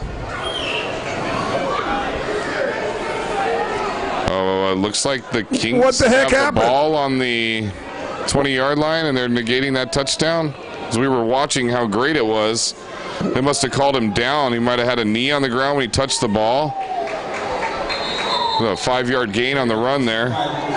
That's weird. I'm so interested in watching what happened in the past that I wasn't even aware of what's going on right now. How in the heck did we end up down there? Well, it was a great run anyway, but what happened? If anyone of our viewers out there was actually paying attention to the game, maybe you can send us an email and tell us what the heck just happened. I'm fairly certain that they're calling it down because it looked like he might have maybe touched his knee as he was touching that ball trying to pick it up. Oh, okay. Either way, showing blitz. 2nd down and 5. Kings ball. Backed out. Hands the ball off again. Right up the left side. He's got space. He gets up to about the 40-yard line. That's good for a Kings first down and a 15-yard gain on the play. That looked good. That did look good. Run that, that looks like that we were talking about. They do have a stretch play. He's going at an angle, right? He's not running laterally completely. No, he saw an avenue. That's what it is. He hit inside. That was good. Hit inside, cut out, but gaining yards all the time. Gets to the corner, turns it up, accelerates. What a sweet run. Marcus Reed having a great game today. He's got quite a few yards on the day. We've been calling his name all day long. Between him and McCutcheon, they've been playing lights out. The offensive line is throwing blocks in at the right spots, maybe not at every spot, but at the right spots so they can get these runs broke free. 4 wide. Moving to the backfield. Whistle blown, dead play. Helmets rolling around the field. Flag way to the back into the backfield, or the defensive backfield. We're on the 40-yard line. Well, I didn't see anything there. Whistle was pretty quick, though, and they stopped it, so that would suggest that it's against the offense. I didn't see any movement unless it was on one of the wide receivers, but according to what I saw on the line, there was really nothing going on. And so they have the rule there that if you lose your helmet... Joshua Davis coming out for the play. He lost his helmet, got ripped off. Personal or delay a game. It was delay a game. See, that explains. That makes sense. Yeah. I don't like that rule, and so we've covered this in a past game, but if you want to make sure you never have to come out, the old style helmet had a single snap down at the bottom of the earpiece area, If you add that back, if you have 3 snaps on each side, you'll never lose your helmet. The helmets are pulled off because we have snaps forward and back. If one snap comes off, the helmet's likely to roll out. Add the 3rd snap, and they'll never come off. 1st and 15, 36 seconds to go in the 3rd quarter here. Hands the ball off again. They're not afraid to continue running the ball. Gets about a 9-yard gain on the play. He's going to bring up second down and about 6 to go. Let's see that. Let's see that again. I want to call props out to the offensive line. There's a huge hole, big old hole in there. I think that number 73, Sway Tuia. Haven't called his name this game, so I want to make sure I mention him. 73, Sway Tuia, quite possibly could have been in on that block. They're high-fiving each other, changing sides, trying to pump the crowd up. That's the end of the third quarter. We're going to go into the fourth quarter. It's still a game here. It's a 13-point lead for your Kings, 36-23 over the Raiders. Man, this has been a pretty hard-fought game. I thought they had that return back. That was a wonderful play. I wish I would have stood, but the Kings are still moving the ball just fine. It's going to be. We're going to start this fourth quarter at their own 42-yard line, second down and about 6 to gain for the first down. Yep, certainly is a good game, and it's working out well. And you look at it that we keep gaining, and you made the analogy touchdowns versus field goals, and that does seem to be how it's been working so far. The Raiders come back, make some big plays. We make a few mistakes, and then all of a sudden it's closer. But that's how spoiled we are because we're still up, right? We got a substantial lead here, but we think we're a little worried about how we fell back a little bit, and now the fourth quarter, that's usually when we really explode. Yeah, the fact of the matter is this, Randall, that we are in the fourth quarter of a championship football game, not just a championship game, but the Pacific Northwest Regional Championship. The two best teams from two leagues facing off against each other here at beautiful Sparks Stadium on this wonderful Saturday night, and we are starting the fourth quarter of play. This game is anybody's game. The Kings are looking to continue it and process it forward.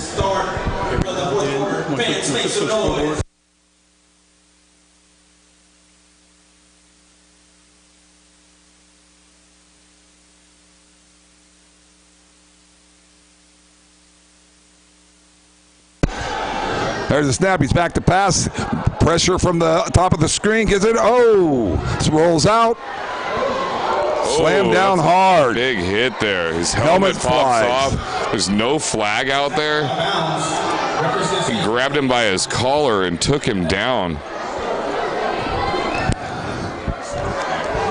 Well, I'm going to call this out. Number 73, Andrew Pina, off of the side as the quarterback was rolling to the top of your screen. He threw a pretty good block to allow him not to get sacked, to get outside. Of course, that might have set him up for the big hit there.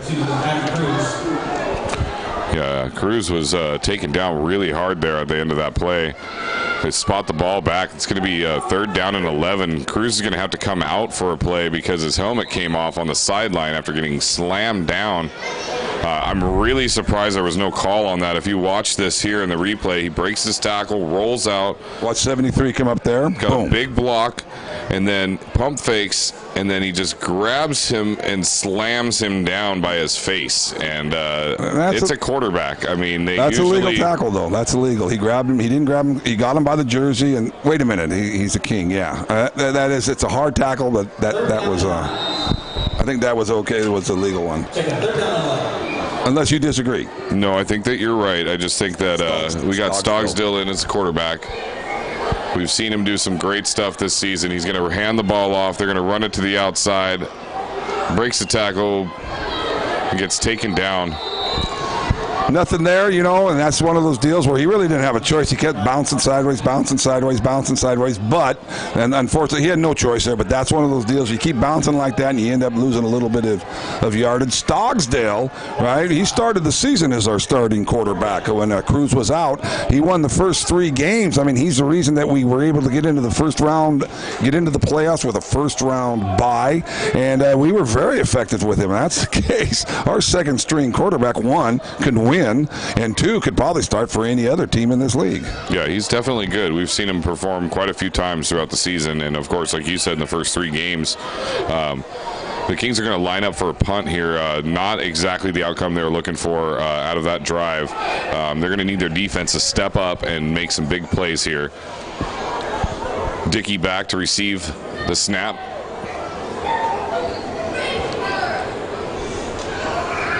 Oh, they're bringing people. Heavy rush on that play. Good bounce in favor of the Kings. Bouncing up. It's going to keep rolling. It's going to be down about the 17-yard line. So that was a great punt. He got it off. Is that Dickey down? Yeah, but he didn't get hit. There was a good not. I don't believe he got hit. I think it was a good not call by the official. He's grabbing his ankle. Hope everything's okay. 17 yard line. Can we see that again? That does not look good. Apparently, we only got the end of that replay there. Is number 34, Paul Dickey, the kicker. Yeah, because when he went down, there was a guy right close to him, and the guy just put his hands up like, "Hey, I didn't touch him." Although that's what you do, even if you do touch them. But it really was where at the position where the defensive guy that was rushing the punter, I didn't look to me, and I was watching. It didn't look to me like he hit him, and that's one of those things that you do worry about is when those non-contact injuries. They need to make sure they don't try to run a play here with the player down in the backfield there. The good thing is they're not spending any time checking out the head, the neck, the shoulders. I don't know. That's not a good thing, but no, he's a left foot kicker too. Wonder if that ball just came off funny or something like that. Yeah, I was watching the rush. Why don't we break off to another shot if we can there? I was watching the rush. I wasn't actually watching him, but it looked to me that it's one of those things because you kick it and you come down on your foot, and it can be a little awkward. He's being helped off the field.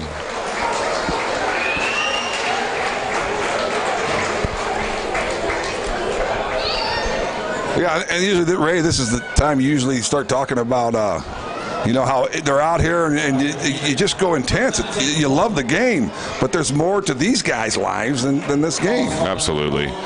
Thanks for reminding me, Randall. Because honestly, these guys are all out here. This is a championship game, and they're putting it all on the line to be able to win this game. But, all these guys are normal people. They have normal jobs, normal families, and they basically have a lot to go home to after the game. They don't want to be injured, not be able to go to work and that kind of thing. They put all this stuff on the line for the passion of the game, for what they love to do.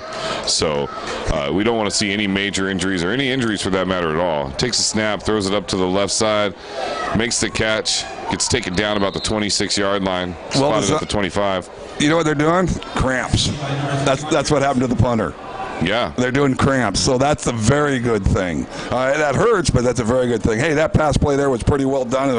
They called it laser screen in the old days. 3 guys out there. 2 of the receivers fire off the ball, try to hit the defensive backs. The other guy drops back, takes the pass. It's well designed, and it was well designed and got a pretty good gain out of it. This is going to bring up second down and about 2 yards to go. Hand the ball off to that big back. Takes the ball up to about the 33-yard line. That dude couldn't good move. For the first down there.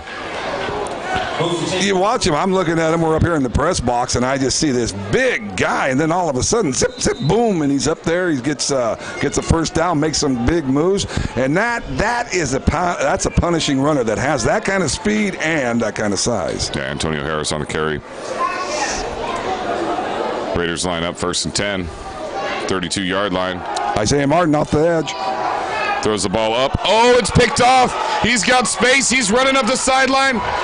Comes with a spin move, cutting back upfield. Got blockers. Going out to the 10. Oh, Vika picks the ball up at the 3-yard line and goes in for the score. So that was Taylor Smith that made the interception. Smith makes the interception. The ball gets stripped at the 6-yard line. Let's take a look at this again. Let's look at this. Tipped off of the receiver's fingers, makes the fingertip catch, drives it up the left side. He's aware of the people around him. Blockers. Look at guys makes getting the up. spin move, cuts back to the right, cuts back to the left.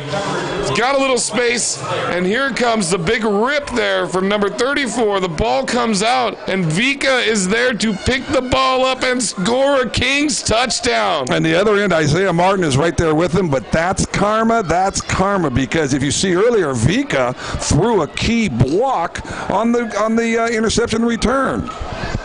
So what a play. What a really good play by Vika to see that ball, his awareness on that play to pick that ball up. And it was a great play by their running back, Antonio Harris, to make that strip even at the end zone. Yeah, that was a real good play. It's just the way the ball bounces some days, folks. Yeah. Well, and you know what? That's true. It is an oblong spheroid, so it has those weird bounces, but hustle put the guy in the right place to make that. Absolutely. His awareness to grab that ball, and he just fingertip grabs that. It was probably 2 inches from the ground when he grabbed that interception. We've seen some great plays tonight. Wow. They're going to go for 2. Why not? I want to make it a full 2-touchdown lead. Steps up in the pocket, steps to the right, gets taken down. I will officially, a little bit of a broken play. I would officially say I would not have gone for 2 on that particular play. Now that the play is accomplished and over, Randall will tell you what the right thing to do. I always Captain Hindsight here is 100% right. Hey, can we see that again? Which one? The punt return. I mean, the interception return. Oh, there's the last play. Okay. Yeah, watch as it comes off his fingertips. Bad throw. All right. Gets it. Now, we see Vika there, right there. Makes that block. His 71. That probably springs him free. Vika getting down there. Got people getting down there throwing blocks. And those are defensive guys, right? There's Vika running along. And you know what he says right there? Hey, what's this? Oh, man. It's like, whoa. What a play. What a play. So after the Raiders come back and make some great plays of their own and get down and score a touchdown here, the Kings do it also, and they do it on defense. I say every single one of these games, we have big defensive, special teams, and offensive plays. The Kings are not one-dimensional, and that's what makes them such a huge threat to other teams. If you can beat them at one part of the ball, it doesn't matter because they'll come back in a different light. They should have had that return for a touchdown just a minute ago, too. But either way, that brings our score to 42-23 Kings. And the thing on that play, that hustle is so amazing. You could actually say, hey, you know what? They had an interception return called that the defensive guys are getting down there. There's a kick on that play, and it's going to go out of bounds at the 20-yard line. Yeah, so those defensive guys, they're not blockers. They're playing defense. When one of their guys picks the ball off, they jump in there, and it's as if they're playing offense. Well, I mean, technically they are playing offense at that point, but it's as if they've been trained to play offense. So getting down there, throwing blocks, hustling, getting around the ball carrier, and then it's a karma reward. Pick it up and go. Yeah, just for the record, that was Donald McKee on the kickoff on that play. Paul Dickey still being worked on the sideline, but he's actually standing up, talking to the trainer, and he looks to be okay. But probably just for safety, they put Donald McKee out there to make that kick. It was a pretty decent kick for a fullback. Yeah, sure. So we're even too deep at kicker. Yeah, I think they'd probably put Dickey in if it was a field goal attempt or something to that point. But if the game was on the line, he'd be out there, I'm sure. But unnecessary for him to even go back out there if he's cramping up on the field. You can see him lifting his lifting up and stretching. So get these guys some more water in them. We've got a little bit more football to play here. 11 minutes and 52 seconds to go in this game.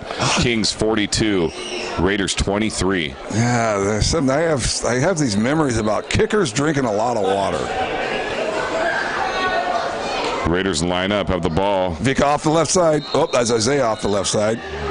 Right. And this time they kept playing until they heard a whistle. Let's see what happened here. A little shy there. But the entire defensive line jumped, so I'm going to guess that might be an offensive.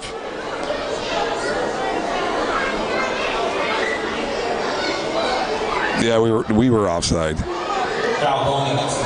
And so that had to be the old unabated to the quarterback, because otherwise, right, that's the free play. You let the you let the offense run the play, and then if they get a big play, they refuse the offsides. Raiders line up 4 wide, looks left, throws it over the top, got a man at the sideline. Big hit taking him out of bounds at the 39-yard line.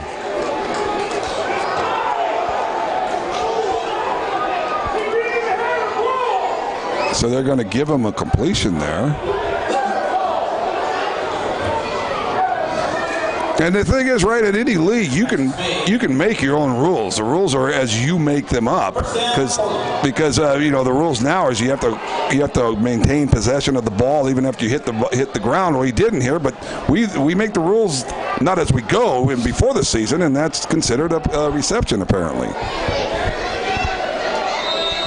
There's our kicker drinking more water down there, trying to get hydrated. 1st and 10, 4 wide, 1 back, shotgun set. Takes a snap, looks left, steps up in the pocket, throws it upfield, got a man, makes the catch, wrestled out of bounds at the 24-yard line. Boy, good composure and presence of pocket there by the quarterback. They were coming all over him, all around him, and he was able to get the ball off. It was a good play.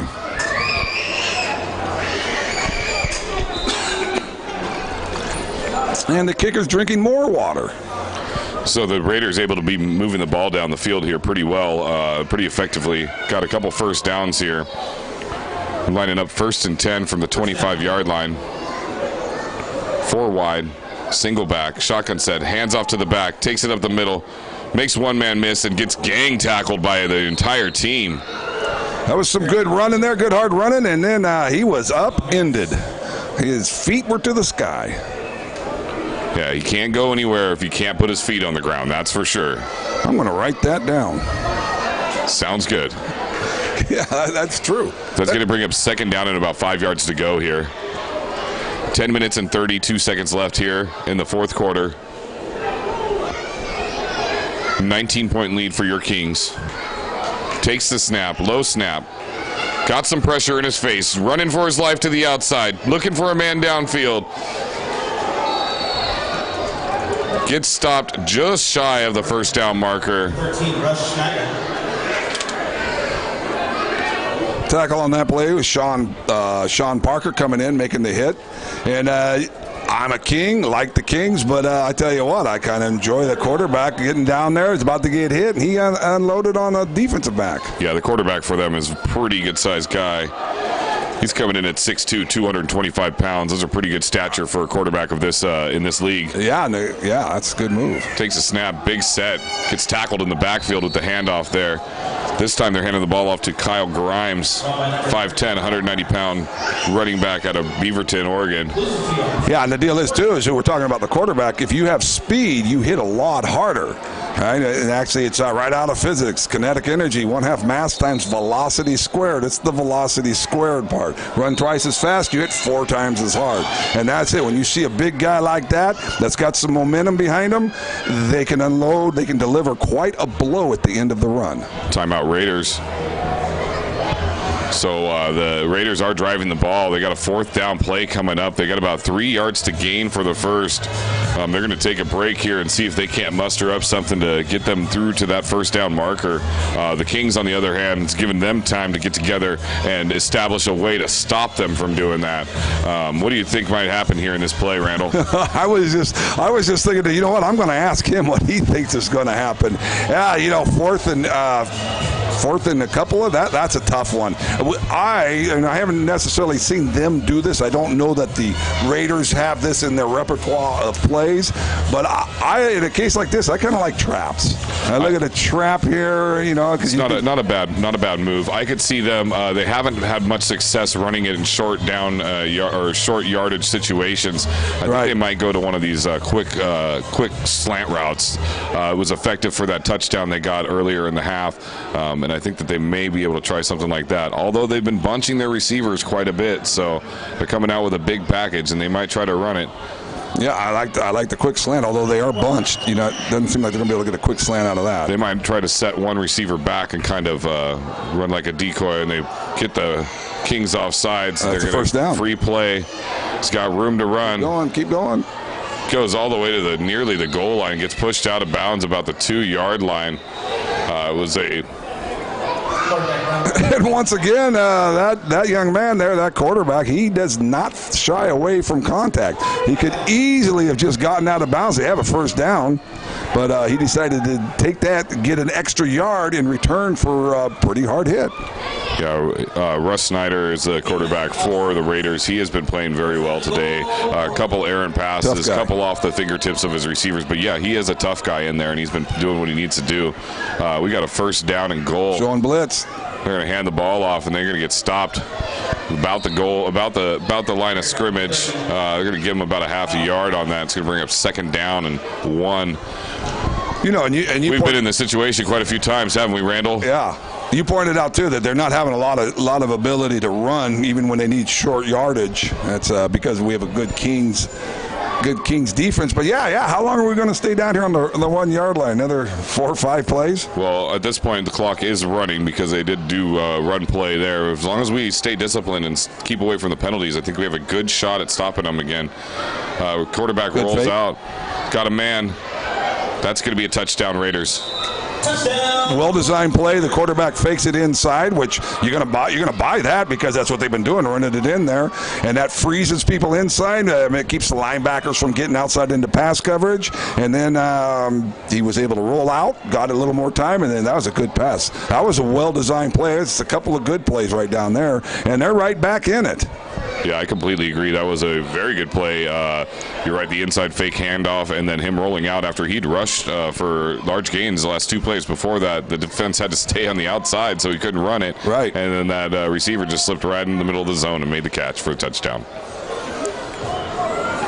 Yeah, because extra point is up.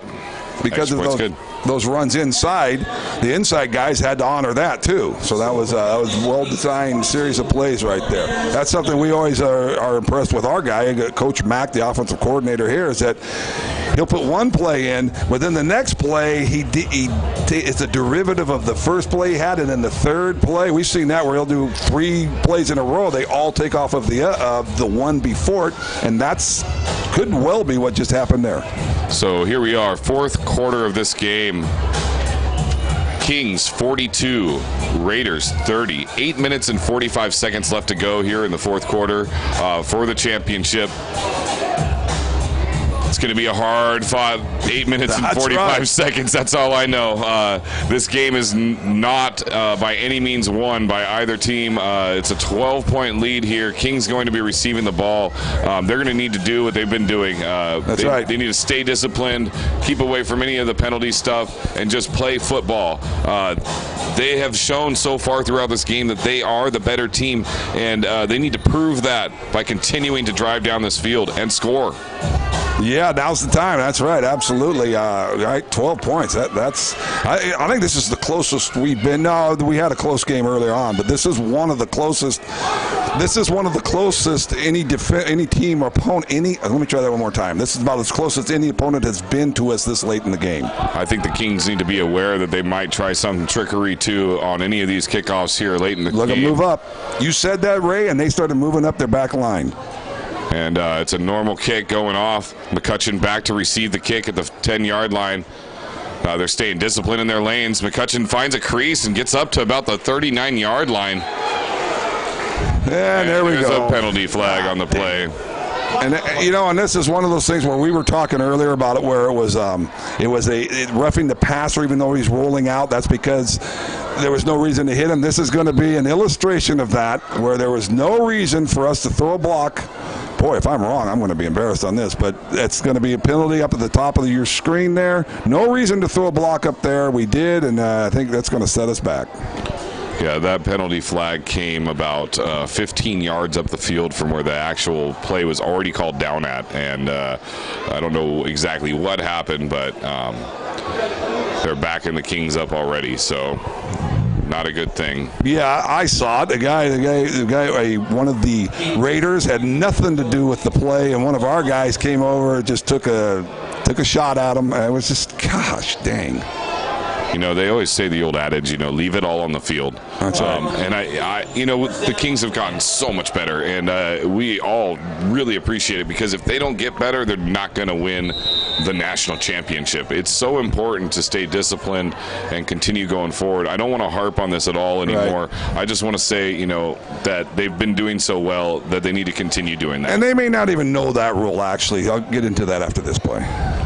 So the Kings line up. It's 1st down and 10 on their own 24-yard line. Cruz takes a snap, hands off the ball, got a big hole, makes a man miss, makes another man miss. Look at those moves. I know, look at that. Wow, can we see that again? Shuffle in, That's shuffle out. For a 1st down. He comes up. Quick feet. Oh, look at those feet. Look at those feet. Pushes that guy. I mean, he's just moving him out of his way as he's running. What a play. Those are known as jugi. 4-step. Boom, boom, boom, boom. Those are jugies. Real quick. See, real quick feet. He's not just hopping. He's not taking a big step. 1, 2, 3, 4. 1, 2, 3, 4. Man, that was sweet. Yeah, that's going to bring a 1st and 10 from the 36-yard line. So what a run. McCutcheon back there, I mean, it's just fun to watch him run the ball. That's for sure. Yep. Yes. Donald McKee in the backfield as well. Cruz set to take the snap.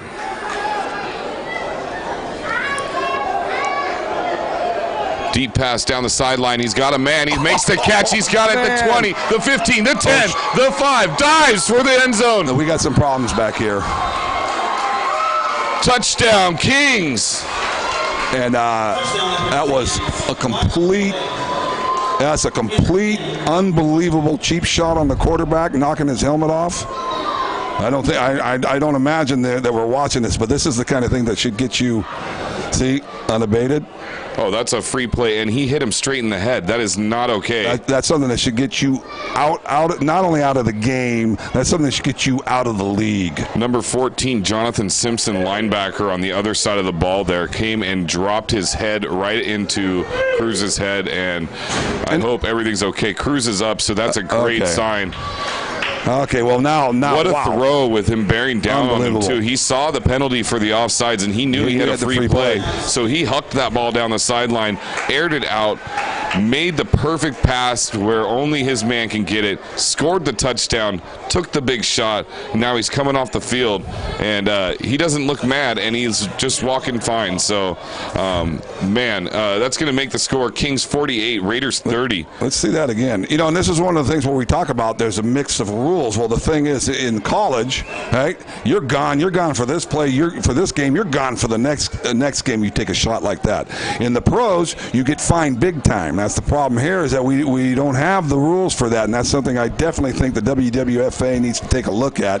You just can't we can't have this type of thing happening because, Ray, getting back to what you say, these guys have other lives.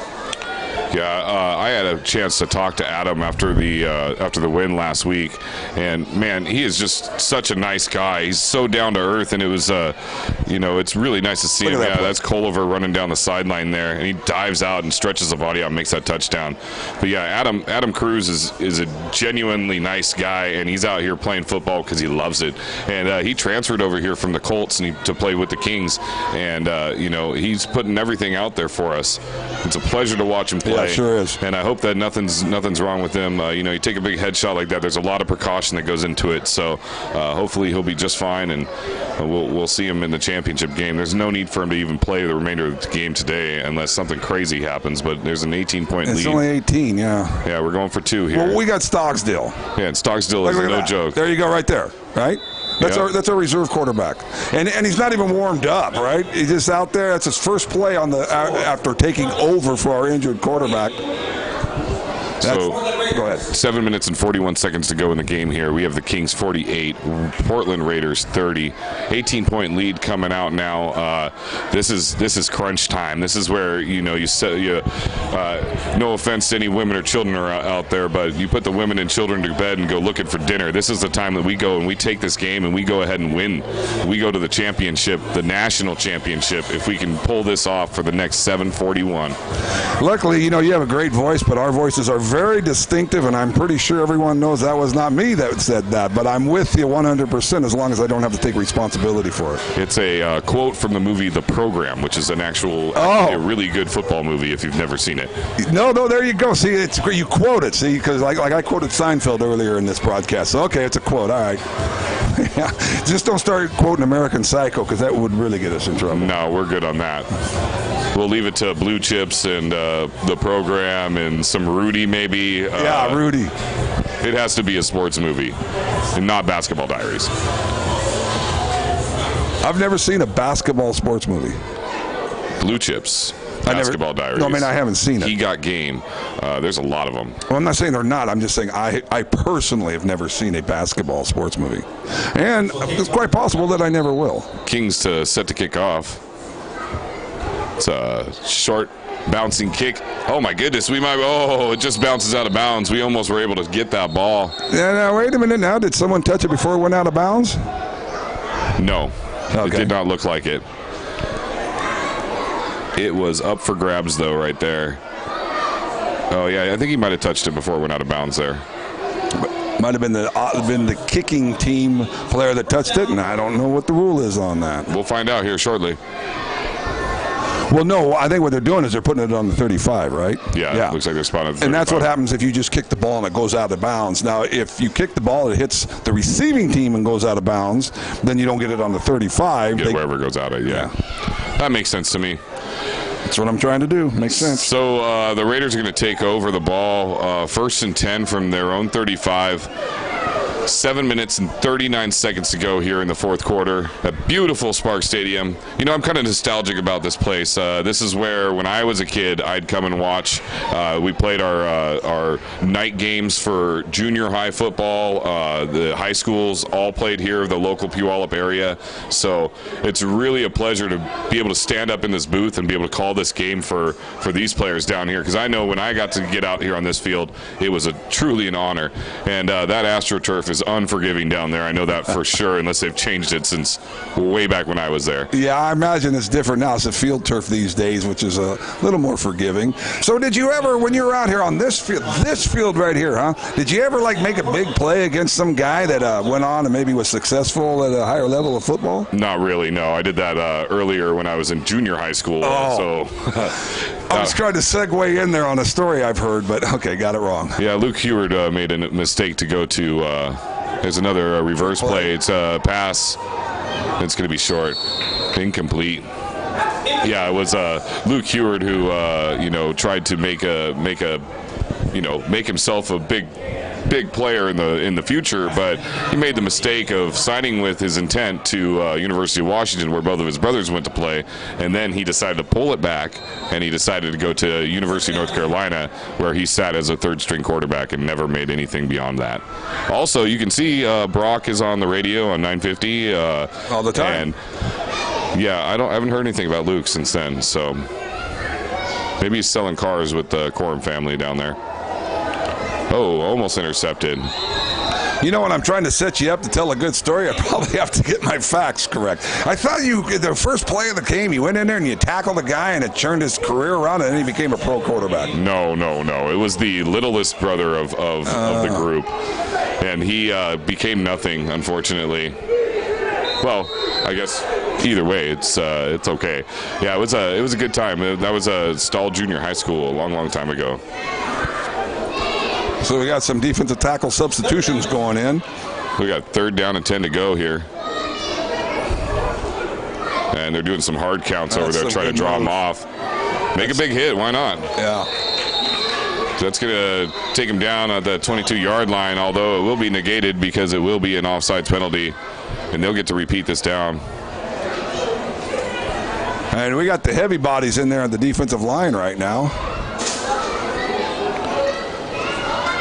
Yeah, this field is pretty cherished by the Puyallup community. It was the first big stadium that was built in this area, so that's where everybody played at. And I think that now they actually have other teams that play here. But I know that Emerald Ridge, Puyallup High School, and Rogers High School all play games here. And PLU, I believe, and PLU, this is their home field as well. Quarterback takes a snap, looks to the left, got a man, makes the catch, goes down about the 47-yard line. On the play before this, Benzo Scanlon, defensive end, got in there, made a good hit on the quarterback. He's had some big games in the past. Haven't called his name tonight, so I wanted to just throw that out there. One game ago, Benzo Scanlon, defensive end, left end there. Good job. Yeah, Benzo's been a great player for us all season. Whether he's actually making the hits himself, he's always in position to disrupt it so the other players can get in there. He's one of those bigger guys with some good quicks. He's down here at the bottom of the screen. Quarterback takes a snap, steps up to his left, throws it deep down the field. Got a man. Did we intercept that? Yes, we did. Unbelievable. That was... They're going to call it a touchback as well, too. So that is a beautiful play. Let's take a look one more time. Unbelievable. I can't believe he did this. Look at this throw. He throws it deep, and it's a good pass. Yeah, it is. He's looking back at the ball the whole time. It's perfect coverage. Bounces out of his hands How did he get and that? in. Oh, my goodness. That is a beautiful play. Carlos Anderson. Wow. What a play, Carlos. Yeah, and the quarterback, man, he aired it out. I don't know how far that went in the air, but because I'm not good with math, but it went a long ways. And I see it, and the receiver also was smart. He slows down a little bit to keep the defensive back off of the ball. You slow down a little bit. The receiver does that so the ball will be out in front of him, and somehow the DB came up with it. Yeah, the quarterback releases this ball about the 40-yard line and throws it all the way to the other end zone. I mean, that's a 60-yard bomb that he threw, and he somehow comes up with it. 1st and 10. It was well done. The offensive play, that was well done, except, it's the Kings. Wow, what a play. What a play. 6 minutes, 35 seconds to go in the game. Kings ball, 1st and 10 from the 10, 48-30. Let's see what we got here. And Adam Cruz is in at quarterback. Hands the ball off. Ooh, big hit down the center there. It's like he ran into about a the wall. 1 yard gain. Yeah, there was a train that stopped him. Boy, he hit the hole hard. Cruz is back out there, huh? I tell you what. Well, the thing is, though, the reason is we're only up by 18. And I don't know if I've mentioned this, but you can lose the 21-point swing in like 10 seconds. So this is good. We get down there, we score, and then I would say take it to the sidelines. Fortunately, Randall, not everybody tuned into the broadcast or the other 3 broadcasts where you've mentioned that. So it is important that you do mention it because it can happen. It can happen. We don't need the whole backstory on it, but it can happen. High snap, hands off the ball, bounces to the outside. One of the stretch play, got blockers in front of him, gets out to about the 23-yard line. That's good for another Kings first down. You know what? Why don't we see that again while we got a chance? Because it looks to me like the running back hit in. Yeah, see, they're down blocking. He hits in, and then he dips out. Yeah, that's right? Anthony France. He turns it up. He's got some good vision out there. Yeah, Anthony France, one of the more diminutive running backs, real quick, but he's always sticking it in there. When he first came out this year, he didn't have as much understanding of the game, but he's just getting so much bigger, and it's the change of pace back that you often talk about. Yeah, it's important to have a little bit of variation from your running backs. You see a lot of teams doing it. Handoff again. France takes the ball to the outside and gets about 5 yards on that play too. Yeah, bring up 2nd and 5. He's our smallest running back, but see what he does there? He breaks it out, right? And that's what you expect smaller guys to do, the Barry Sanders type. But then when he sees the gap, he turns it up and hits in there. Did he use Barry Sanders because his number 20 that he's wearing out there? Well, that might be one of the reasons. But also he kind of reminds me of him a little bit.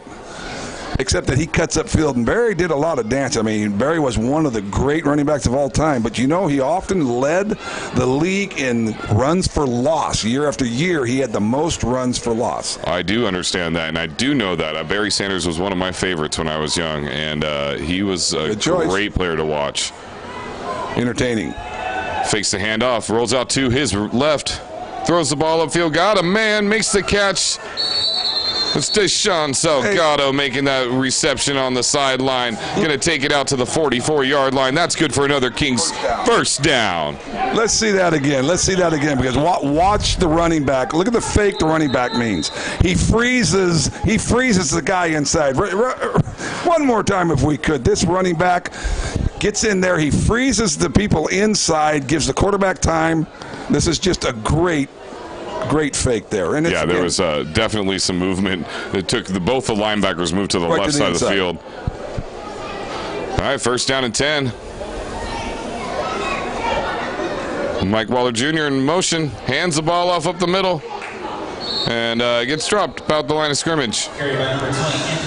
He ran into 3 guys. Yeah, that is one of the problems, one of the issues, that if you are not one of the larger running backs, when 3 guys hit you, you're probably not going to go too far. Of course, the question comes up is, how did 3 guys hit him right there? Yeah, you got back to the line of scrimmage, which is good, and didn't lose any yards on the play, which is really good. We're still running the clock. We're down to 3 minutes and 25 seconds here before we stamp another championship on our resume.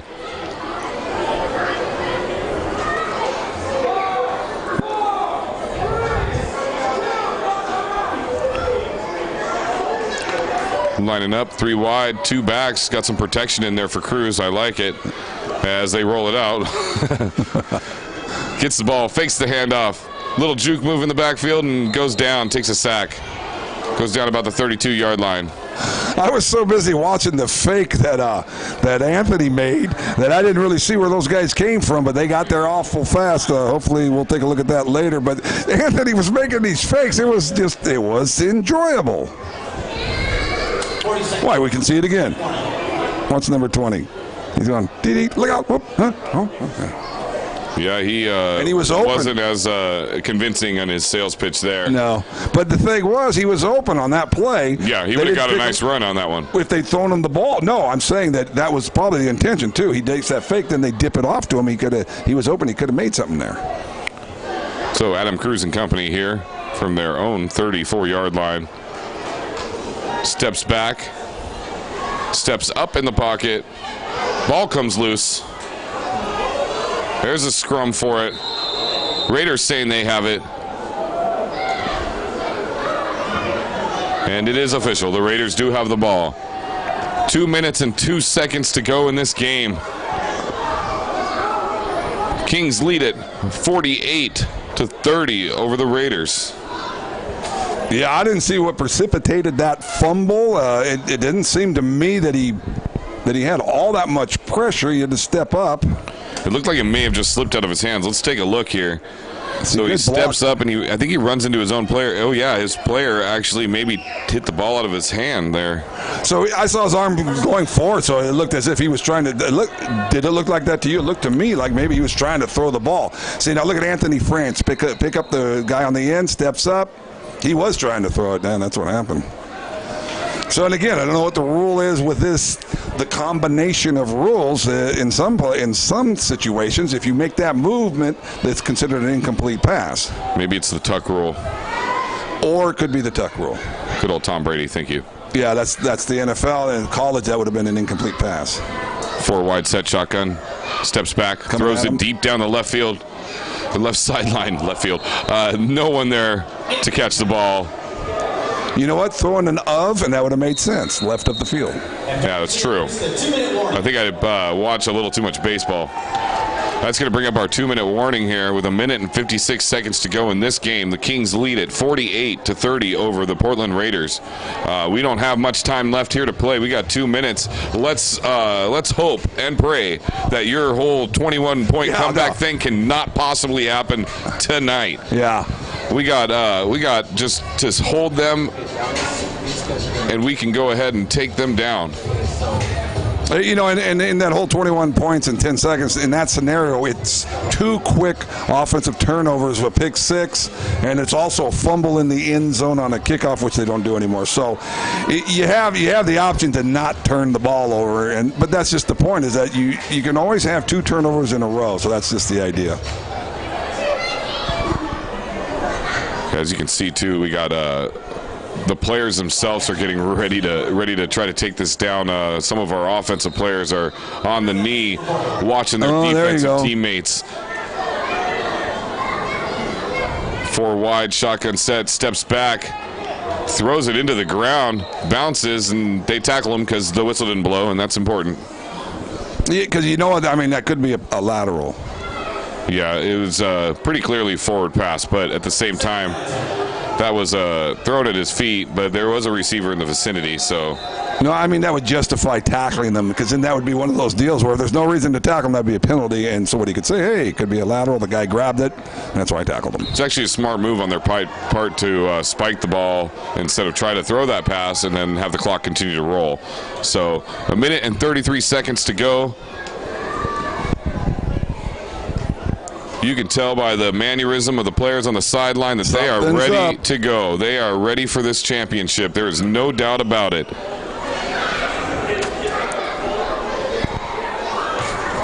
The referees are figuring out what's going on with the spot of the ball here.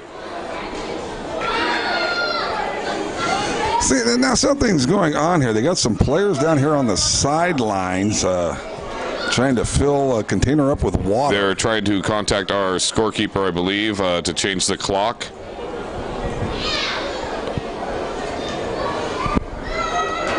Dallas, there's going to be... We got the clock all set up. It's actually going to be 1:47 to go on the clock. Raiders counting every second, making sure it's the way they want it. The way it should be, I guess. I can't say the way they want it. Yeah, that's just stupid for me to say that. Steps back in the pocket, steps up, throws the ball, got a man right over the middle, almost picked off. That would have sealed the deal. Either way, that was still great defense. He got up there and made the near interception and tipped the ball out of the receiver's hands. It's going to bring up 4th down and 10. You know, in contrast, that play by the play we saw our receiver make down in the end zone in double coverage is where he went up to the highest point and brought it down. On that play, the receiver didn't get up there, and the result was an incomplete pass. So 4th down and 10 here. They're throwing some ice on the sideline a little bit preemptively. They probably better clear that out before the referees see it. Unsportsmanlike conduct on the teams. They're going to just call a penalty against the team, which is going to give them a 1st down. Ah, you don't like that. First down. Was that because of the ice on the sidelines? I would guess that's why, because I didn't see anything by the players on the field themselves. Like I said, just a little preemptive. Everybody wants to celebrate here. There's no doubt about that. A Pacific Northwest Regional Championship is no joke, and it will send them to the Nationals. But one thing at a time, we got to win this game first. You got to make sure that we can finish this game and keep it going.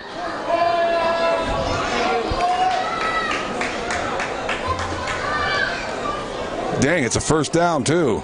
It is a 1st down. It's going to bring them 1st down and 10 from the 15-yard line, the Kings 15-yard line. 1 minute and 42 seconds to go here in this game. Looked like there was some movement on the offensive line. Not called. That's going to be a pass on a slant route for a touchdown. So going from a 4th down and 10 to a touchdown in one play. Touchdown, Portland. So that brings us to 48-36.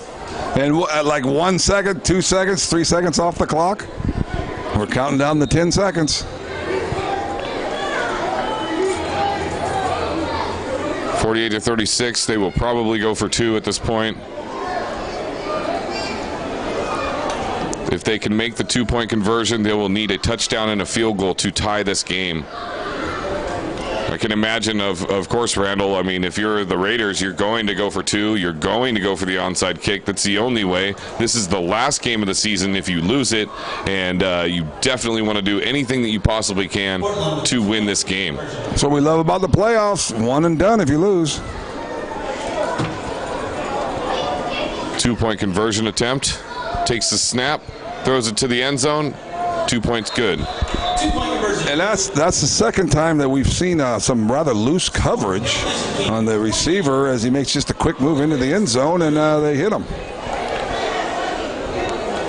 Looks like we got the hands team coming out. I see pretty much all of our wide receivers out there. I see defensive end, defensive backs, fullback, running back.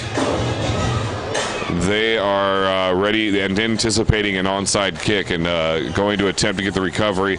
I like how I saw Katron actually bring the team together right there on the sideline and talk to him for a second. This is very, very important. You don't want to mess this up. This could be the difference between giving them the hope and taking this game away. If they recover this onside kick, they virtually win this game, and they will be the Pacific Northwest Regional Champions. If they cannot recover this kick, then we don't want to see that. So we're just going to say they're going to get this kick. They got the hands team out there. They're ready to go. Look who's in the middle out there at the front, number 99, Stevens, defensive tackle. Yep. I think he's just supposed to be a blocker running up and stopping them. Yeah, that could be it, because on the onside kick team, the people that are kicking the ball, they often will send people down. They're not even going for the ball. They're coming down there just to knock people away from Exactly. it. I hadn't thought of that. That's a pretty good idea there, Ray. So that maybe they put that big number 99, a 300 or 275-pound guy, and he's to take out the people coming down, trying to take out our guys. Which will allow us to recover and fall on this ball to stop the play, retain possession. Whoa. I just saw an ejection. I just saw the guy throw a thumb out. He's either hitchhiking or he kicked someone out of the game. I don't think he's hitchhiking. What happened? I'm not really sure. Yeah, because we're not seeing anything.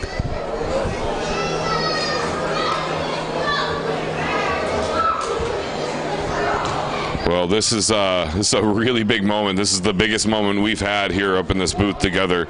This is a big, big play. This is basically for all the marbles. They're going to move the ball closer as if it matters. It doesn't really matter. The only thing that matters is that we recover and retain possession of this ball right now. Hey, let's see. I mean, can we see something? I mean, we don't have time. We don't have time right now. We're going to go ahead and watch this play as it unfolds. Go Kings.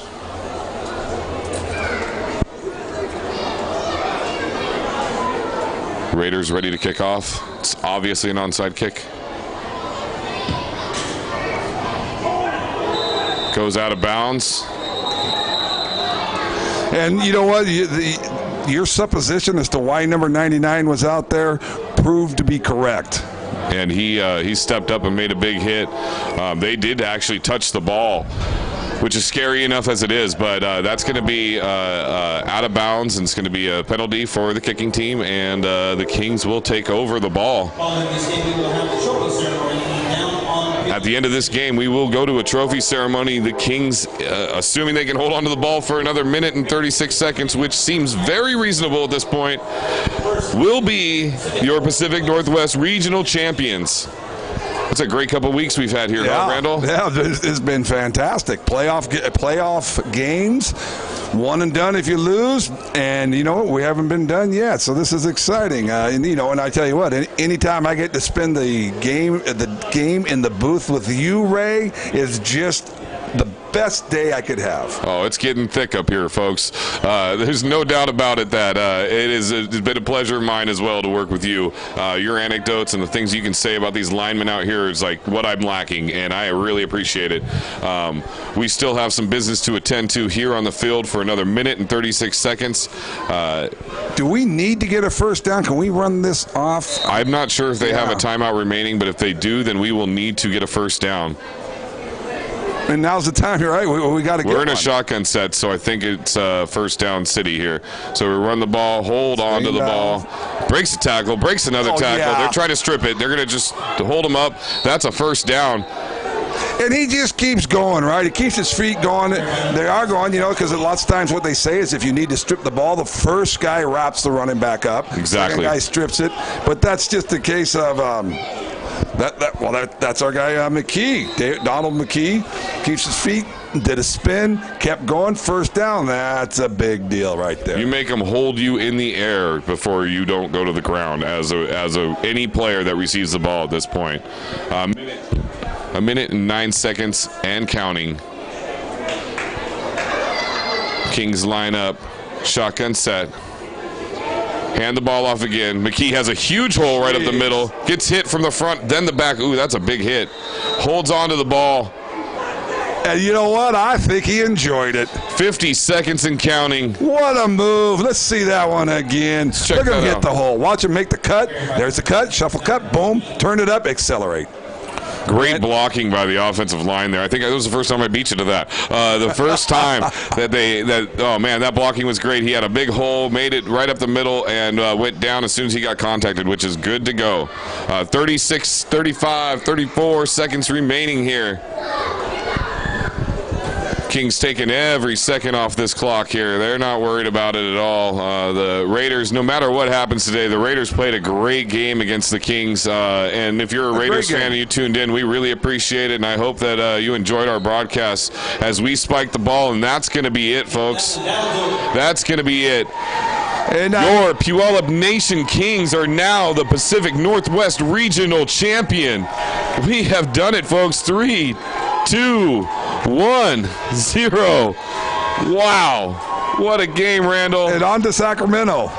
That is it. That's exactly it. You know, you've been saying it all season long. You've been saying back to back and back again. Well, guess what? We are back again. Here we are. This is it right here. This is what it's all made of.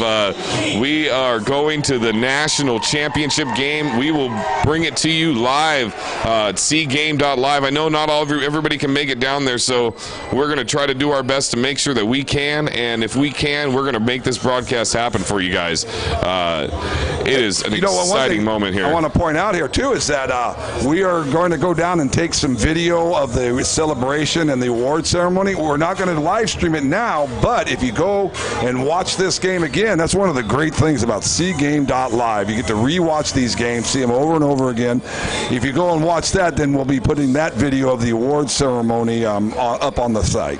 Yeah, it's been truly my pleasure to be a part of this this whole experience. I mean, these Kings have been laying it all out on the line for you guys and for us as well, and it's been our pleasure to be a part of it, to be able to bring this to you on behalf of Apache Wolf Productions. Chip, you're the man. We really appreciate you. Yay, Chip. All the technologies. If you guys were watching this season, this whole season long, it's come from just a raw basic video feed to now having the highlights, the interviews, the replays, the cut scenes. I mean, it's really been an awesome experience overall, and we've been along for the whole ride. Yeah, it's so much fun.